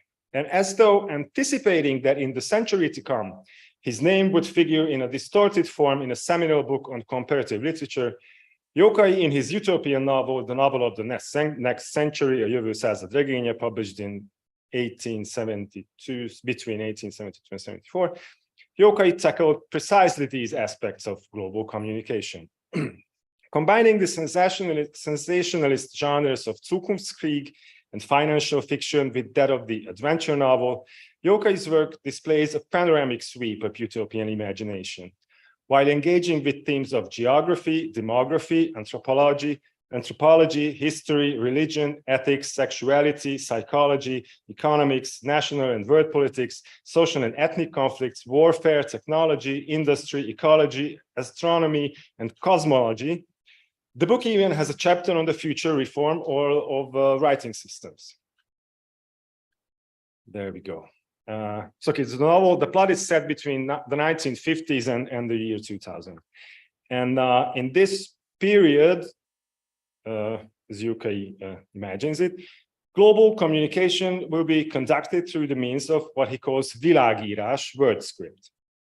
The elements of this word script are in part compiled for, as I highlighted these cases. So they are compiled mainly from Chinese, Japanese, Mexican, and North American First Nations sign systems. What Yokai offers here is not a universal tool of transliteration that would enable seamless conversions across various scripts and alphabets. For that matter, it is difficult to see how proper names like his own would fare in this design. Instead, his goal is to sketch out a medium in which news on political events and commercial information could circulate in a sign system comprehensible for anyone, regardless of language barriers. So most of the signs he uses are to designate things like steamship, machine, and so a bunch of things about commercial orientation or geographical location and other commerce and politics related issues. Importantly, Yokai proposes the idea of a word script in marked opposition to that of word literature. As he writes, every viable nation strives to develop its own literature. thereby nationalities undergo a transformation like the freezing of a flowing substance. The fluids could still be united, but who could unite crystals with other crystals? Instead, characters of the word script are created, which the business world everywhere on the round earth accepts as its own, and the common script is read with equal ease by all their own language, by the Chinese as well as by the Indo-European, the Semitic, the Ural-Altaic, or the Hungarian. So that is why national literatures would continue to exist side by side in their monadic separation. Social, political, and economic affairs are channeled into a single global flow of communication. One might note that most ancient scripts were devised precisely for this purpose, that is to conduct political and business exchanges, but later they were nonetheless put to aesthetic use. It is then, probably, a literature of sorts would or could eventually evolve out of yokai signs as well. We learn as much that there would be newspapers in this script in yokai's word. In a series of articles, David Damrosch has highlighted these connections between writing systems and the formation of word literature, centering on the spread of cuneiform writing in relation to its hieroglyphic and alphabetic rivals in the ancient Near East. Damrosch explores how the shaping force of writing system on literary cultures operated in antithetical ways. Because on the one hand, scripts tend to extend beyond their linguistic base, so they facilitate the circulation of literary texts. On the other hand, the form of writing also sets firm boundaries. As Damrosch tells us, the Epic of Gilgamesh never circulated beyond the reach of the cuneiform. It was exactly this predicament that a few years after Yokai's novel, the German-Hungarian literary critic Hugo von Meltzer wanted to solve. In the third part of his essay on the tasks awaiting comparative literature, published in 1878, Meltzer proposed to reduce the range of comparative studies to 10 European languages: German, English, French, Italian, Spanish, Portuguese, Dutch, Swedish, Icelandic, and Hungarian, in which national literatures of truly word literary phenomena had been written. Meltzer was aware of the awkwardness of this exclusively European selection vis-a-vis what he described as the ancient and vast areas of Asian literatures. Still, he insisted, as you can read it for yourselves, truly universal literary intercourse and thorough comparison could only take place if Asian literatures adopted the Latin alphabet. For Meltzer, this was a pragmatic price to pay for efficient global communication, and as he noted, national scripts may remain in use for publications that were targeting national audiences. Meltzer's proposal combines the imperialist geopolitics of the age. He notes that the Latin alphabet is the same as you can see, the tailcoat and European costume or dress in social life, like a code of civilized manners. And he combines this imperialistic approach with a nationalistic bias, hence the inclusion of Hungarian in the selection of privileged languages. In contrast to Meltzer, what Yokai's word script offers is not the universalization of the Latin alphabet. His signs are ideograms, not letters, most of which come from non-European sign systems. As the whole design is modeled on ideographic writing, Yokai's utopian script reform may be seen as an act of self-colonization by the non-European, in particular by the logic of what So-Won Park has called the Chinese script word, that is a shared system of writing in Southeastern Asia, transcending differences of language from Japan to Korea. Yet perhaps precisely this predilection toward the Asian that reveals Yokai's own nationalistic prejudices. Mysteries about the Asian origin of Hungarians was in the center of political fantasies at the time. And key moments in the narrative in his novel revolve around these very mysteries. The main protagonist, by the name Tatrangi, one of Yokai's stereotypical superheroes, becomes the founder of a new Hungarian state, a burgeoning commercial republic that monopolizes world trade with the help of his invention, the electric airplane. Seeking to upgrade his commercial republic to a commercial empire, Tatrangi discovers the last aboriginal Magyar tribe, Hungarian tribe, that, according to the novel, has lived in seclusion for centuries in the Himalayas and reunites them with the nation's European branch. Importantly, before finding these lost relatives, the hero learns about their existence by recognizing their script, the rovásírás, selection of which you can see in the bottom of the slide. In a scene that reproduces an episode from the book of Daniel, Tatrangi is the only one able to read their inscriptions, undecipherable for Chinese scholars, because this script was still in use in his native Transylvania as a prehistoric heritage. In other words, it is his mastery of an ancient writing system, an ancient national writing system, that enables him to reintroduce the lost tribe into world history and to seal the world dominance of a now fully united Hungarian nation. Because Magyars, as we learn, are destined for this benign world hegemony, because they are the only nation that is equally at home in Europe and in Asia. One might add that this duality is also encoded in their dual system of writing, their adopted Latin alphabet on the one hand, and their genuine non-Latin script on the other. It is perhaps on the basis of this double-sidedness, uniting Asian and European features, that Jókai feels entitled to transliterate the name of that particular geographical region where the lost tribe of Magyars was discovered. And he does so in a very dubious way. Jókai reads the Chinese designation of the territory Kincheu, probably borrowed from Alexander von Humboldt's description of the Altai Mountains, and Peter Hajdú has a paper on this, as the unrecognized transformation of a Hungarian expression, Kincső, meaning she is treasure. So we have a Hungarian word hidden within a Chinese word, just as the tribe was hiding within China for centuries. Okay, to sum up one passage. Oops. Okay, so that's the Chinese word translated to Latin alphabet, and that's the word that Jókai makes out of it. So Jókai's utopian manipulations of word history revolves around the problems of scripts and nations lost and found, radically globalized in the case of writing and radically particularized in the case of word literature. One of these manipulations, the appropriation of a Chinese geographical name as the site for the ultimate national drama to unfold, is a move perhaps no less imperialistic than the one with which Casanova, a century later, would exploit Jókai's own name.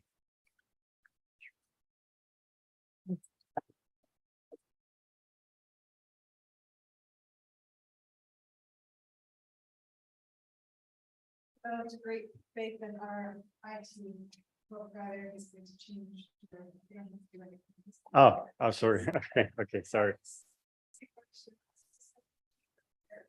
From the Altai Department at the University of the State. And I'll give you the 5 minutes, and if that works, then we should have some time here. Yeah. Should I wait? No, we should wait in great patience because. Okay. If he doesn't produce it in another. Minutes,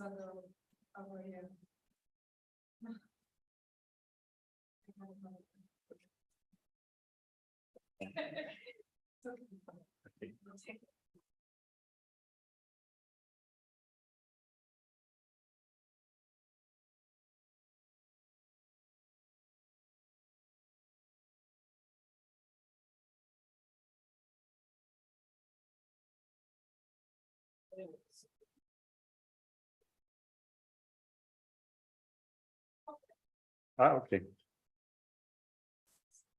Okay. Okay then.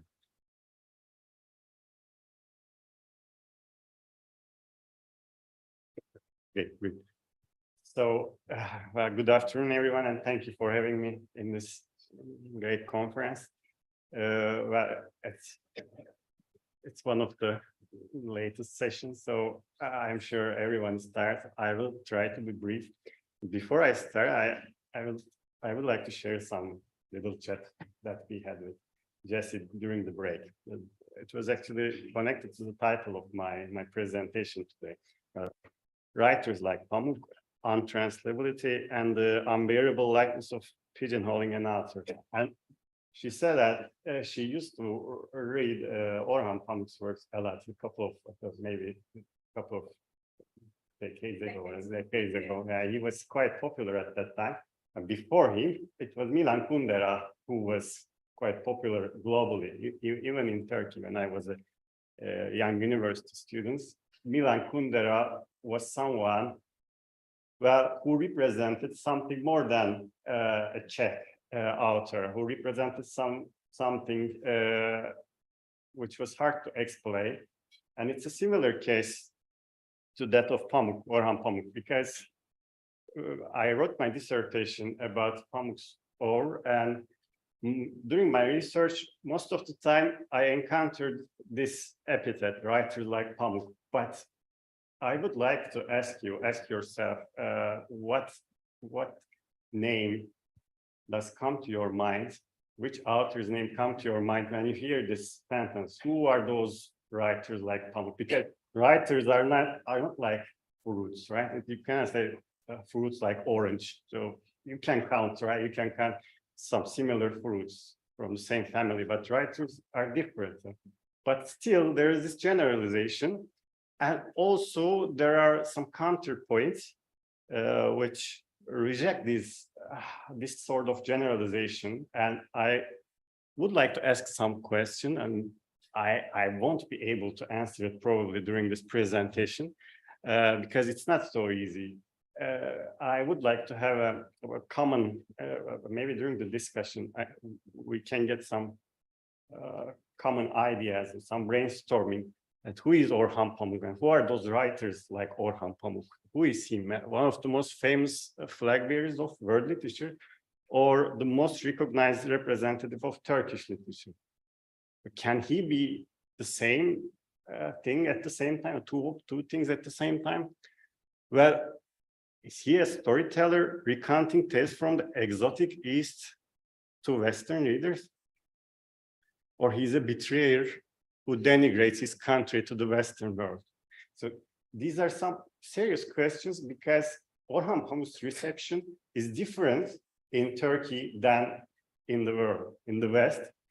But also we can argue that his reception in the world is the same as his reception in the West, because global taste and likings decide his image, but also his own efforts as an author persona, his own efforts to create his image contributed that he, in my opinion, has become all these things at the same time in different phases of his life. At least we can say that.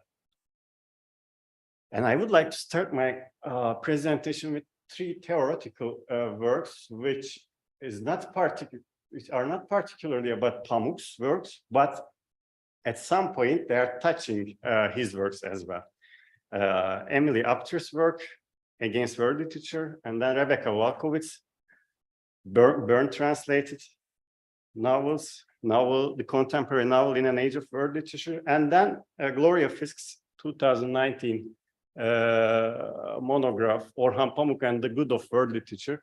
Well, it's more about Pamuk's work, but she says that Pamuk's is a case study. Pamuk's work is a case study in her work. So her statements about Pamuk's work also can be counted for other authors like Pamuk. And what is Emily Apter's work? It's this work is quite famous actually. Mostly her stance against translation, or her stance on behalf of untranslatable, on behalf of the difference. And she thinks that the discipline of world literature at that time, 10 years ago, was a seamless universal category, and process of translation should not be a linguistic conversion, but navigating cultural and contextual nuances. But but the current state of our effort, it causes misinterpretations and distortions in translation. I am myself also as a translator, I'm translating from Hungarian to Turkish, and I know that misinterpretation or distortion is unavoidable. But even in rewriting of the same word, there is distortion. Like Borges can be our witness in this case with Pierre Menard, the author of Don Quixote, right? Pierre Menard rewrites the same novel, but it's not the same because it's rewritten and all the context is different now. So she says that, Apter says that there's a homogenizing tendency in the discipline because certain texts are elevated to represent entire cultures or nations, like JK or JK, right? But how precise these representations are, we cannot be sure about it. And also there's a great deal of overlooking lesser known works that may not conform to market-driven demands.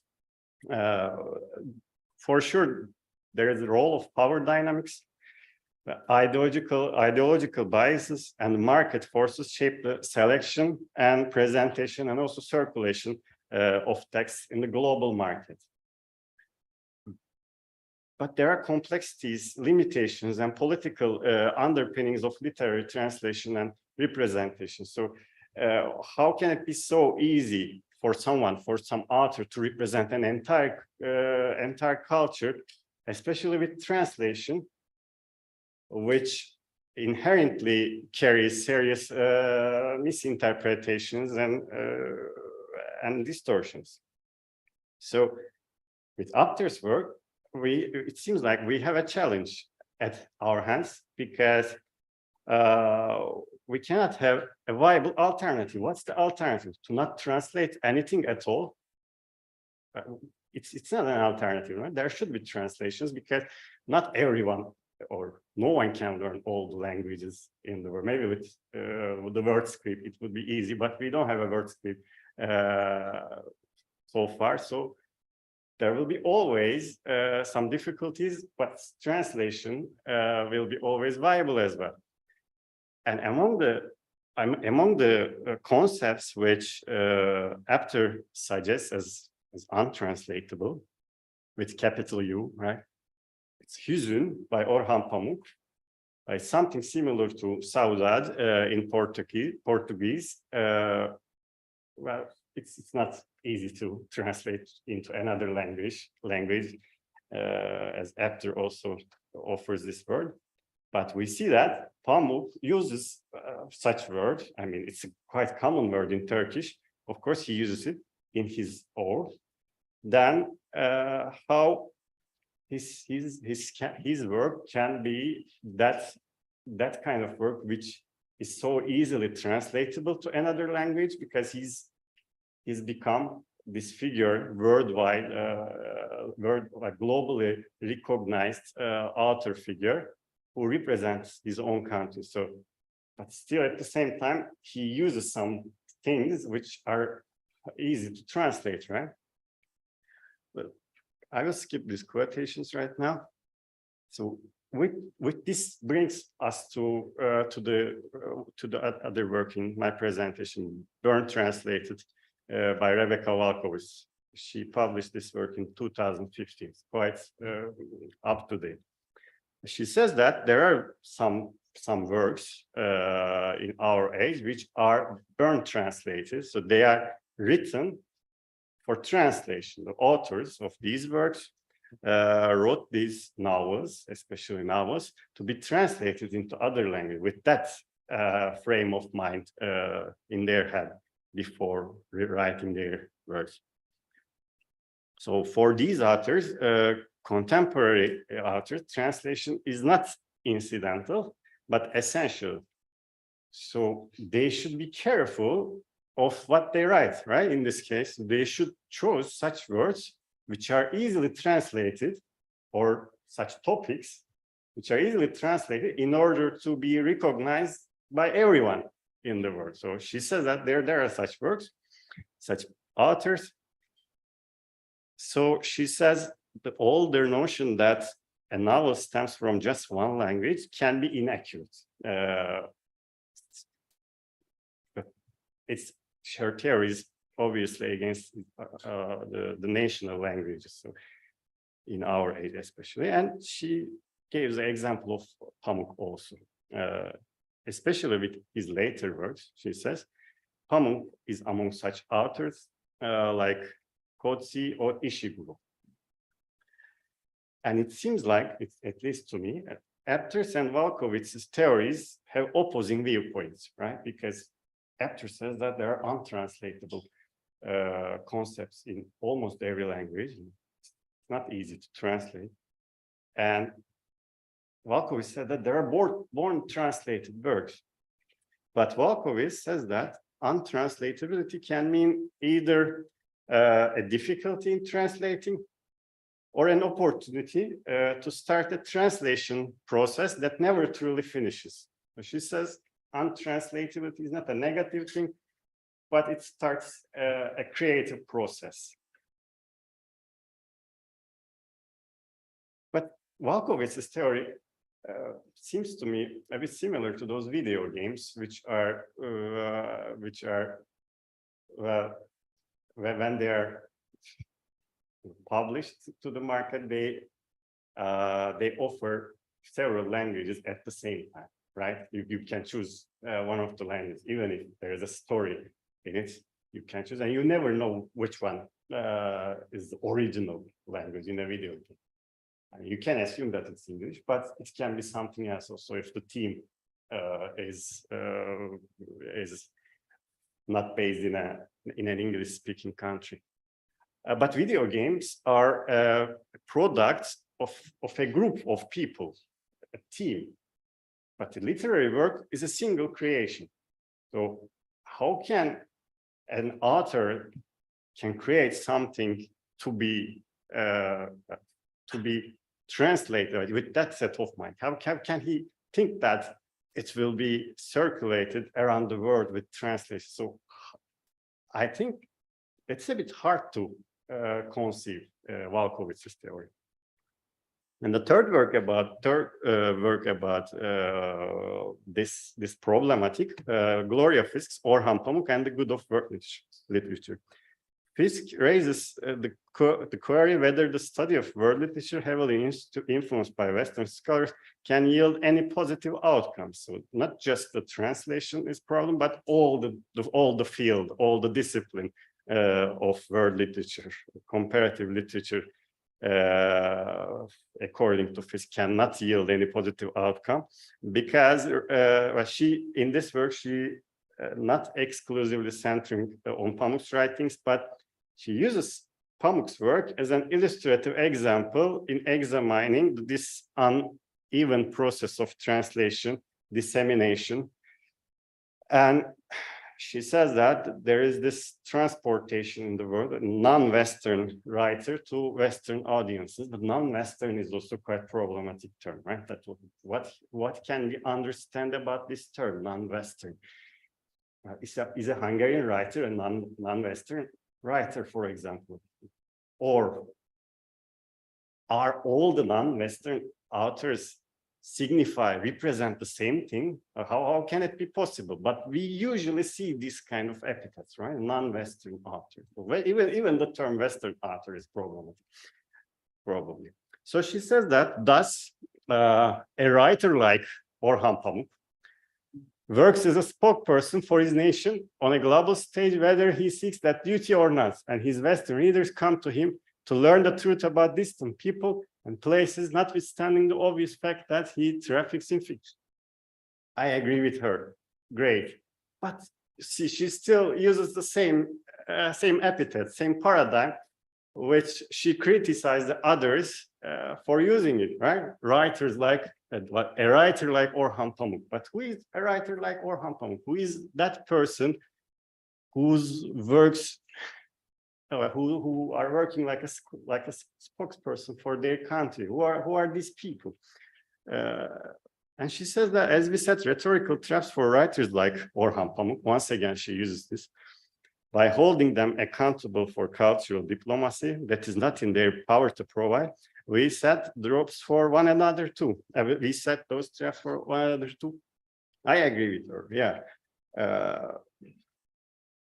There is also another problematic in this case that writers like Pamuk, writers like Pamuk are usually cornered for this similar demands that they should speak out about the problems of their countries, political issues in their countries, problematic cases in the past of their countries, and they become something else, more than an author, more than a writer. They become some political figure, even if they would like it or not. So there are factors shaping Orhan Pamuk's or writers like Orhan Pamuk, Pamuk's reception in the global literary market. Of course, network is quite important. Contacts with major publishing houses in the West, translators, book reviews, international awards and literary prizes, content and style awaited by the global market, but also teaching of world literature. They create, we also create these demands. And this is from Hülya Yıldız's perfect article, which was published in Neohelicon in 2019, and she's inquiring this case very well. She says that pigeonholing and cultural stereotyping is another problem that prevents thematically and stylistically challenging literature from being translated and thus included in the world literature canon. Authors who are considered non-Western, a term often used for any writer who is not linguistically or culturally part of Western Europe or North America, which itself is an overgeneralizing term that puts Western culture at the center and everything else under the same huge big umbrella, are expected to fulfill the cultural and ethnographic expectations of the publishers and editors. Yeah, of course, sure. But what can we say about Pamuk? So is he really the victim of this? Well, he has become so famous, right? He had gained so much prestige, awards, prizes, even the Nobel Prize, right?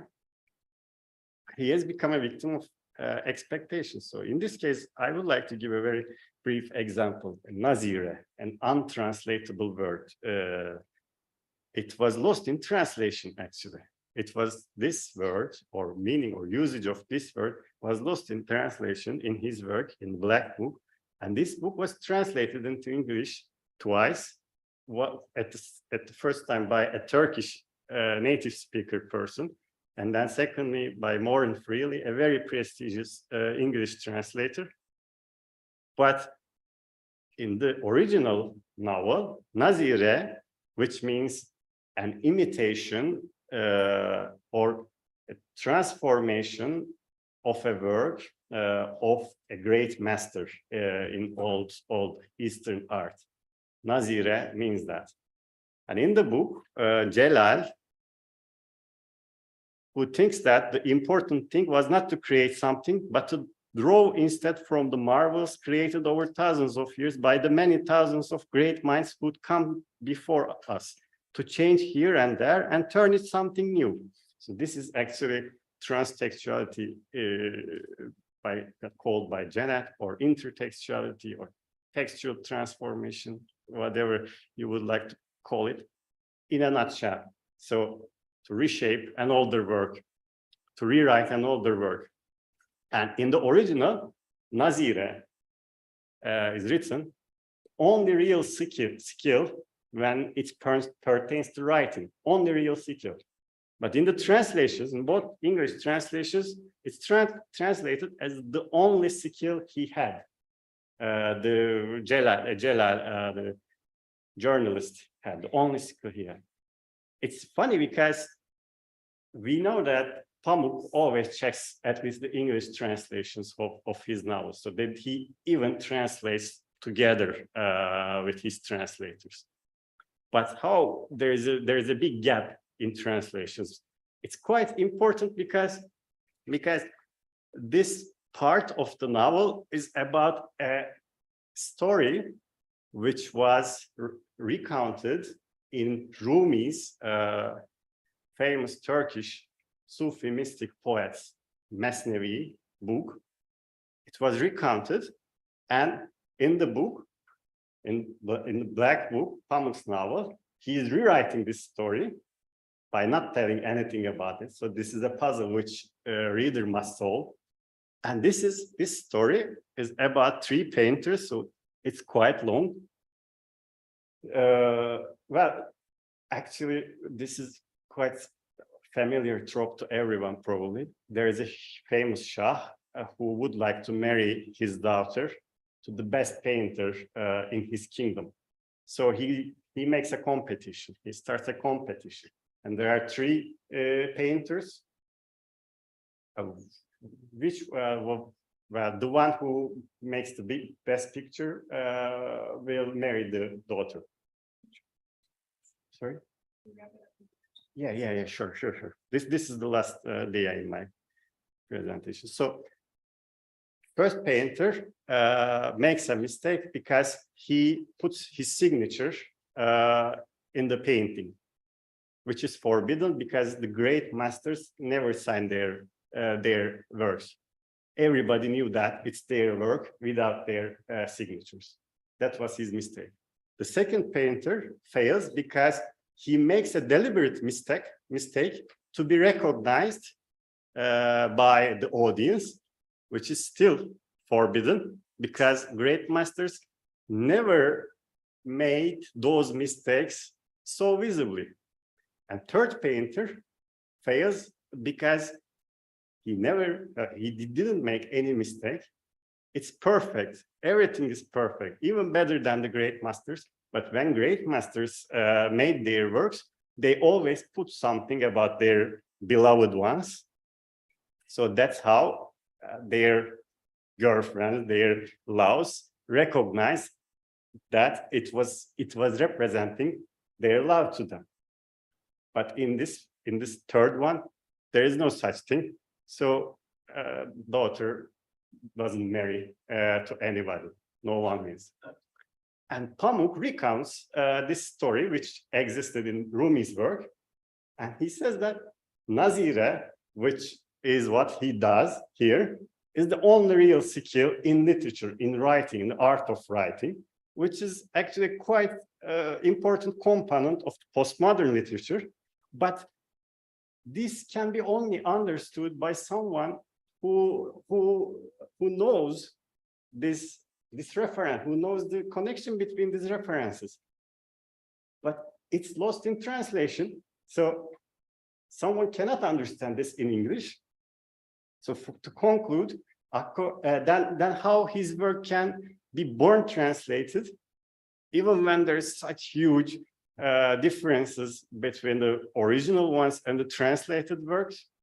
And how can he be that person who represents that he writes those things which are likable to the Western audience when there are such clear references to Turkish literature canon, Turkish literary canon, Oriental literary tradition? But of course, we can only say these things when for his works written before the Nobel Prize. Okay, right after the Nobel Prize, we see maybe it's a curse. Is there such thing called Nobel curse or something like that? Because after that, he really writes such works which are easily understood by everyone, so easy to decode. There are no such puzzles, riddles, enigmas, or anything at all. And then he's not so popular anymore, right? So nobody reads his work anymore. That's quite curious in my case, and we should discuss about it more and more, I think. So thank you for your patience.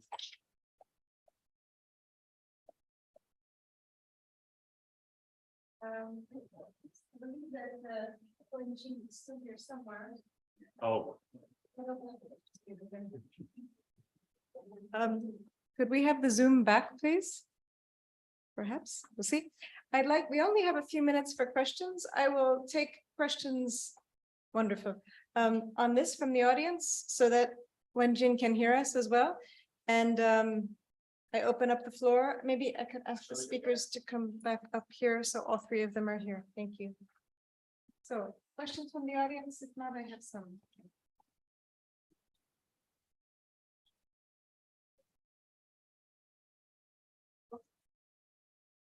So, while you're thinking of your questions, I have some thoughts about misreadings.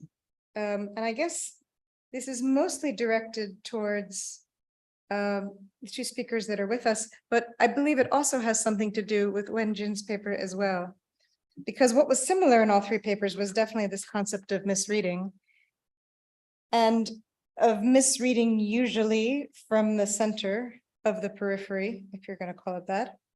But the question I really have for first, Shania, I'll ask you first, is about scripts versus languages, because when you were talking of the different sign-based systems that were coming up in people's imaginations as a way to solve the question of how to communicate with the world, I was thinking both of telegraph code, which was actually a script-based system which did achieve that purpose, but it must have been in the background of people's minds, and also Esperanto, which is the opposite, which doesn't for a moment consider anything but Latin as the source of all possible languages. So, I mean, they're all circulating at the end of the 19th century, and I'm thinking, how amazing that yokai goes so far as First Nations to find his, you know, in a way, it's so much more global than something like Esperanto or even telegraph code. So I'm just admiring his impulse and his globalism in a sense. So that's my question for you is why did he reach so far for his script? Because that book of popular, the German book of popular science that he used reached that far. So sometimes it's usually the case that yokai has these great visions and very fascinating ideas or fascinating connections between very diverse ideas, but you could trace them back to and we're lucky to have a critical edition of this novel, because the people who did that in the 70s did a great job finding out all the sources, and they found out the sources for his obsession with these non-European Maya, First Nations, all that. So he had his own sources. So I would rather say that the public consciousness, or I don't know, whatever, that was truly global in that era, and he went with that. So so it's not that out of obscure provincialism, he just came up with this. Well, what makes it interesting to me is that it sets off the contrast with Casanova's, let's call her copy editors at fault, that were so focused on their own script that they couldn't recognize this difference. Whereas he's looking so far for his scripts. It's an amazing question of visibility. Any more questions come up from our audience for any of our three speakers? If not, I have one more.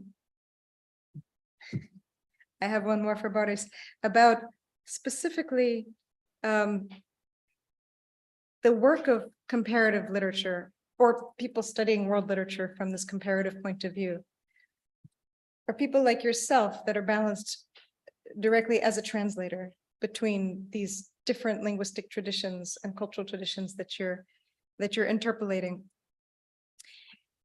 In a sense, I mean, you brought up so many questions about Pamuk, but the one I was left with is, what is it that we're missing? I'm putting myself now in this category of the Western reader, because I was, and I am, who read him in English in New York in the 1990s. And I learned so much, but obviously, as you pointed out from showing us exactly the cultural intertext that I was missing, I'm missing a lot. So then I'm turning, instead of just throwing out the idea that anything can be translated, perhaps that then encourages the work of the comparatist the person who has access to both traditions, to both cultures, to constantly reiterate that which is lost. And I'll give you one parable which might make this more clear. I happen to be married to someone who does not have the same native language as I do. And when we were considering whether this union was a good idea, he thought, well, there'll always be something lost in translation. And he was terrified at this idea that he would have to spend the rest of his life missing the true meaning of what I was saying. And I would constantly miss the true meaning of what he is saying, which does happen. But here's where I'd like to put your figure. And I'm putting you in this category because I can see that you're occupying it here in Szeged. My argument back, and I must have won because we're married and still married, is that in fact, we are going to spend our whole lives trying to understand each other and filling that space with lots and lots and lots and lots of words, which is your writing. That's your dissertation in a sense. It's what we can't know about Pamuk because we can't read him the way you can. So I'm trying to give you an affirmative, optimistic American response to this crisis. We need that, yeah. That's what I mean. We need that because, well, in Turkey at least, they used to translate words from Hungarian, for example, through German or through Russian, because nobody spoke Hungarian. But nowadays, there are people like me, but there are people, really good translators, who translate directly from Hungarian. So we are in a much better situation, I think, because before we couldn't have that opportunity. And now that there are translation tools, AI to help us. So we have unlimited options, but still, of course, we was managing the translation. I used to have a friend at the university who taught that, who said that he needs to learn Russian in order to understand Dostoevsky's work better. And he really did. He studied Russian, he took some courses, and he started to read Dostoevsky in Russian. He said that I don't understand anything. So learning a language and reading something in the original language doesn't necessarily mean that you will understand it better than the translation. So we need translation, in my opinion. But what we miss, it's not just the meaning of some nursery. It's not just some concepts. Of course, I also have trouble when I need to translate Bejar into Turkish because there is no similar concept in Turkish history, but still we need to put our best effort. But these cultural references, well, at least to see the things from the positive side, well, even though Western readers lost those references, they still liked it for some reason. And Turkish readers liked it for some other reason. Turkish readers didn't like it because it was talking about some exotic country. It's their own country, it's not exotic for them. Right? But they liked it for some other reason. So I think we can put our best effort to make this distortions or misinterpretations at minimum. Okay, I know we're out of time, but I will just say to you, Wenjin, I think you're doing something similar in helping us understand what was misunderstood in the 18th century. So thank you. Do you have anything you'd like to add before we wrap the session up? Oh, yeah, I would like just to respond to your first question to Sandor, about the conception of a universal language. I think this project actually does go back to my period, the 17th and the 18th century. That's when German Orientalists, linguists started to suggest the idea, speculate on the idea of the grand harmony between Oriental languages, right? How Hebrew and other sort of Asian languages might have a fundamental similarity among them, right? So ideas of universal connections or harmony among languages really sort of originated right in the early modern period. And there's another link to the second paper, to Sandor's discussion of Joe Kai's writing of a utopic notion, a utopic image of Hungary, sort of based in a site in China. Because so utopic narratives, go back to More's Utopia, of course, right? But it's also an early modern tradition that started to incorporate exotic locations, right?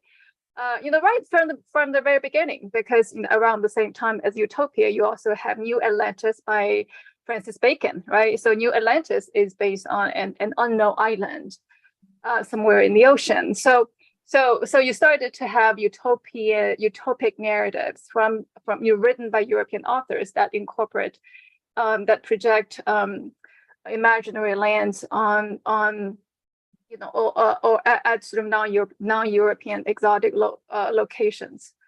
So I would consider Jokai's novel as an extension, a quirky sort of addition and extension of an early modern tradition of imagining different worlds in exotic non-European locations. But of course, Hungary and China, they have specific historical connections, and so it just testifies to the argument, right, the Sandor, that you were making. So you can always draw sort of linkages and find analogies, right, across different time periods and across different geographical and cultural locations. However, you always keep in mind the peculiarities, right, the sort of the national, the distinguishing national features, cultural features, defining different nations. So Jokai's position on world literature and how it can be supplemented by national traditions, right, is something left out by Casanova, and it's something that I think all three papers try to, keep in focus and sort of address in our own ways. So this is just how much I have enjoyed this panel and have learned from it. Thank you. Brilliant concluding comment. Thank you so much for wrapping this up so beautifully. We have to end it there. But thank you all so much for sitting through this last panel with such attention. And we look forward to our next event, which will be our first keynote. 5-minute break from the organizer. Thank you.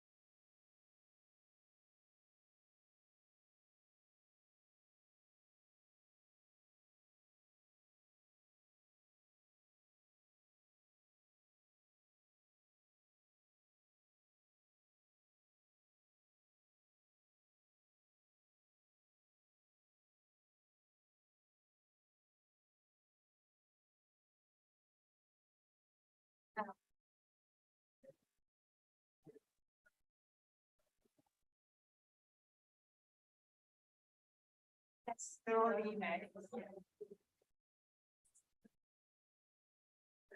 Realize that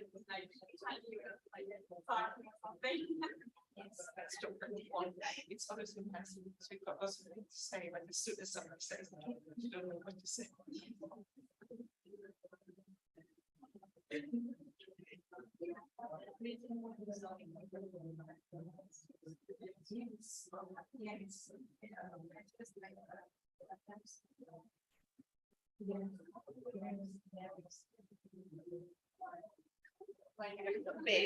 It's big, but in case we, yes.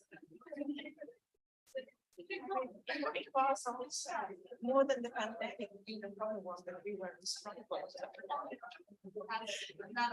Because the college decided that they were going to make a lot of us redundant. And they even talked about closing comparative literature, so we were in a struggle. Yes, we're still there. We're still there, alive and kicking. I think I'm going to try to get some already. Yeah, I've already seen, but I'm going to try to fill this in because yeah.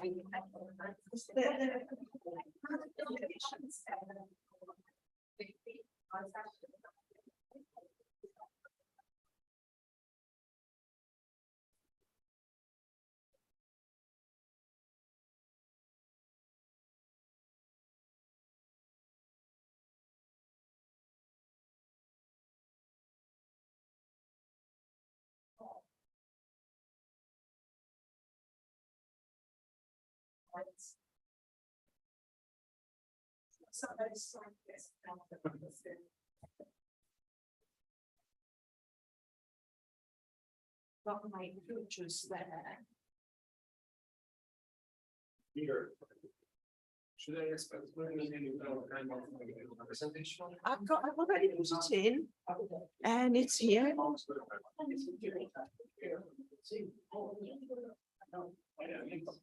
Okay, like that. Did I do something wrong? Did I do something wrong? Should I have left it to you? It's fine. Yes. I just have to remember to.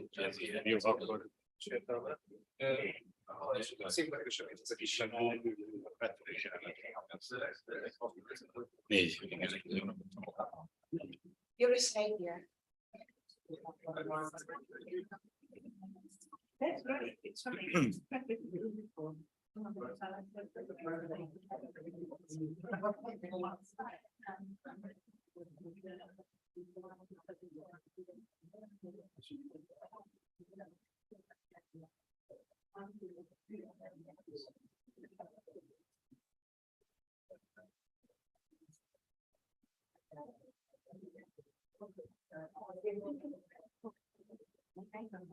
Yes.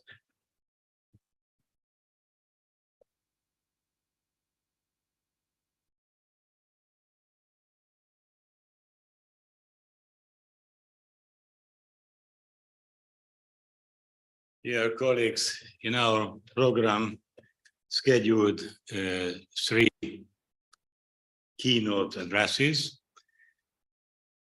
Professor Lucia Boldrini and later Noam Roche, University of Harvard, and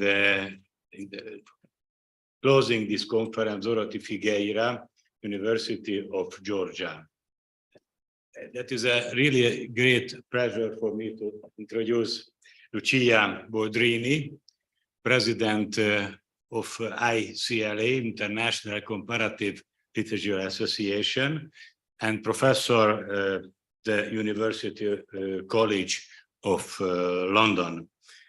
His lecture will be had on authors in search of a character ghostwriting, would be in Italian, if I translate it well, autori in cerca di carattere, scrittura fantasma.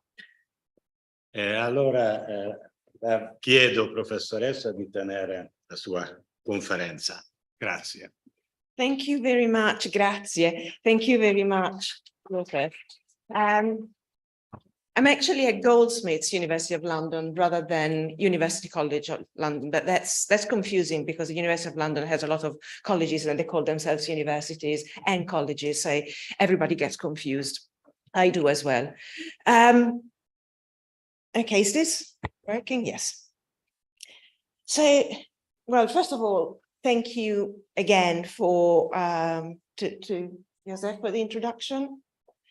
Got soundtrack, lovely. Thank to Peter for inviting me to thank you to the Academy, to the University of Szeged. Thank you to the Comparative Literature Association here. When Peter Hyde invited me to participate in the celebrations for the 50 years of Neohelicon, as I said this morning, I read through everything, but also I was mindful that his invitation mentioned, invited me to engage with one or more issues or articles previously published in the journal. So I took that quite literally. And this paper really is about how the things I've read in, some of the things I've read in the journal have helped me think about what I'm researching, what I'm interested in. And there's a kind of dialogue going on. So you'll see here several references to publication, to articles published in Neohelicon.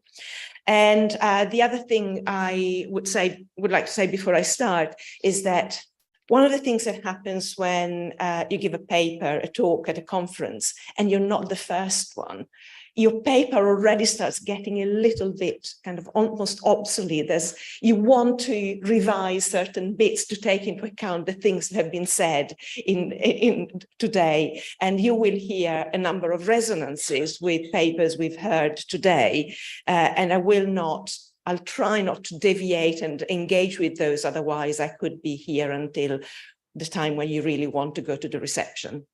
So I'll stick to my talk, to my paper. So my current topic of research is biographical and autobiographical fictions, or biofictions in short, novels in which the protagonist is a real person, somebody who's historically lived, narrated either in the first or in the first person, and obviously narrated by somebody else, even when it's in the first person. So one of the first things that I did when I received the invitation to participate in this conference was to look for relevant keywords through all the articles to see which ones were more relevant. And I could find only one very recent article specifically dealing with biographical fictions, to which I will return later. But that didn't disappoint me, because I did find many other rich treasures. So Neohelicon has been concerned consistently across articles and whole issues, especially for the last couple of decades, with the relationship between fact and fiction, with theories of possible or alternative worlds, with trans-world writing, with border crossing. And this is what my paper today mostly draws upon. And the slide shows, I'm not going to kind of read them all, but the slide shows a selection of issues with some articles within those issues that some of them I'm going to refer to later, some of them I won't, but they still form the background of what I'm going to say. And some I didn't put on the slide because I didn't want to cram it too much, but there are others in Neohelicon that also contributed to this paper, to this thinking. So these topics of trans-world, border crossing, fact and fiction, alternative worlds, evidently are relevant for novels that choose a historical individual as their protagonist and use biographical, historical, documented fact, often very scrupulously, but also often counterfactually. And programmatically locate themselves precisely on the boundary between fact and fiction, biography, autobiography, and novel, history and imagination, between alternative worlds.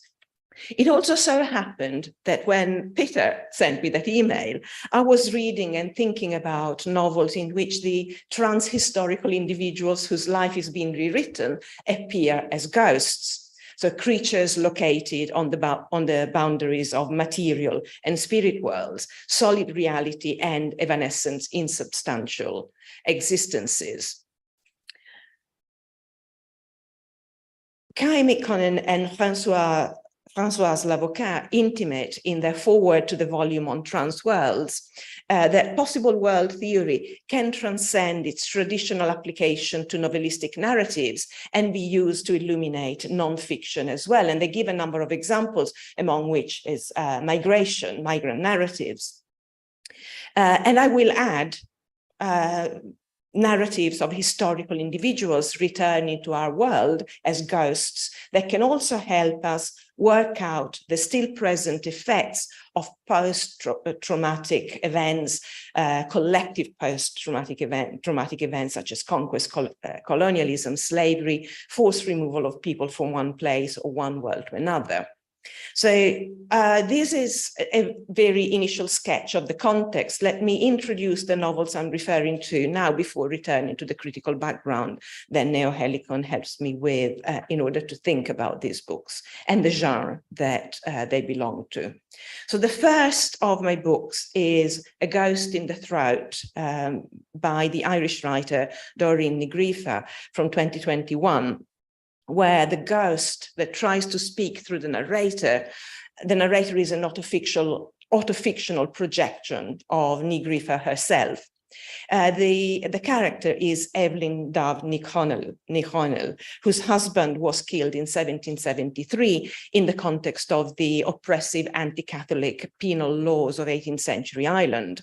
And Evelyn Dove composed a keening or a lament for the dead, a poem narrating not only the events of the death of the husband and his discovery of it, the horse returning to the house riderless, her rushing to see to try to find out what happened, finding the body, drinking the blood still spurting from the corpse. It's quite gruesome in some places, but also her devastating loss, her memory of him, their passion, her losing the child she was carrying when she discovered his death, her pain and her desire for him. The poem becomes an obsession for the narrator, who sets out to find out all she can about this historical figure of Evelyn Dove, discovering the many erasures of her and of women in historical records. Unhappy with the existing translations and criticism on the poem, she sets out to retranslate it, and her own life becomes fully enmeshed with that of Evelyn Dove in a quote, that's the third line on the slide, an unscientific mishmash of daydream and fact, which mixes together biographical and historical archival documents, literary criticism, reflections on translation and on poetry, as well as her own domestic life and her body as a mother and a wife obsessed with cleaning, with donating her time and part of herself to charity. She donates her milk, she donates her hair, the part of the narrative is about her risking losing her own child. So what we hear is her voice as narrator and that of Evelyn Dove, as she, the narrator, invites the voice of another woman, that's the last quotation on the slide, the voice of another woman to haunt my throat a while. So this is the ghost in the throat that appears in the title. The other novel that I am thinking about is South African writer Zoe Wickham's Still Life, published in 2022, last year, in which the narrator is an author pressed by her agent to come up with a new novel guided by, quote, the power, the necessity of the authentic first person, not because the agent Belinda believes in it, but because markets at the moment are hungry for it, require real life, real stories. The narrator, however, is reluctant and struggling to come up with anything good, convincing. A host of odd characters, hesitant and transparent at first, appear to her in a makeshift shelter, demanding their stories to be narrated.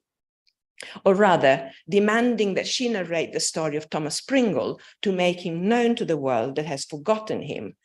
Pringle was a poet from the Scottish borders, best known in South Africa and not so well known at all in Scotland or Britain, as the father of South African poetry, for the romantic poems that he wrote about the people and the landscapes he encountered as a colonist. In Britain, if he's remembered at all, it is as a humanitarian anti-slavery activism, for his anti-slavery activism. He is the oldest and the weakest of the ghosts, but he's the very reason why the others are there. And as it is the others that want his story to be recovered. And one is the forceful, no-nonsense Mary Prince, the West Indian slave or former slave, author of The History of Mary Prince, a West Indian slave related by herself, the only published English language testimony by a West Indian slave woman who was brought to London by her owners, escaped them, and was taken in by Pringle, who arranged for an amanuensis to take down her story and write it in a more literate language than Mary Prince spoke, and published it in 1831 as part of his anti-slavery activism. He was secretary of the Anti-Slavery Society from 1823 to 1838. Then Pringle added introductions, prefaces, afterward, another story about another person, a young man, to the successive editions. So increasingly framing and distancing the story from Mary's authorship. And this raises problems around the concept of self-representation and the control of narratives as well. And this is something that becomes kind of thematized in the novel itself. Another of the ghosts demanding that Pringle's story be written is the young man Hinsa Marossi, a native indigenous South African who the Pringles kind of sort of adopted as their own son. There are different versions, partly based on historical kind of notes that Pringle himself and letters that Pringle himself wrote, which include Pringle actually bought him to raise him as a servant. But he's best known for being the young boy depicted in Pringle's poem, The Bechuana Boy. I'll come back to the poem later. The reluctant narrator enlists the help of an intermediary, an amanuensis, and chooses Nick or Nicholas Green, the imagined poem from Virginia Woolf's novel, Orlando, a truly fictional character transworlding, as it were, into this novel and joining this motley crew of ghosts. The others are based on historical individuals. Nick Green is entirely fictional, but moving from one fiction into this one to narrate the life of the real individuals. So the biofictional genre's programmatic self-placing on such borders of fact and fiction, historical time subjectivities, first and third person, demands, in this case, through its ghosts, that our present relationship with the past is worked out and worked through in the awareness that each different era or culture constructs its relation of fact and fiction differently. And on the slides, I put this point, a very similar point, in the words of Françoise Lavocat. In one of the issues or essays that I had listed previously on fact and fiction. By placing historical individuals at its center, biofiction also inquires into how we construct and understand the historically shifting notion of the individual, of the human, the relationship between individual and society, and the various facets that define identity, whether psychological, such as trauma, memory, ego, desires, and so on, or socially oriented ones, such as class, race, ethnicity, nationality, and so on. Wickham's still life in particular invokes colonial conquests, the contested union of England and Scotland, the border area of Scotland and the eastern frontier of the British colony in South Africa, where Pringle actually went, the forced transportation of Caribbean and African slaves. All of this and the fact that the novel is written by a mixed race South African author residing in Scotland, Wickham, also raises questions of transnationality, transculturality, and translingualism. And the literary agent, Belinda, literary agent's intimation to the narrator of Still Life that readers expect a true story, that was in the previous slide, that we need novels of this kind. And of course, biofiction's nature of being based on true stories, on true historically existing individuals, sent me back to reread So-Won Park's essay based on a true story in the issue on fact and fiction. Park's argument is that, especially from the 1980s, the retelling of real events or lives has been seen to respond to a hunger for the real by audiences. And this is exactly what's echoed in the novel, with the agent wanting real stories because that's what audiences want. Audiences attracted by what is real more than the fictional. At the same time, academic criticism has seen this distinction as naive and has emphasized how all reality is a construction given shape and therefore meaning through narrative. This is, I'm paraphrasing So-Won Park here. And Park identifies postmodernism and cognitive narratology as the two exemplary theoretical views that support this ontological replacement of the real by narrative. The consequent erasure of the difference between the real and the fictional and its framing of reality as indeterminate or meaningless unless narrated into meaning is different, Park argues, from the acknowledgement that there may be a variety of subjective experiences of reality and perspectives on it, and certainly different from the literary critiques of linear narratives such as Tristram Shandy or the theatre of the absurd, or the poetic musical narratives or modernism that prefer the intuitive over the narrated. I'm still paraphrasing Park here. And Park's important question is, if we cannot distinguish the real from the fictive, what are the consequences for those who have been systematically oppressed? Narrative cannot endow meaning for those who have been historically dispossessed. Theirs is a story that cannot be told, as Toni Morrison says, and that's the first of the quotations on the slide, not just because of the narrative of the victors erasing other stories, but because, quote, basic facts about the invasions remain obscure in the construction of narrative that passes as official reality, end of quote. Acceptance of the reality of fact and truth is fundamental, Park says. Truth has to be salvaged in the interest of justice, quote, because, and that's the last quotation on the slide, on issues related to social justice, only facts have the authority to adjudicate between narrative realities. I share Park's concern for the silencing of the dispossessed, but I don't fully share, I share to an extent, not completely, had despair at the emphasis on narrative's mediation of reality. Absolutely, the truth has to be salvaged. Absolutely, narrative realities can be adjudicated only by the correspondence with facts. But how will that correspondence with fact and the objectivity of fact be measured? In an epoch of fake news, of deep fakes, of AI creating alternative realities, an epoch very possibly facilitated by the descent into relativism that postmodern epistemologies favored, how do we salvage the truth if not by painstaking and often painful unpicking of the emplotment of narrative in order to show that the facts can be related in a different way? And I mean related both in the sense of connected, related to each other, and accounted for, narrated.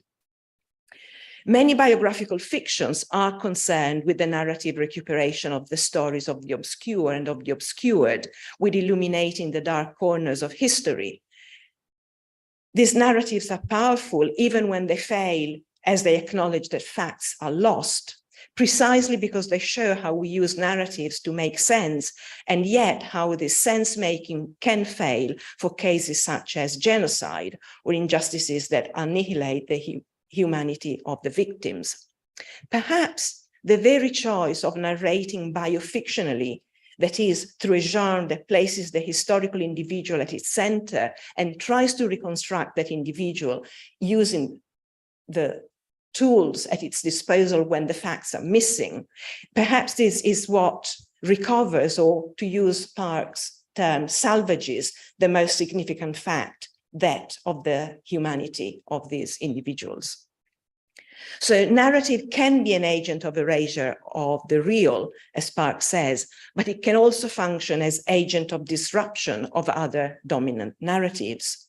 It is in the context of these debates around the value of reality and how it is produced or acknowledged that the narrative of the ghosts of real individuals acquire their value. My title, Authors in Search of a Character, obviously echoes Pirandello's 6 characters in search of an author.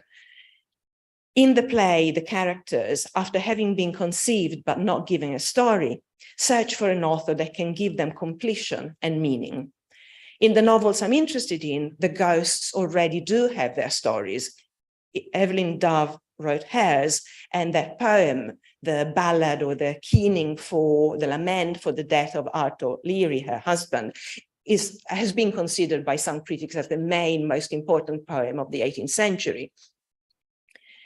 In the case of Mary Prince, her story, narrated in her slave memoirs, is hers, however framed, displaced, filtered by Pringle and by the amanuensis that normalized her language and her grammar. It is still her story. Hinza is a historically existing individual, but he is also a textual being, produced for us by a poem which determines how we perceive him, even as we know that there is an obscured history behind him. We don't know more of the facts. All we have is what Pringle left, mainly the poem and some notes that make the story much more ambiguous and confused.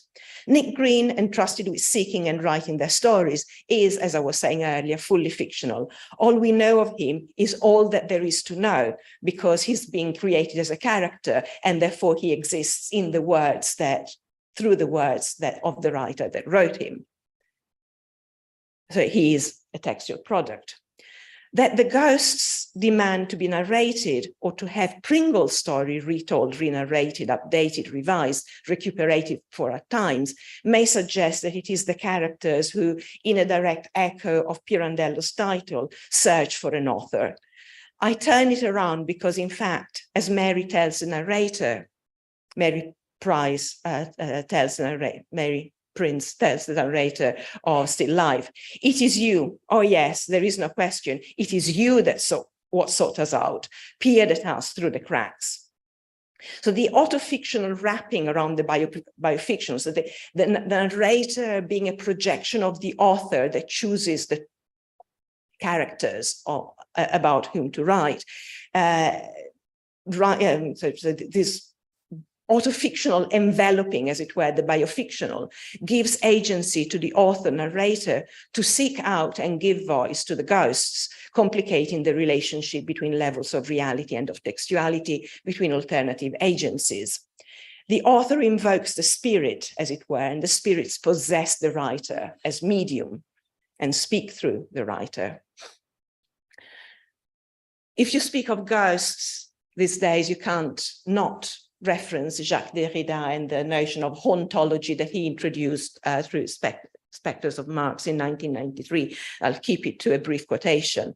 Ghosts arrive from the past and appear in the present.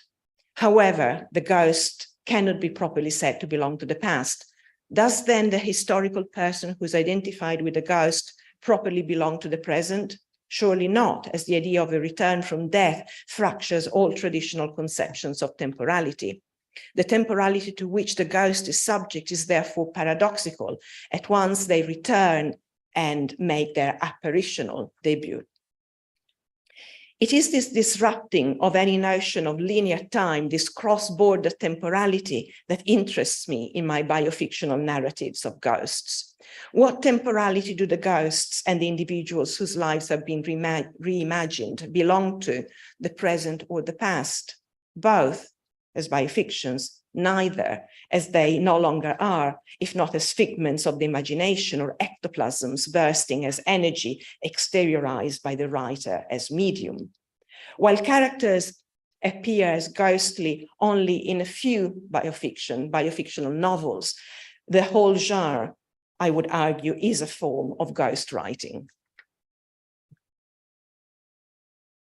In his introduction to a recent issue of Neohelicon, Bibu Shang notes how contemporary narrative theory has diversified from its traditional focus on the novel to attend to issues in non-fictional narratives of all kinds, different genres, different media, and particularly relevant for this paper, borders of cultures and nations, turning towards the transnational. In his article in the same issue, he also points to unnatural narratology, whose focus would be on anti-mimetic events, characters, settings, and humanly impossible scenarios, the non-human narratives that he references, of which ghosts are no doubt examples.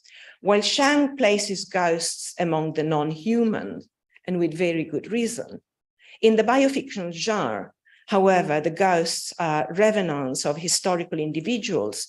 The ghosts as revenants of historical individuals are eminently human, even if not quite alive and not quite dead.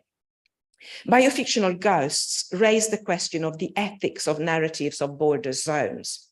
While they do not haunt the living in the sense that like the Gothic ghost that haunts old houses or castles, they invite us, the living, not to let the past lie, to haunt it, to retell its story in a new way, in ways different from the linear narratives of history, in configurations and constellations that are neither causal nor teleological, that remain elusive, complex, not necessarily coherent, and attuned to the constant shifting facts of the past, to critique, in a sense, the dominant narratives that So Won Park was talking about.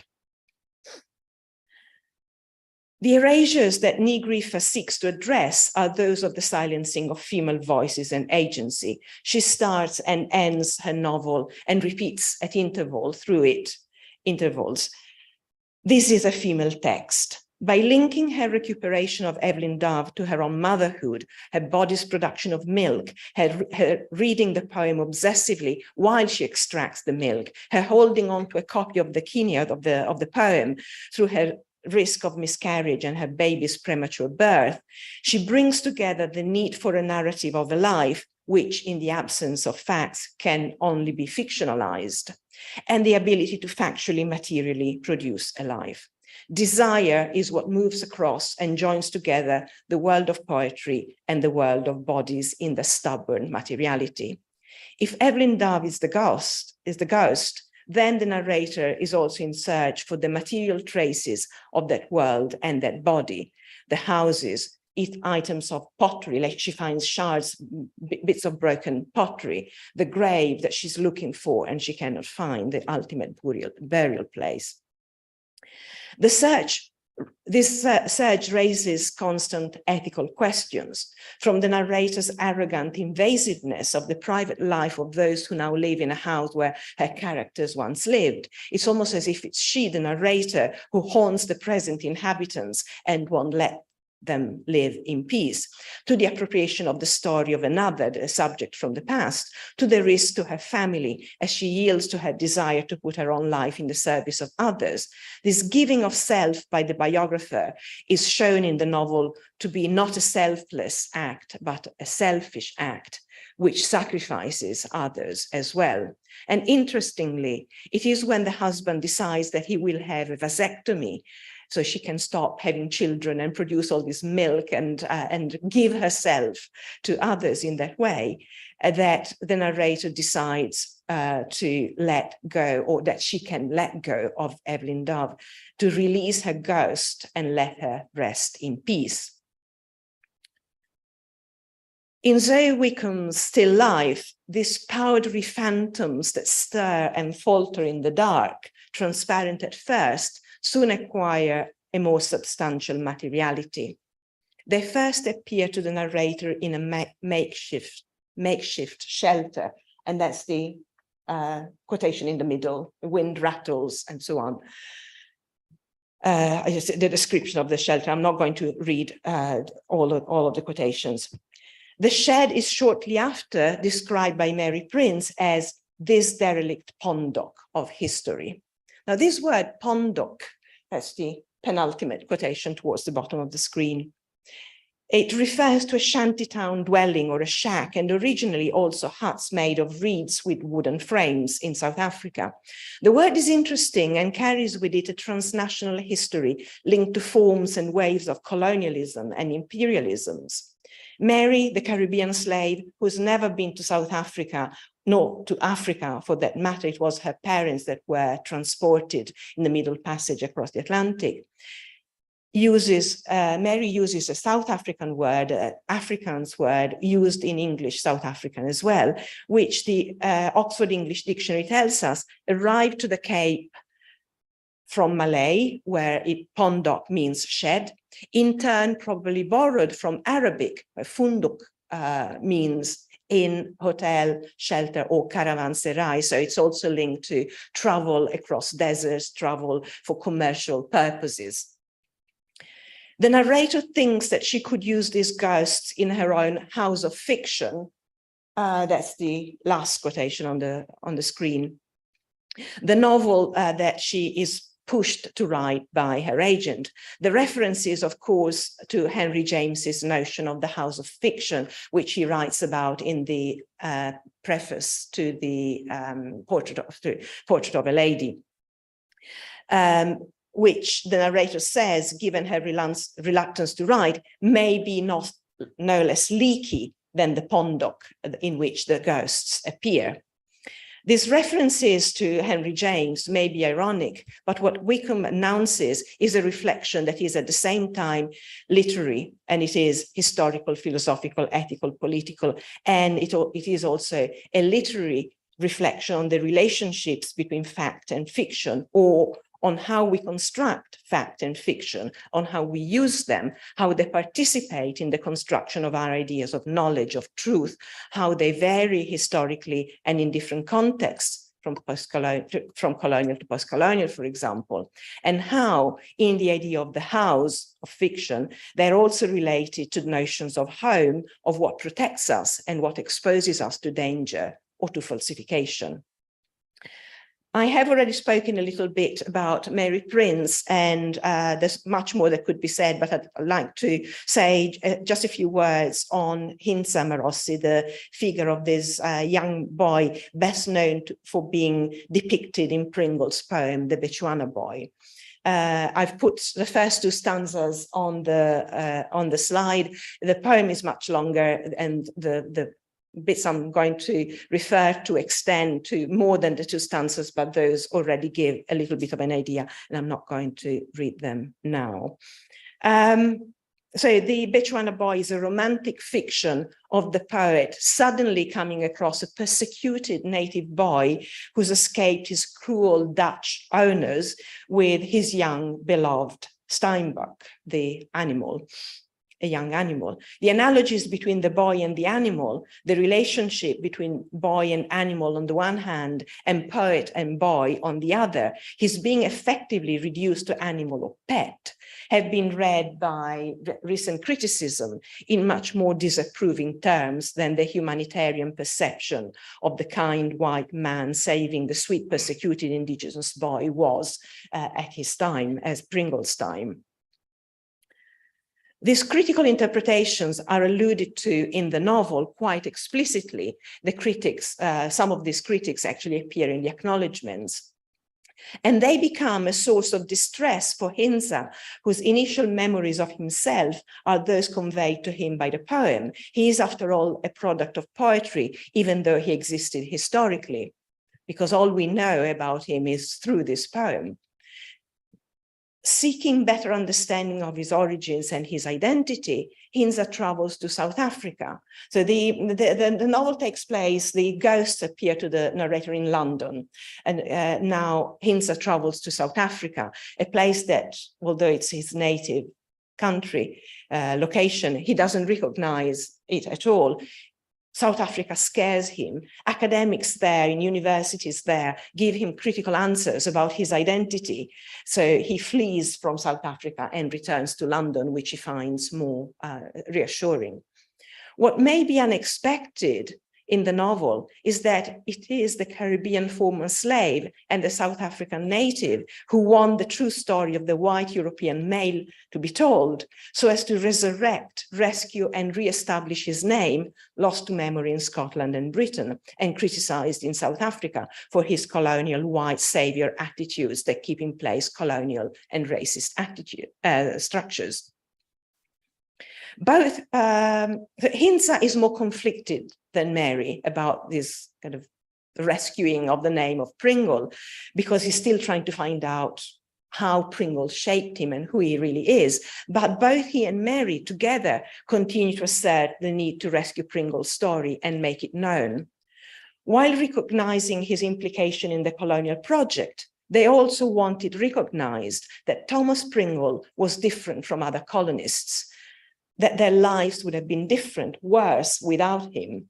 Pringle may have framed Mary's story, but he did have it printed and defended it as truth when others denounced it as malicious fiction, the ones in favor of slavery. In a different historical moment, he may have been a better man, one who recognized that the Christian humanitarianism that drove him and that underpinned his recognition of the humanity of slaves was also the foundation for the project of slavery and conquest cloaked in the fiction of bringing civilization.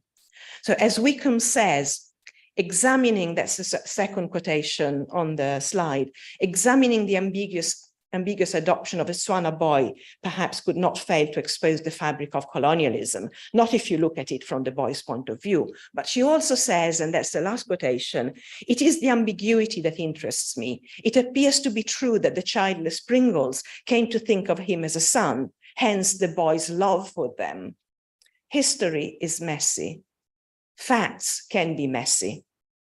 It's not only the need to judge by the standards of one's time, rather than absolute standards. The question is rather being driven by an ethical recognition of the others, in this case, Pringle's attempt to overcome his limitations, weaknesses, and vulnerabilities, which are partly his own and partly those framed and shaped by his time. Unraveling fact from fiction in this ethical tangle may not be of this world. The inspired choice of Nick Green as narrative invention and narrative mediator of the story therefore points to the difficulty of disposing of narrative, not only as epistemological frame, but also as ontological arranger of a world or worlds and as ethical inquiry. At the center of these narratives is the negotiation between the individual truth, locating ethos in the autonomy of subjectivity, and tracing collective histories, such as those of slavery, colonization, emancipation, their origins, and the permanence of their effects in the present. I would like to conclude by referencing the only article in Neohelicon which I have found that deals directly with biofictional texts, although it does not use the word biofiction. And that's Ely Tang's article on 2 biographical fictions by Julian Barnes, Noise of Time and The Man in the Red Coat. Tang argues that the opposition between factional and fictional narratives is founded not on documentable evidence, whether textual or extra-textual, but on specific communicative strategies. As a rhetorical mode, it must also be distinguished from truth-telling. And I don't have the time to engage, no, I don't, to engage in details with this essay, which is really very subtle, very smart, very insightful. But I want to borrow an expression right at the end of the essay that strikes me as wonderful, where Tang writes, and that's the first quotation in the middle of the slide, "Fictionality provides a double exposure of the imagined and the real world, pervading factual discourse as a persistent ghost in a castle with the capacity to shape readers' beliefs about truth and reality." It is this notion of the double exposure that I want to end on, in that the doubly exposed photograph with its superimposed images, ghostly, semi-transparent, and yet present, pointing to the presence on the photographic paper of 2 moments different but inextricably present to each other. This is precisely what biofictional ghost writing aims at and achieves, leaving us with a sense of the uncanny layeredness of history and of lives. Thank you.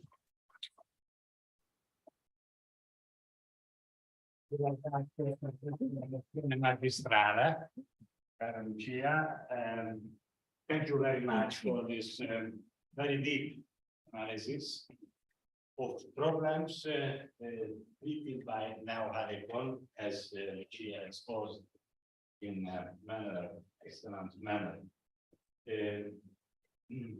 Not only the subject was very interesting, but also the way, a fascinating way of presentation of this subject, this problem. Thank you for mentioning frequently Neohelicon. First of all, 3 issues, our issues. 42, 45, 43 and 49. 49. That demonstrates and encourages us to go in this direction, because the success and the importance of the problem presented by Lucia give us this conviction.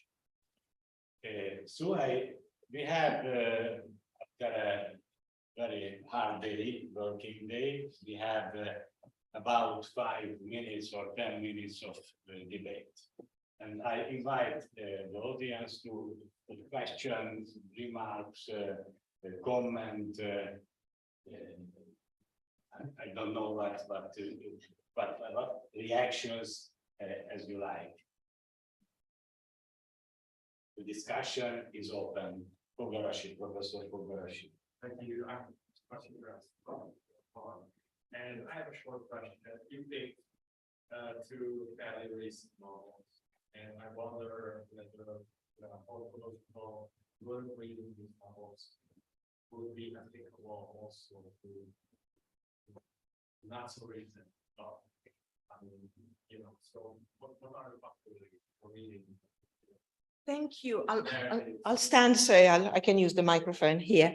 Thank you. That's a good question, because my impression is I haven't done a complete trawl through all biofictions that existed ever, but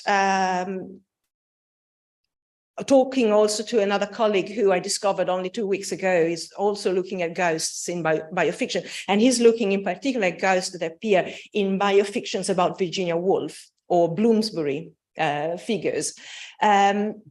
He also thinks, like I do, that the ghosts have started appearing, so historical characters have started appearing in novels as ghosts only quite recently.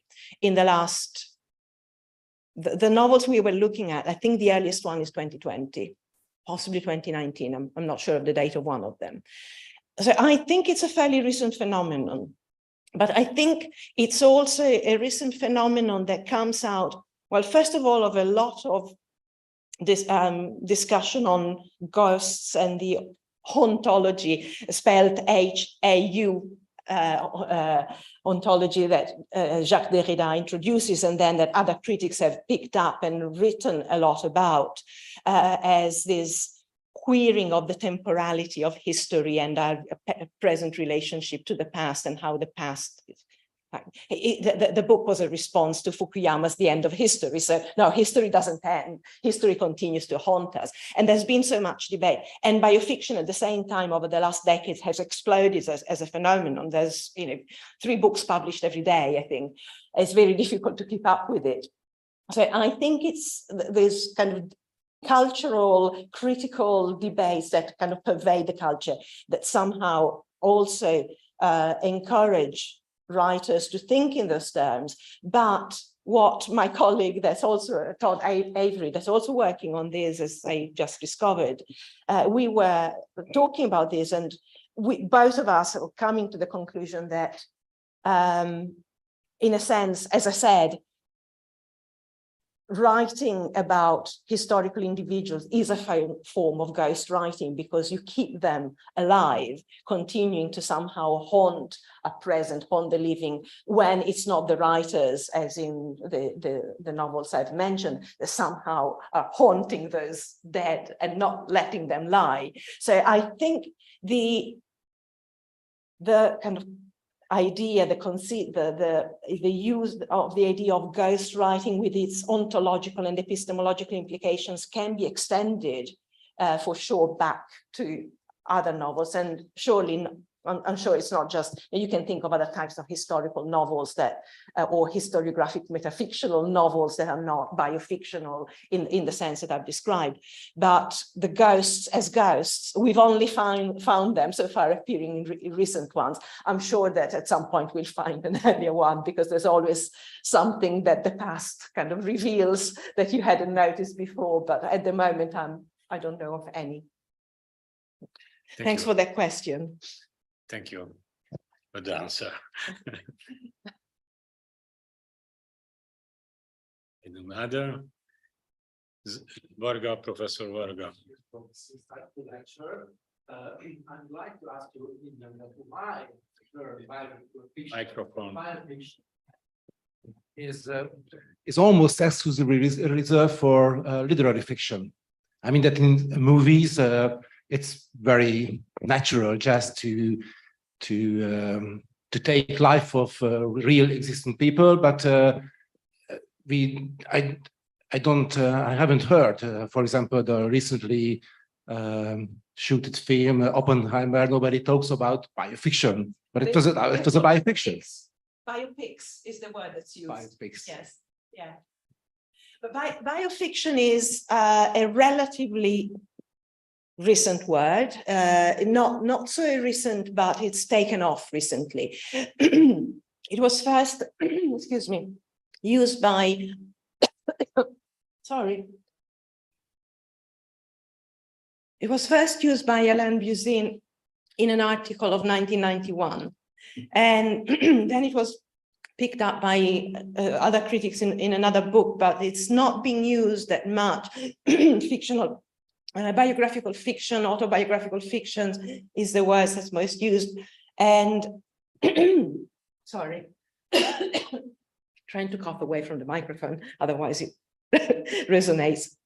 But it's become the kind of standard word to define this genre, this type of novels, since around 2016, when Michael Lackey was recognized as the kind of main critic in biofiction, now wrote a book and then another one and started using it. So it's become a kind of generic name that everybody uses. I myself would use it. I mean, I'm happy to use it as generic name.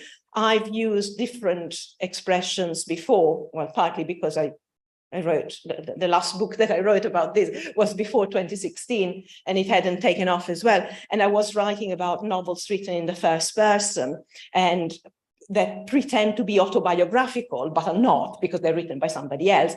And I use the idea of heterobiography rather than autobiography because, well, for a number of reasons that also have to do with Fernando Pessoa and the heteronyms and writing in the name of another and so on.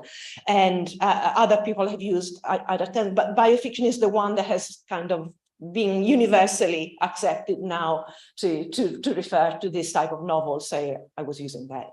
But films tend to be referred to. I mean, I found now that biofiction has become such a big term, common term, biofictional films, but normally the term is biopics. Yeah. Thank you. Thank you. Solat, Professor Solat. Thank you. Maybe my question, actually, I have two questions. One is, maybe the first, I'm absolutely getting you wrong. And then in that case, please correct me. Listening to your beautiful lecture, I was thinking about it. Maybe every story written, every movie produced by a historical figure is going to be fiction at a certain point. Yeah. So take, for example, a famous historical figure. At the point she or he became famous, he became fictional also. For Napoleon, Julius Caesar. Take Julius Caesar at Shakespeare or anywhere in movies. So I don't want to take your idea or your terminology to use it till it's useless. But maybe there is there any point to talk about biofactual literature? I mean, non-fiction biographic literature. So this is the more general question. Other is more specific and it will be shorter, is about this Nicholas Green or Nick Green character in Wolf's Orlando. And maybe we can we say that this character is a ghost character within Wolf's novel, since he has two appearances, once as a contemporary of Shakespeare, and he hates Shakespeare, if I remember well, and then reappears 2 centuries or 3 centuries later, since Orlando has this very long lifetime. When coming back, he can be a ghost character within the novel. Okay, I'll answer this first because it's possibly, well, good, because it's fresh in my mind. Well, possibly, I would have to look again at how the character appears and it's described, but given the upheaval of temporality in that novel, where Orlando is a young man at the beginning of the 17th century and is, I can't remember the age exactly, but a woman that's driving and going shopping in 1928, and it's the same character and others continue to live across history. Either they're all ghosts somehow, or I know what you mean, because Nick Green disappears and then comes back. I don't know. I don't know if we can think of him as a ghost. I would have to look at how Virginia Woolf actually presents the return. I don't have it fresh in my mind. The other question was about basically every reference to reality somehow being this. Yeah, I mean, there's a big debate about the boundaries of biofiction. Is this novel biofictional or not? Michael Lackey distinguishes quite kind of rigidly between what he considers to be the historical novel, in which there are real people as well, of course, and biofiction. And I can sort of give you his definition, but I know that people want to go to their reception. And others identify, and it depends very much also which critical tradition we're looking at, because the Anglo-American, French, Italian, they're actually fairly different. They have also different founding, they identify different founding texts. For example, in France, Alexandre Geffin, who's the main critic of biofiction in France, he says biofiction needs to have the sense of a full life. Even if you only pick some moments, there has to be the sense of a full life, or kind of teleology of the direction of the life. Others, as soon as there's a name, say it's biofiction because that's the name. And it's because it's become the kind of standard generic term, it has also become kind of big bag that stops meaning anything very, very clearly. So what I mean when I look at these texts, what I'm interested in are texts that explicitly select historical individuals, explicitly self-consciously fictionalize them, and somehow in their structures or in their explicit words reflect on the nature of what it means to try to write a person. So that there is a kind of self-consciousness to them. That's the type of novels I'm interested in, and how I would try to put some boundaries around it. So Napoleon in many historical novels wouldn't be a biofictional character. He's part of a historical novel and forms part of the kind of accuracy of the historical reconstruction in a certain context.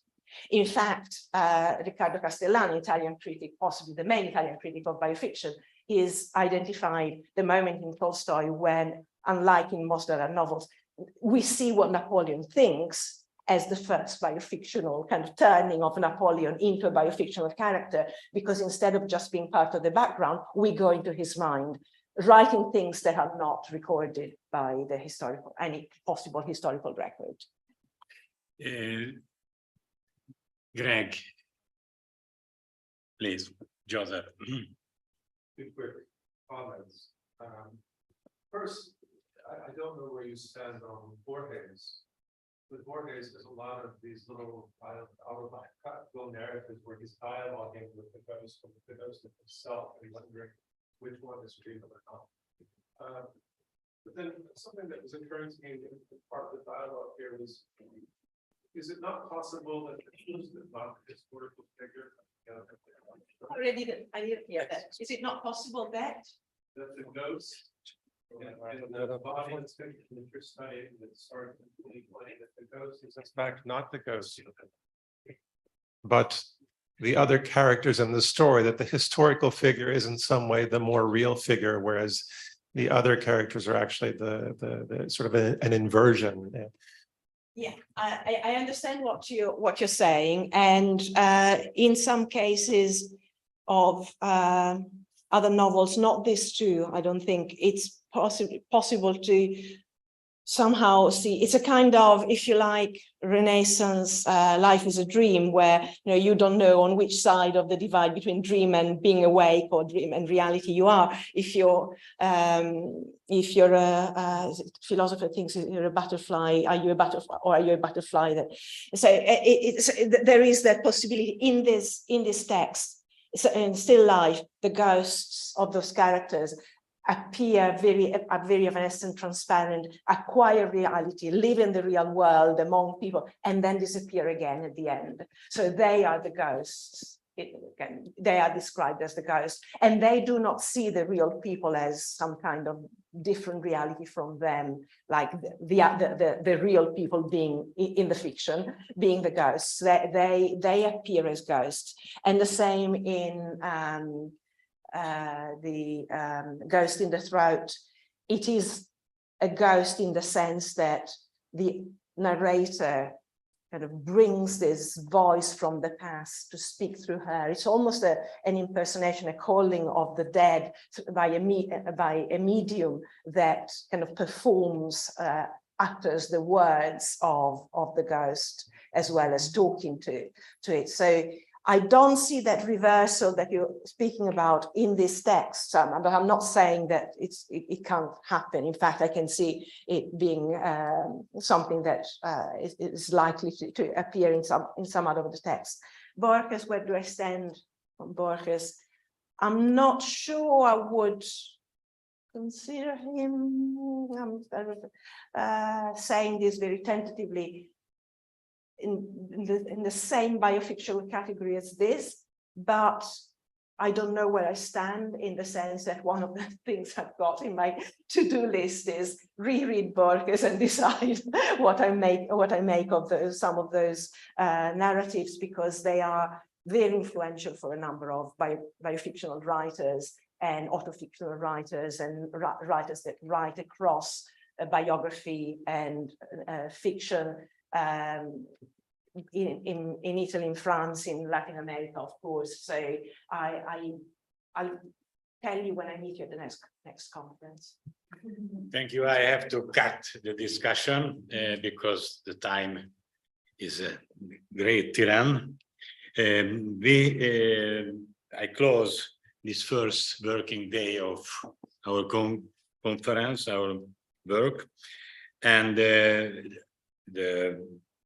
part of work, and the last event for today evening, for today night, is a welcome reception. It will be Café Radnóti, Egyetem út 2, in the building of the Faculty of Humanities, about 700 steps from here. Not meters, but steps. Okay. The building is interesting because in that building, building of Faculty of Humanities, started the Hungarian Revolution of 1956. So it is a very important building, and under the Auditorium Maximum, the main hall of the faculty, we will find situated Café Radnóti. Radnóti was a famous Hungarian poet, studied at our university, studied literature and French language and literature. And Café Radnóti is near University Library building. It's a new building relatively, and I wish you a very pleasant finishing of our working day. Thank you, Lucia. Thank you very much.